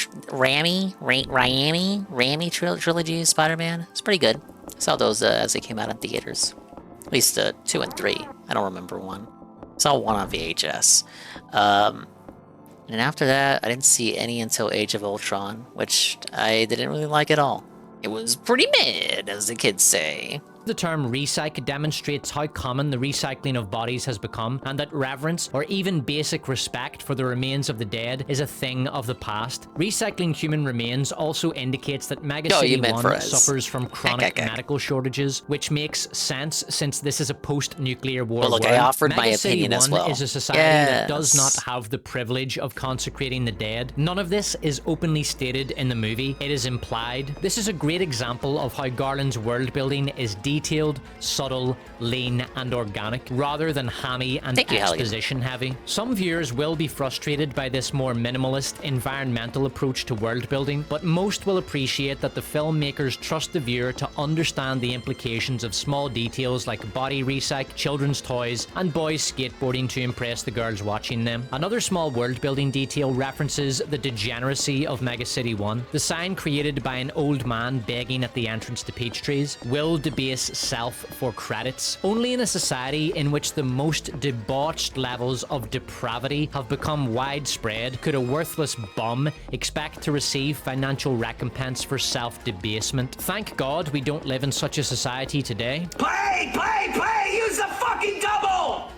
Shit, guys! Dredd is a paragon of storytelling efficiency. Without credits, the movie is under 1.5 hours long, but is fully fleshed out with an immersive world, dramatically satisfying character arcs, and a compelling story. Hollywood needs to get back to making the kind of lean, efficient movies exemplified by Dredd. A common criticism of modern Hollywood movies is that they are simply too long. But this problem isn't as recent as many think. 2012, the year Dredd came out, was full of movies that are far too long. The Dark Knight Rises subjected audiences to 2 hours and 44 minutes of thorough disappointment, probably around half of it taken up by Tom Hardy's line reads, which were so slow that I'm convinced he was on slow-mo during the entire production. And then, Alright, back with the crazy guy. done, and Gotham is ashes. The Hobbit, an unexpectedly bad movie, was an egregious example of story scraped over too much runtime. That cinematic atrocity went on for almost 3 fucking hours. Cloud Atlas was also almost 3 hours. This year, the movie that Mad Max fans had been screaming out for, Not Mad Max, a Furiosa Saga, starring Anya Taylor-Joy as Not Mad Max, and not starring Mel Gibson as Mad Max, bombed. Shockingly. That movie is too long. You could easily cut out 20 minutes and it would upgrade the movie from a solid 7 to an easy 8 out of 10. Of course, runtime is relative. Dune Part 2 needed its 2 hour, 46 minute runtime, whereas the recent Borderlands adaptation came in at a relatively lean 1 hour, 42 minutes, which was 1 hour and 42 minutes longer than the movie should. Yeah, the recent Mad Max I heard was pretty good. I think we saw an Emblem in video capping for that film. Dredd's efficiency also extended to its budget. Dredd cost $30 million, the 2024 equivalent of $41 million. Essentially a low mid-budget movie. Dredd is now over 12 years old and looks considerably better than almost all far more expensive modern movies. Atlas, starring Jennifer Lopez, a movie which I gave up on after maybe an hour, looked fucking woeful, and it cost $100 million. Argyle and Ridley Scott's Napoleon both cost $200 million, and both are shockingly ugly films. Bad value for money in terms of visuals is nothing new. The 2012 remake of Total Recall, Total Dog Shit, had almost triple Dredd's budget and looked like this. I saw that the same year I saw Dredd. I remember liking Dredd more. The recent mega flop Borderlands cost $120 million. The movie looks like the crappier parts of Not Mad Max, a Furiosa Saga were mixed into a barrel with diuretics and a metric ton of CGI sand. Then this mix was poured through a funnel down the throat of a geriatric unicorn dying of AIDS, and the resulting fecal explosions were used as a reference for the movie's visual aesthetic. Perhaps the most obvious aspect of Dredd's quality is the visuals. Cinematography, camera work, shot composition, action choreography, yeah, he has CGI, a whole video on Napoleon. He hated that movie. Excellent. An element of Dredd's visuals that demonstrates the extensive efforts the filmmakers went to in order to create innovative and visually captivating art is the slow-mo sequences. Production used compressed air on human skin, blood packs, makeup, and VFX to create the slow-mo effect. A great example of what can be achieved when practical effects are combined with CGI created by well-directed FX artists. Diegetic slow motion is usually shown from the perspective of the active character, such as in this scene from Futurama. But in Dredd, the slow motion is often shown from the perspective of passive characters who are being acted upon by both protagonists and antagonists, or who are witnessing an event as it unfolds around them. Diegetic slow motion shown from a passive perspective is an interesting innovation, and I can't think of another movie which has done this. Diegetic means experienced by the characters in the movie. We saw his video means on Joker 2, new video, and now we're watching his video on Dredd, to debunk the allegations that he is always negative on the movies that he reviews. Experienced only by the audience, such as the music. Diegetic slow motion is nothing new. Here's a great example of it from Rocky 2.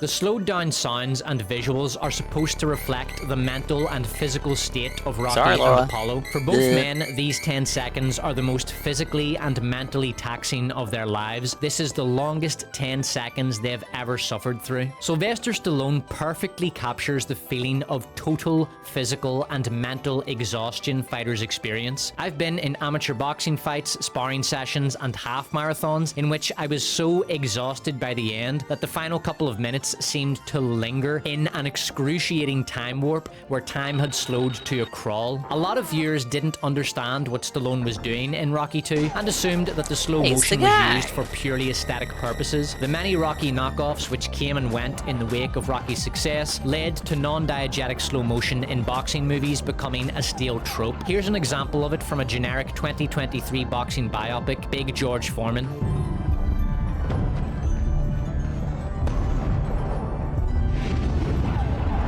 That movie is crap. It's just another by-the-numbers cash grab biopic that follows the greatest hits format. The production was so New Age travel channels where bongs go visit random countries and give trash holiday reviews. No, I have not seen those channels. I watched a bit of Bright Sun. He's got like a travel channel, and then because I watched those videos, the algorithm gave me videos of these, like, I think they're like 2 gay guys that go on cruises and stuff. My algorithms were poisoned for like a week because of that guy. Cheap that they used CGI for the arena crowds. The result was that.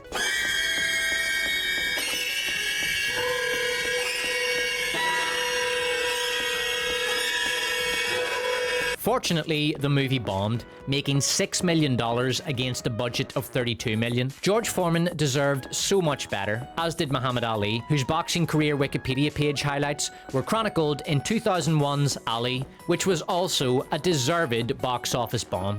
But at least now both George and Ali have failed garbage Hollywood biopics with their name on it. I find it fitting that these 2 great warriors have biopics of equal quality. That said, I did enjoy this exchange from Big George Foreman. I found Jesus. You found Jesus. Congratulations, George. I did not know he was lost. And Sullivan Jones was a far better Muhammad Ali than Will Smith. That's pretty good. Ain't this just a perfect specimen of a man right here? George. We was just talking about a different fighter. Rebel Moon director Zack Snyder uses a vast amount of non-diegetic slow motion in his content. The effect was plastered all over his Rebel Moon duology like smallpox on the face of a monster. Now, I don't pretend to have studied the ways of fashion under the tutelage of Hugo Boss, nor would I claim to have been inducted into the Brotherhood of Innovation by David Bowie the Great, but non-diegetic slow motion is cheesy and dated. It's unfashionable. Not fashionably unfashionable, like, for example, trad wife dresses. Unfashionably unfashionable, like shaky cam and the Killmonger cut. It is played out, why is derivative, Dakar not here? passé, trite. I categorize it alongside sheer needle drops as movie tropes that must die, that movies might live. The sheer needle drop was a staple movie trope that persisted for decades, but has recently fallen out of usage. Here's an example of a sheer needle drop from Trainspotting. She was right. I had to find something new. There was only one thing for it. It's still cool, but it does have a retro feel. Today, directors prefer to introduce songs diegetically, making their inclusion in the movie feel organic rather than jarring. Here's an example of a diegetic needle drop from The Creator.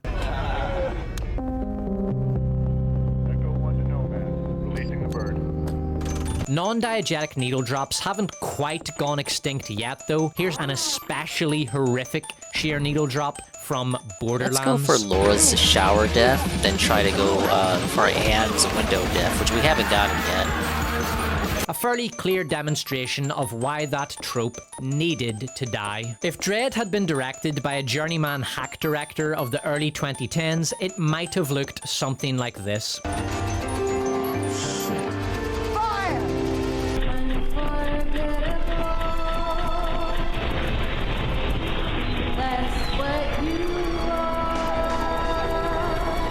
Fortunately, it wasn't, so it looks like this.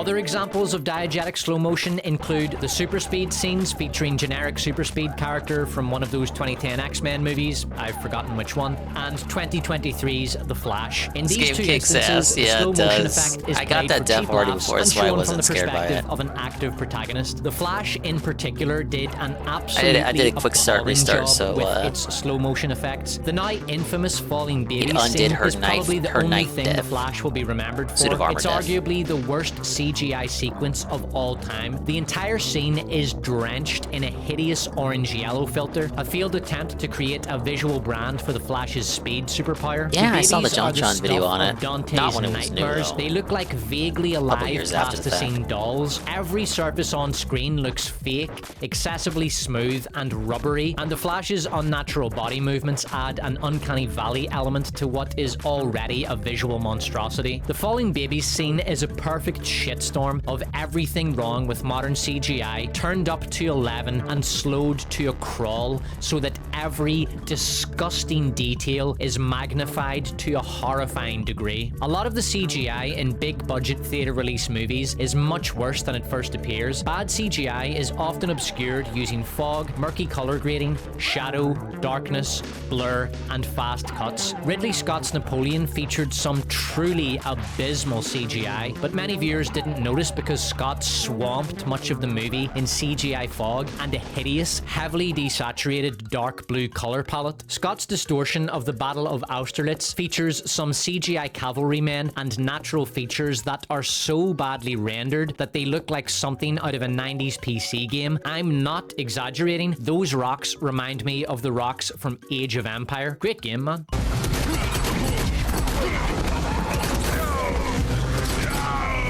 LAR 18 was rightly criticized for its garbage CGI from the moment the trailer dropped. The 18th live-action plagiarism from Disney flopped miserably, missing its break-even point by a distance so great as to be almost comparable with the galaxy-spanning canyon that separates Halle Bailey's eyes. The worst of the CGI was hidden by the extreme levels of murkiness, fog, desaturation, and darkness used in this cinematographic abomination. Before you switch and copy by the coming in viewers' from Limited eyelids, Run. since Oh, many you got of the them physical? were asleep throughout my Oh man, I don't really you know, Limited Run has done some bad in their lifetime as a business. I don't really trust them when it comes to physical stuff. I always hear about the horror stories.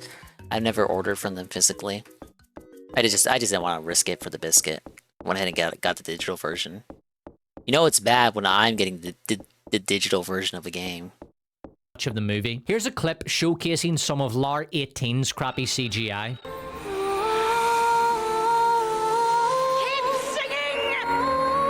Now here's the same scene, but with the saturation and brightness turned up to normal levels, exposing just how bad the CGI actually is.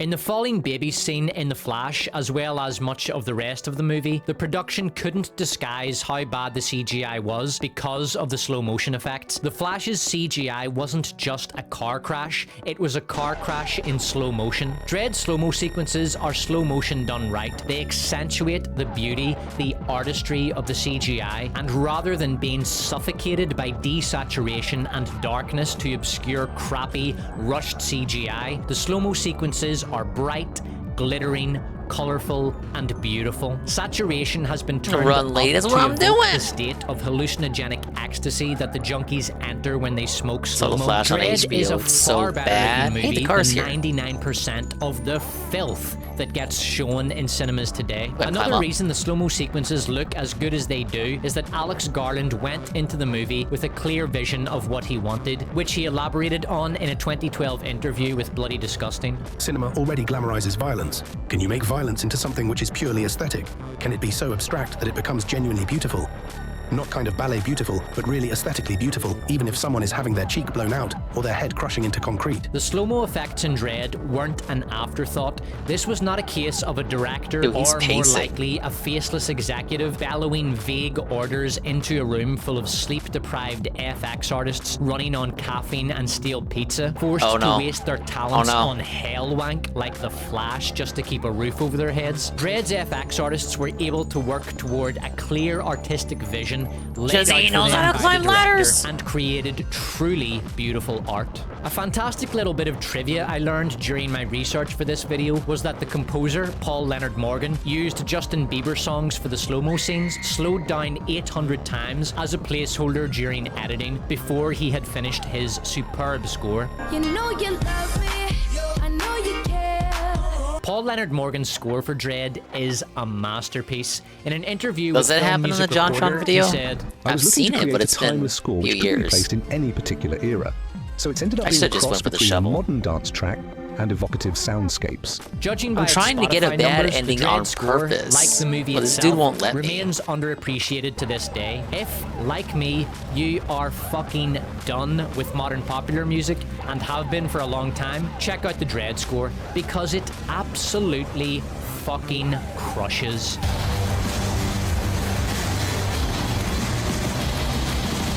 As important as it is to praise Dread for what it does in terms of visuals, I also want to praise the movie for what it doesn't do. The contemporary tropes Travis and Garland avoided, such as the aforementioned faceless minion whose death has no consequences trope. Steering clear of those tropes is a major reason why Dread is a timeless film. 2012 was right in the middle of the shaky cam craze. 2007's 28 Weeks Later and The Bourne Ultimatum were both successful movies that made heavy use of shaky cam. In 2008, Cloverfield was a surprise hit. The movie used extensive and, for many viewers, nauseating amounts of shaky cam. The drunken cameraman on stilts effect got progressive. Yeah, Jizzy. So, I don't know. Most people don't know this, but there's a variation, two variants of the car ending. One is to do the car ending without seeing any friends die, which is then when you get the cutscene where he pops up.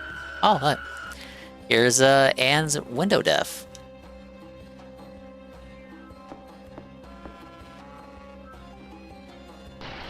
Boom. See you later, Anne. And that's the final motion comic. You can only get that death if you see Laura die first, because it's so easy to get Anne's ceiling death here, or her swimming pool death. So you have to do Laura's shower death, and then go to the window in that hallway.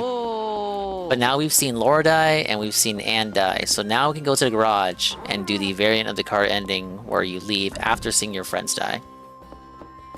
So if you do it before seeing any friends die, then you have to try 3 times with the car keys before Jennifer will actually leave. If you do it after you see both friends die, then she doesn't hesitate because her friends are already dead. So if I get the car keys... There's a key. It's a car key. Let's go ahead and try it. We did this before even doing the pesticide thing. Not that I needed to. Yep, see, look. I might be able to escape here with this car. But what about the other girls? Well, you saw them die. You saw both of them die?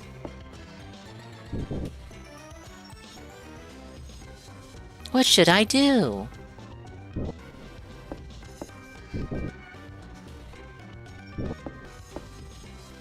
Oh, well, she's hesitating a little bit.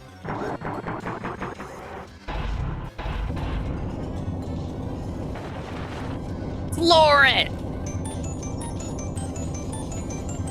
Now we saw both Laura and Anne die, so that should give me the second worst ending. The worst ending is if you do it and you see no one die. So you get the cutscene where he pops out in the back seat.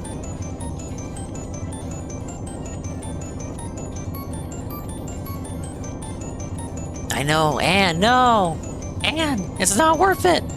More extreme, and by 2012 shaky cam had become a widely hated blight on the cinema landscape. Taken 2 and The Hunger Games are 2012 movies that showcase just how bad shaky cam had gotten at the time. What had once been a stylish effect used moderately to enhance the intensity of action scenes had become an intolerable assault on the senses, used No, by shaky third-rate cam is more productions realistic. to We don't need a disguise tripod. crappy choreography and lazily thrown together low-grade action slop.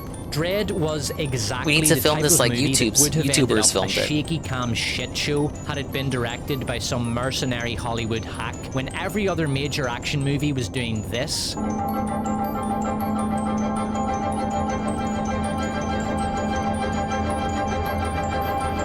Dread was doing this. In the staircase scene, Dread drops 7 perps. This is shown in 2 shots. The first, a tracking shot that follows Dread. The second, a perp perspective shot that shows Dread emerge through the gap. Imagine 2 DSP shots, streams with 1 sway cut, cam. 7 kills. Jade would in the not space be able to of watch 14 those streams seconds. anymore. Let's see how many cuts The Hunger Games uses. in He that already same can span barely of stand time watching. during an action scene. The games make his eyes cry. And burn. I don't watch a lot of movies, but man, people shit on them a lot. In terms of IDK shot like this. composition and camera direction, Travis and Garland didn't do anything looks like special. Ramsey. They kept it simple. Hold the What are fucking you? camera still An and onion let sandwich? the action speak for itself. It's amazing to think that contemporary mainstream Hollywood had abandoned this idea, deciding at the time that instead of a round wheel, they would reinvent it and make a square wheel. That's not going to make cinema goers want to hurl into their popcorn. The action movie roster in 2012 reads like the rap sheet of a particularly sadistic criminal. End of Watch, Cloud Atlas, The Bourne Legacy starring not Matt Damon, Total Dog Shit, fuck me, that's a reminder I could have done without, the brutally disappointing Dark Knight Rises, Taken 2. And then Jennifer returned to the orphanage. 3 days later, she was found dead in her own room. Ending rank G. Dun dun dun.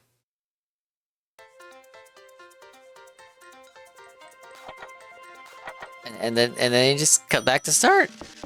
Ending list. There you go. That's ending G. Hennifer died. Hennifer died. But I mean, she had justification. She already saw her other friends die, except for Lo. Just left Lo to die, I guess. But yeah, I saw the kick stuff, Carl. Did you see Dave going off on one of the kick whales for calling out the wheelchair audience? He was super worried that he was Will was young Gat was going to convince a separate Will how scummy he was. How smart he allegedly is to convince himself of all this paranoia, yet doesn't conceive of the fact that it could be very well be possible that these people were LARPers who were planning to turn on him eventually and go heel from the very beginning. Instead, he has to entertain that they were genuine fans corrupted by Duty and other trolls into going against DSP. Sometimes I wonder if he like fakes how dumb he is, but that can't be possible. Yeah, the detractors got to him. It just makes no fucking sense. We really haven't learned from Snorlax King. Because Snorlax King was the same way. Make no mistake. Starring the immortal Liam Neeson. Wrath of the Titans, starring that guy from Avatar who Hollywood gave up trying to make a thing about a decade ago, and whose name has been so thoroughly forgotten that even the guy himself probably can't remember it. That said, Wrath of the Titans does feature the immortal Liam Neeson, who plays the immortal god Zeus, who delivers the immortal line, "Release the Kraken!" Resident Evil Retribution, Snow White and the Huntsman, starring audience favourite Kirsten Stewart, one of The Rock's many generic forgotten piece of shit movies whose name I could not be bothered copying and pasting into this script, The Scorpion King 3 Battle for Redemption. I don't even want to know. You fight well, mortal. Perhaps we'll take you with us. Spend eternity with 2 mindless brutes and their pet witch? No thank you. 2012 also had the distinction of belching forth the epic mega flop John Carter, which for over a decade stood aloft as the biggest box office bomb of all time. Until it... The sad thing is, I watched John Carter in theaters when it came out, and me and Papa Dingus liked it, to tell you the truth. It's pretty good. Let's see this final comic. Oh my god, what did I do? What did I do? There we go. I meant to save it. I unlocked all the comics. Yes. Was it B?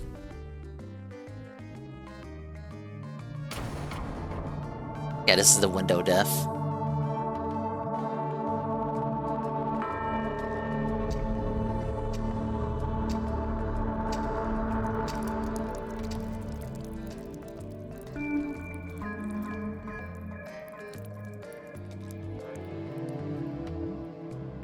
Wait, no, it's not. Where did everyone go? I clicked the wrong one. I thought I unlocked B. Oh wait, no, it was yeah, I did click the wrong one. I saw this one last time. What was this one? Yeah, this is it.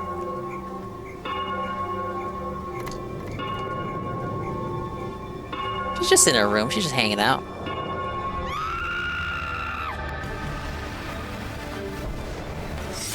There's Anne!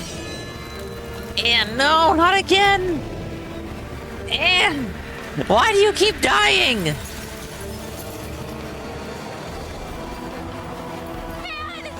Anne, no! You bastards! You killed Anne!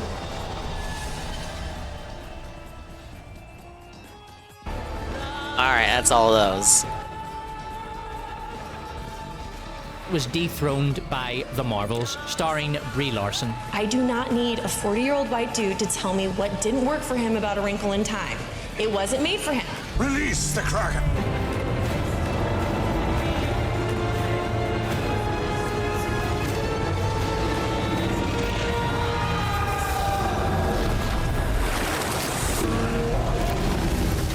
2012 was a terrible year for action movies and a bad year for movies in general. Here's a few other turds dropped on audiences by Hollywood that year. The first Hobbit movie, Prometheus, the amazing rip-off of Sam Raimi's Spider-Man, the second Twilight movie starring audience favourite Kirsten Stewart, God, and it was a rough Battleship. year. The Academy Award for Best We saw Picture that Battleship, year though. went to crowd-pleasing Laugh Riot. It was The sloppa, Artist, but we you all also remember liked The it. Artist, the black and white French silent movie that has remained an audience favourite to this day. Compare Dread to contemporary trash like Total Dogshit, the 980 millionth soulless generic cash grab remake in an era of soulless generic cash grab remakes. A movie filled with the now dead action tropes of its time. A rank little time capsule that No, carries Ren, the come back. stench of Fuck you, 2012 Void. into every living room, unfortunate enough to briefly bear witness to it as the viewer scrolls through the channels. Total Dogshit was just one more bit. Okay, well, I'm sure you guys are convinced at this point. He really loves the movie Dread. We'll finish this tomorrow. I'll remember that we left off at 55 minutes. I will stream Saturday for a Saturday stream. We got both the best ending and the second worst ending. If you want to know the reality about these endings in the middle here... Oh, wait. What the fuck? Where's my save at, bish? Bish? Bish? Where's my save at, bish? Oh, I didn't hit the... I didn't load my file. There we go. Okay. So, you have the goated ending, S ending, you save a friend.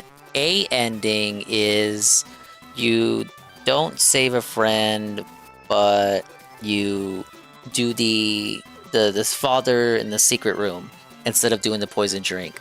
If you do that, then you get the friend, but they're thrown off the clock tower by Mary. So if you do the poison one where you meet Mr. Crazy Man in the cell, then you're locked to endings B to F. Ending F, Bobbeh kills you when you enter the elevator if you do things out of order. Ending E is you get in the elevator, then hit second floor, then Mary stabs you when you get to the second floor. B, C, D is just variants of you either getting you get poisoned, and again, just the order that you do stuff in. It's kind of like specific. And then G and H are just the car endings. You escape before your friends die, or you escape after your friends die. This vid? Okay. I saw Tevin watching this. But yeah, that's Clock Tower. Clock Tower Rewind. Very short game. But I gave you all the endings that mattered. Pretty good. Pretty good. I was asked by UNF, will I do Clock Tower 2? The Struggle Within. Perhaps. We already did the first Clock Tower on PS1. It is on the table. I'm looking at it right now with my peepers. DSP explodes on number 2 Cake Whale. Whoa, Void 72 mods the number 3 whale, Rend. Well, let's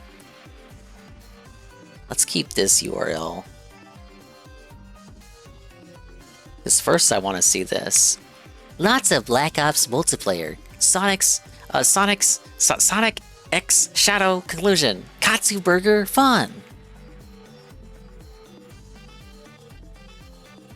Good evening, everybody. Phil here. Welcome to the Daily Wrap for what was Friday, the 1st of November, 2024, and the first of an awesome new month. As you can see, the new setup behind me, right? We've got some art back, we got some turkeys, we got new animations, a new sign going on, and I'm gonna be honest, the lighting has been weird. Like right now, I don't think the lighting is very good for this stream. Like, take a look. It looks like the light's too dark. I think it's because the backlight adjusts the way that the camera captures the light. Earlier today on my first stream, I actually think that the lighting was much better. So, anyway, a good day today. Let's talk about how it went, shall we? So, first stream, we had a fun Level 1 podcast highlighting and recapping what happened during my Halloween marathon. Talking about some interesting news topics, because we had some good ones for today, including the Twitch CEO literally lying out of his face about how he runs the website, which is absolutely hilarious. He's either completely ignorant or just basically a lying. Finishing up this side, don't play for Sonic X Shadow Generations, maybe more like Shadow Generations. Phil didn't even touch Sonic Generations. I am aware. Carrot Dangle did on the night stream tonight. He said like for a week at least. I'll be nice. A couple days that he would do a bit of Sonic Generations after finishing Shadow Generations. It didn't happen. He went straight to COD. Carrot Dangle did. If you want to see it, but I already played it. Jerk. And other things as well. We've talking about new topics. We got to figure out, what am I playing this coming week? Am I going to be playing Dragon Age Veilguard or not? Stuff like that. We're talking about probably means we're not going to play it. What am I going to be doing later on this month? Because at month end, there's going to be a big special event, but we don't know what it is yet. You know, some years I've done like an Adpocalypse viewing session for Black Friday. Other years I did gameplay. You know, what should I do this year? So we're talking about all this fun stuff. First stream was, what was my first? Yeah, if he posits it like that, Goki, that tells you he don't want to play it. Like, you gotta gaslight him into playing it at this point. Yeah, and it's probably not even because it's woke, TBH. It's probably just because it's too fucking long. No, first stream was he can use the woke shit as an excuse not to play it, though. 6 multiplayer. What I was trying to remember was what I did in the multiplayer, because I'm confused because I did a night stream too.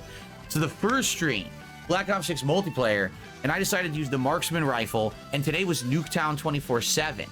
Nuketown actually launched in the game today. It hadn't been in the game previously.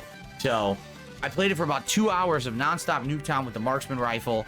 Why is background Black Ops 3? Because that's what came up first on Google, as you know, idiot. Nuketown is nuts.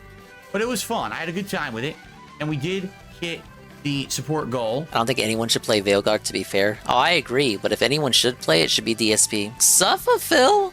Suffer, baby! So we ordered food from Katsu Burger, a restaurant where they make all burgers with katsu frying, which is the frying method that they use in Japan for meats. So you can get like beef, pork, chicken, or tofu. And then I saw him watch the cake stuff, so it was a nice juxtaposition of DSP. Got 1 beef and 1 pork. The beef Happy was the DSP eating a burger and seeding DSP mauling at stuff that doesn't matter.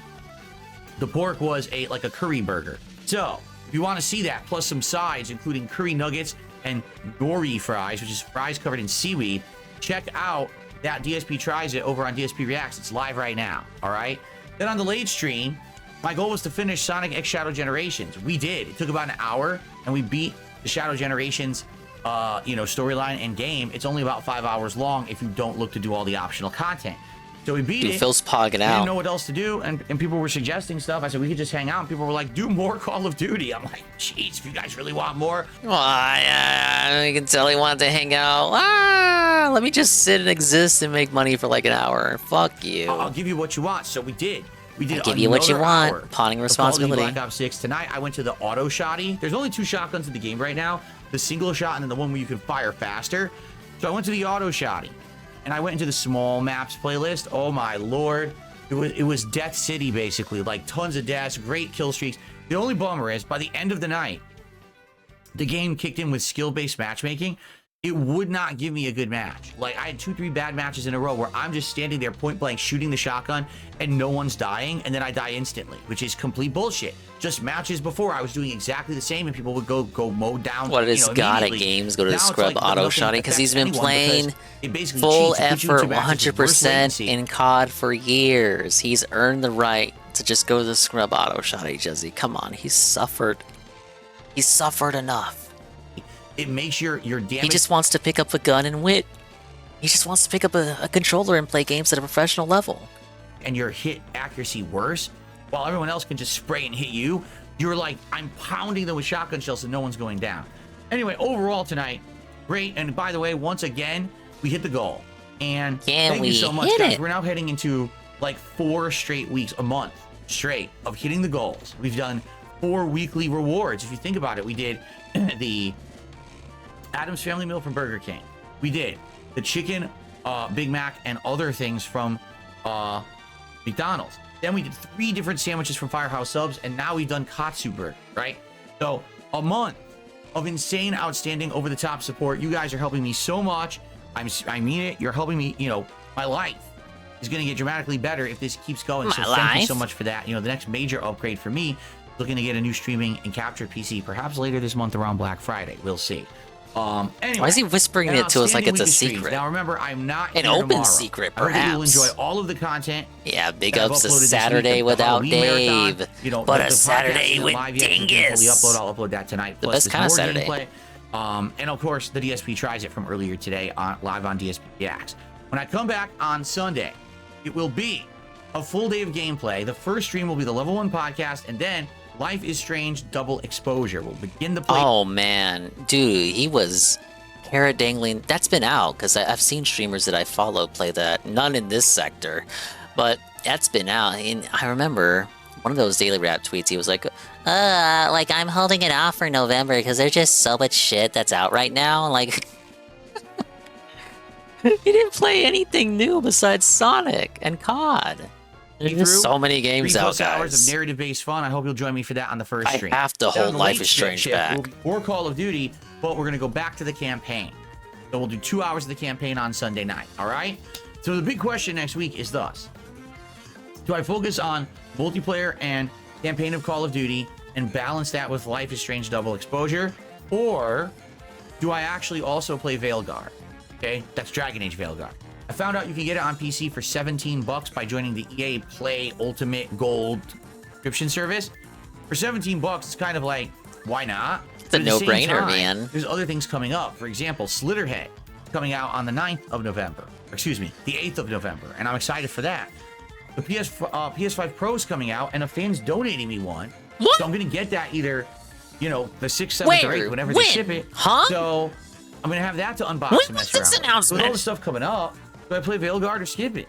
You know, I don't know. Like, the thing Mario is, Luigi I is down the it? Yeah, I tubes. actually do. It was never on the But menu. It was never on the I don't know if table. it's going to be interesting enough, and to play that and delay a Bro, when was this announcement? Like, I would have heard Tevin ranting about this, surely. Tevin would have been like, Dingus, he's getting a PS5 Pro. Carl would have been like, Dingus, you can't believe it. He's confirmed they're getting the PS5 Pro. What the fuck? It just casually... What? progress in other games. I don't know if it's a good idea. He mentioned it like a week ago. No one cares anymore. Oh, it's so tough, but so true. But maybe I just do it 1 or 2 streams and see how it does. I don't know. Let's see, but give me your opinions, all right? I'm out for the night. I gotta upload. I gotta get everything going. I gotta upload, Sunday. guys. Please have a I'm safe so and busy. fun Saturday. I'll see you Sunday for another fun day. We'll do another fun week together. Cannot wait. Keep the goals rolling. And by the way, if you have any ideas for the reward for next week for hitting all the goals again, let me know. But I'm riding the wave, enjoying life, having a good time. Hope you are too. Have a good night. Peace out. See you Sunday. Well, guys, it's another daily wrap. Bro, I loved it. Alright. That's what's on the menu. You will in fact have a Dingus stream tomorrow, by which I mean later today.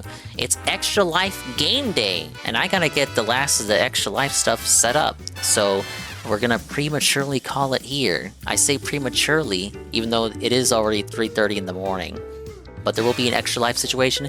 I was gonna do more Swolloween leftovers, but without spoiling it, I seem to have received a particular kind of invitation in my Discord.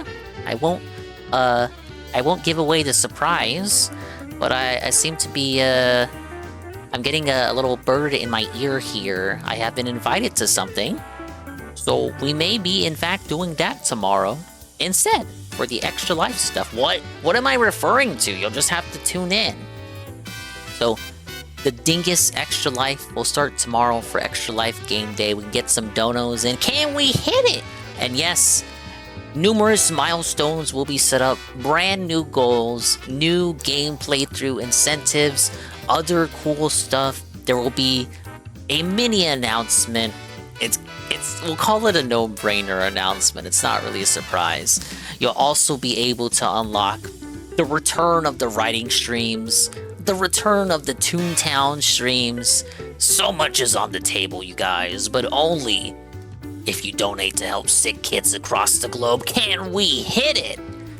Well, the answer to that question will be revealed if you tune in tomorrow and choose to donate. You don't have to, but I do appreciate anyone that does so.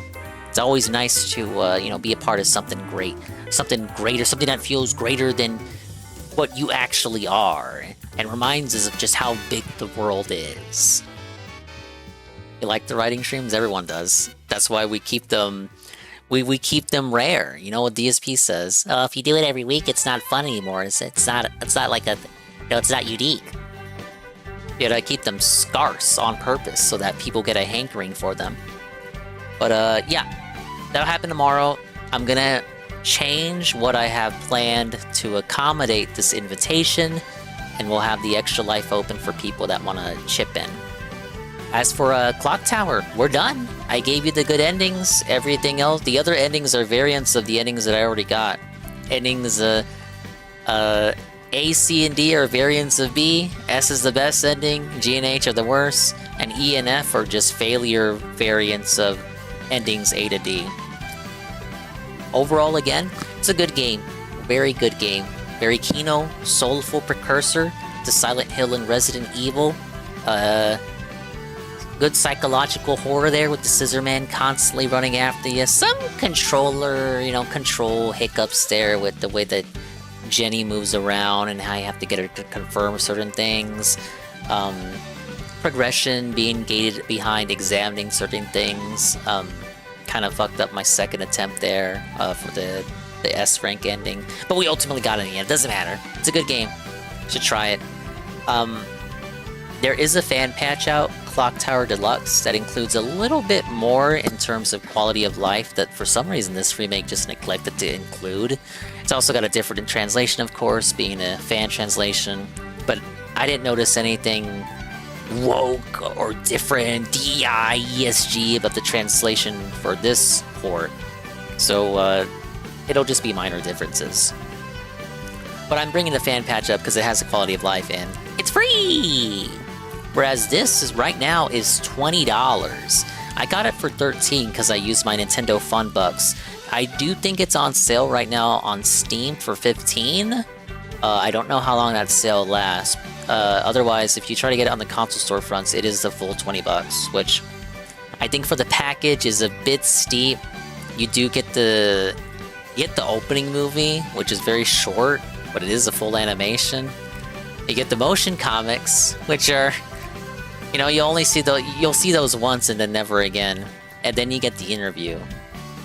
I'm sure if you got the physical collector's edition that came out, like the one that Catsper said he was waiting on, probably comes with more goodies. I think it came with a statue or something like that. But that's for the super fans, so it's not for a fake fan like me. Like, I like Clock Tower. but it ain't hitting me like Silent Hill does, you know? Overall, good game. I'd actually go as far as to say this one is better than the one I played on PS1 that Ghost MC made me play. That one was this cheesy goodness, but not in a bad way. Whereas this one is just good throughout. Only thing is it's a bit short, and the shortness of it makes for good replay value. But once you know where to go and what to do, there's really not much to it, I guess I should say. But the length of the playtime is, of course, extended by you running away from the Scissor Man, and of course you not knowing what the fuck to do or where to go. So on a repeat playthrough where you know exactly what to do, you can kind of exploit the nature of the game to complete it as quickly as possible, and then you realize, hey, there's really not much that you have to do. You just have to get this, you got to get the pesticide, then get this key from the nest, and do this and that and this and that, and then before you know it, you're in the cave section. Game's already over. Oh, you got standard? I thought the only physical was the collector's edition. Well, even so, limited run isn't a limited run. I did the same thing when they re-released Tomba. I got it digitally.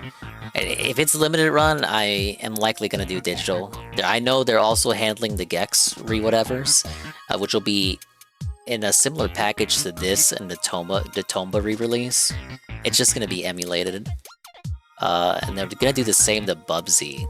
And I think Clover and Croc.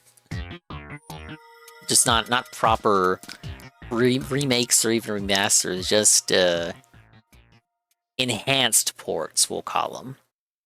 Alright, that's my assessment of the game. It's good, but if you saw me, if you saw the 2 streams I did of this, that's the game. And if you're paying too much attention, then you even know how to solve the puzzles too. But thank you guys. We're gonna call it here because it is getting late, and I gotta set up for the extra life stuff that will be taking place in the afternoon. Thank you very much, guys. We're gonna find someone to raid, and we're roosting. Oh, this is good Mario and Luigi music. God, it's like only a couple days to Brothership. I'm Kuman right now, dude. What? Pablo, get us out of here. It's another game off the conveyor belt, ladies and gentlemen. Yes. Wow. That scissor man couldn't cut me down to size. Big ups to the dingas, dongas, and swollen _ ones who made it to the end of another W stream. Like Rent Check, Golem, Ivan Cypher, Perez, NATO _Cog, Catsper, Goki, Juzzy51, Halligan, OIO, the lurkers like UNF, Alpha Elite TV, DD Duke, DJ Bruno, Peaches Keem, A _ Shybot, Dave fell asleep earlier, Carl, by Carl, Algernaut, Egg Gang 1738, Pim Pam, Eagle Wiggle, Mr. Mon, Loof 1, Cerulean 86, D-Scythe, Hyun Gyun, Knock, Whitus, Pancake Mix, Nader Tates, Perez, Sweet Bean 96, and anybody else? What do we got here? Thank you to Jamesies, the raid with a party of 15. Anleet, raid with a party of 23. Shybot, raid with a party of 5. Sweet Bean 96, the 100 bits. Eagle, the gifted tier 1s to Pim Pam and Almighty Goki. A Tiff with the follow behind the scenes there. Alright, I think that's everything. Yeah, you guys need to follow Jamesies. She's super cool, super based. At the devil's own luck, stumbling upon the stream of someone aware of all the sector cows that we know of. Who are we rating anyway? We got Tevin on BRB. have Lumpy on Overwatch duty, but we have Miso. Fresh stream, literally just booted up. Resident Evil 4, first ever play. Holy crap. Miso-ween continues. We're going to Miso's house. And be sure to stop on by later today for the Extra Life chill. It's sure to be meaningful. Bye-bye, adios, Mimi time. We'll see you when we see you, and if we didn't see you, then we didn't see you, but if we did see you, then we saw you, and if we didn't see you, hopefully we will see you next time. If I can see myself in the mirror each and every single day, hopefully I can inspire viewers like you, Rue, to see themselves in their mirrors each and every single day. Off to the next clown show. You know what, Jesse? That's the raid message.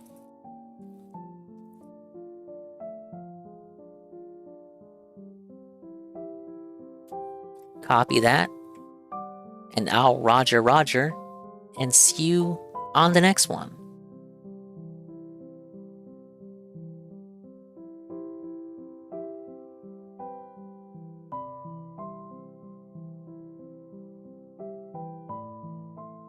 You know, I got this pine cone for my room. It's got a it's got a strong scent to it. I didn't know pine cone scents were this reinforced. Like if I put it up to my nose, like I'm fucking felt like this shit is strong. It's like I'm huffing fumes.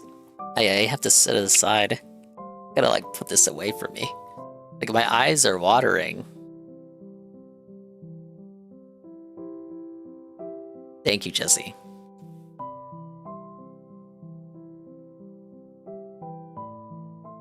I mean, it makes for nice decor. It's just like it's burning my eyes. Maybe I should stop putting it up to my face. Bye bye. Take it easy.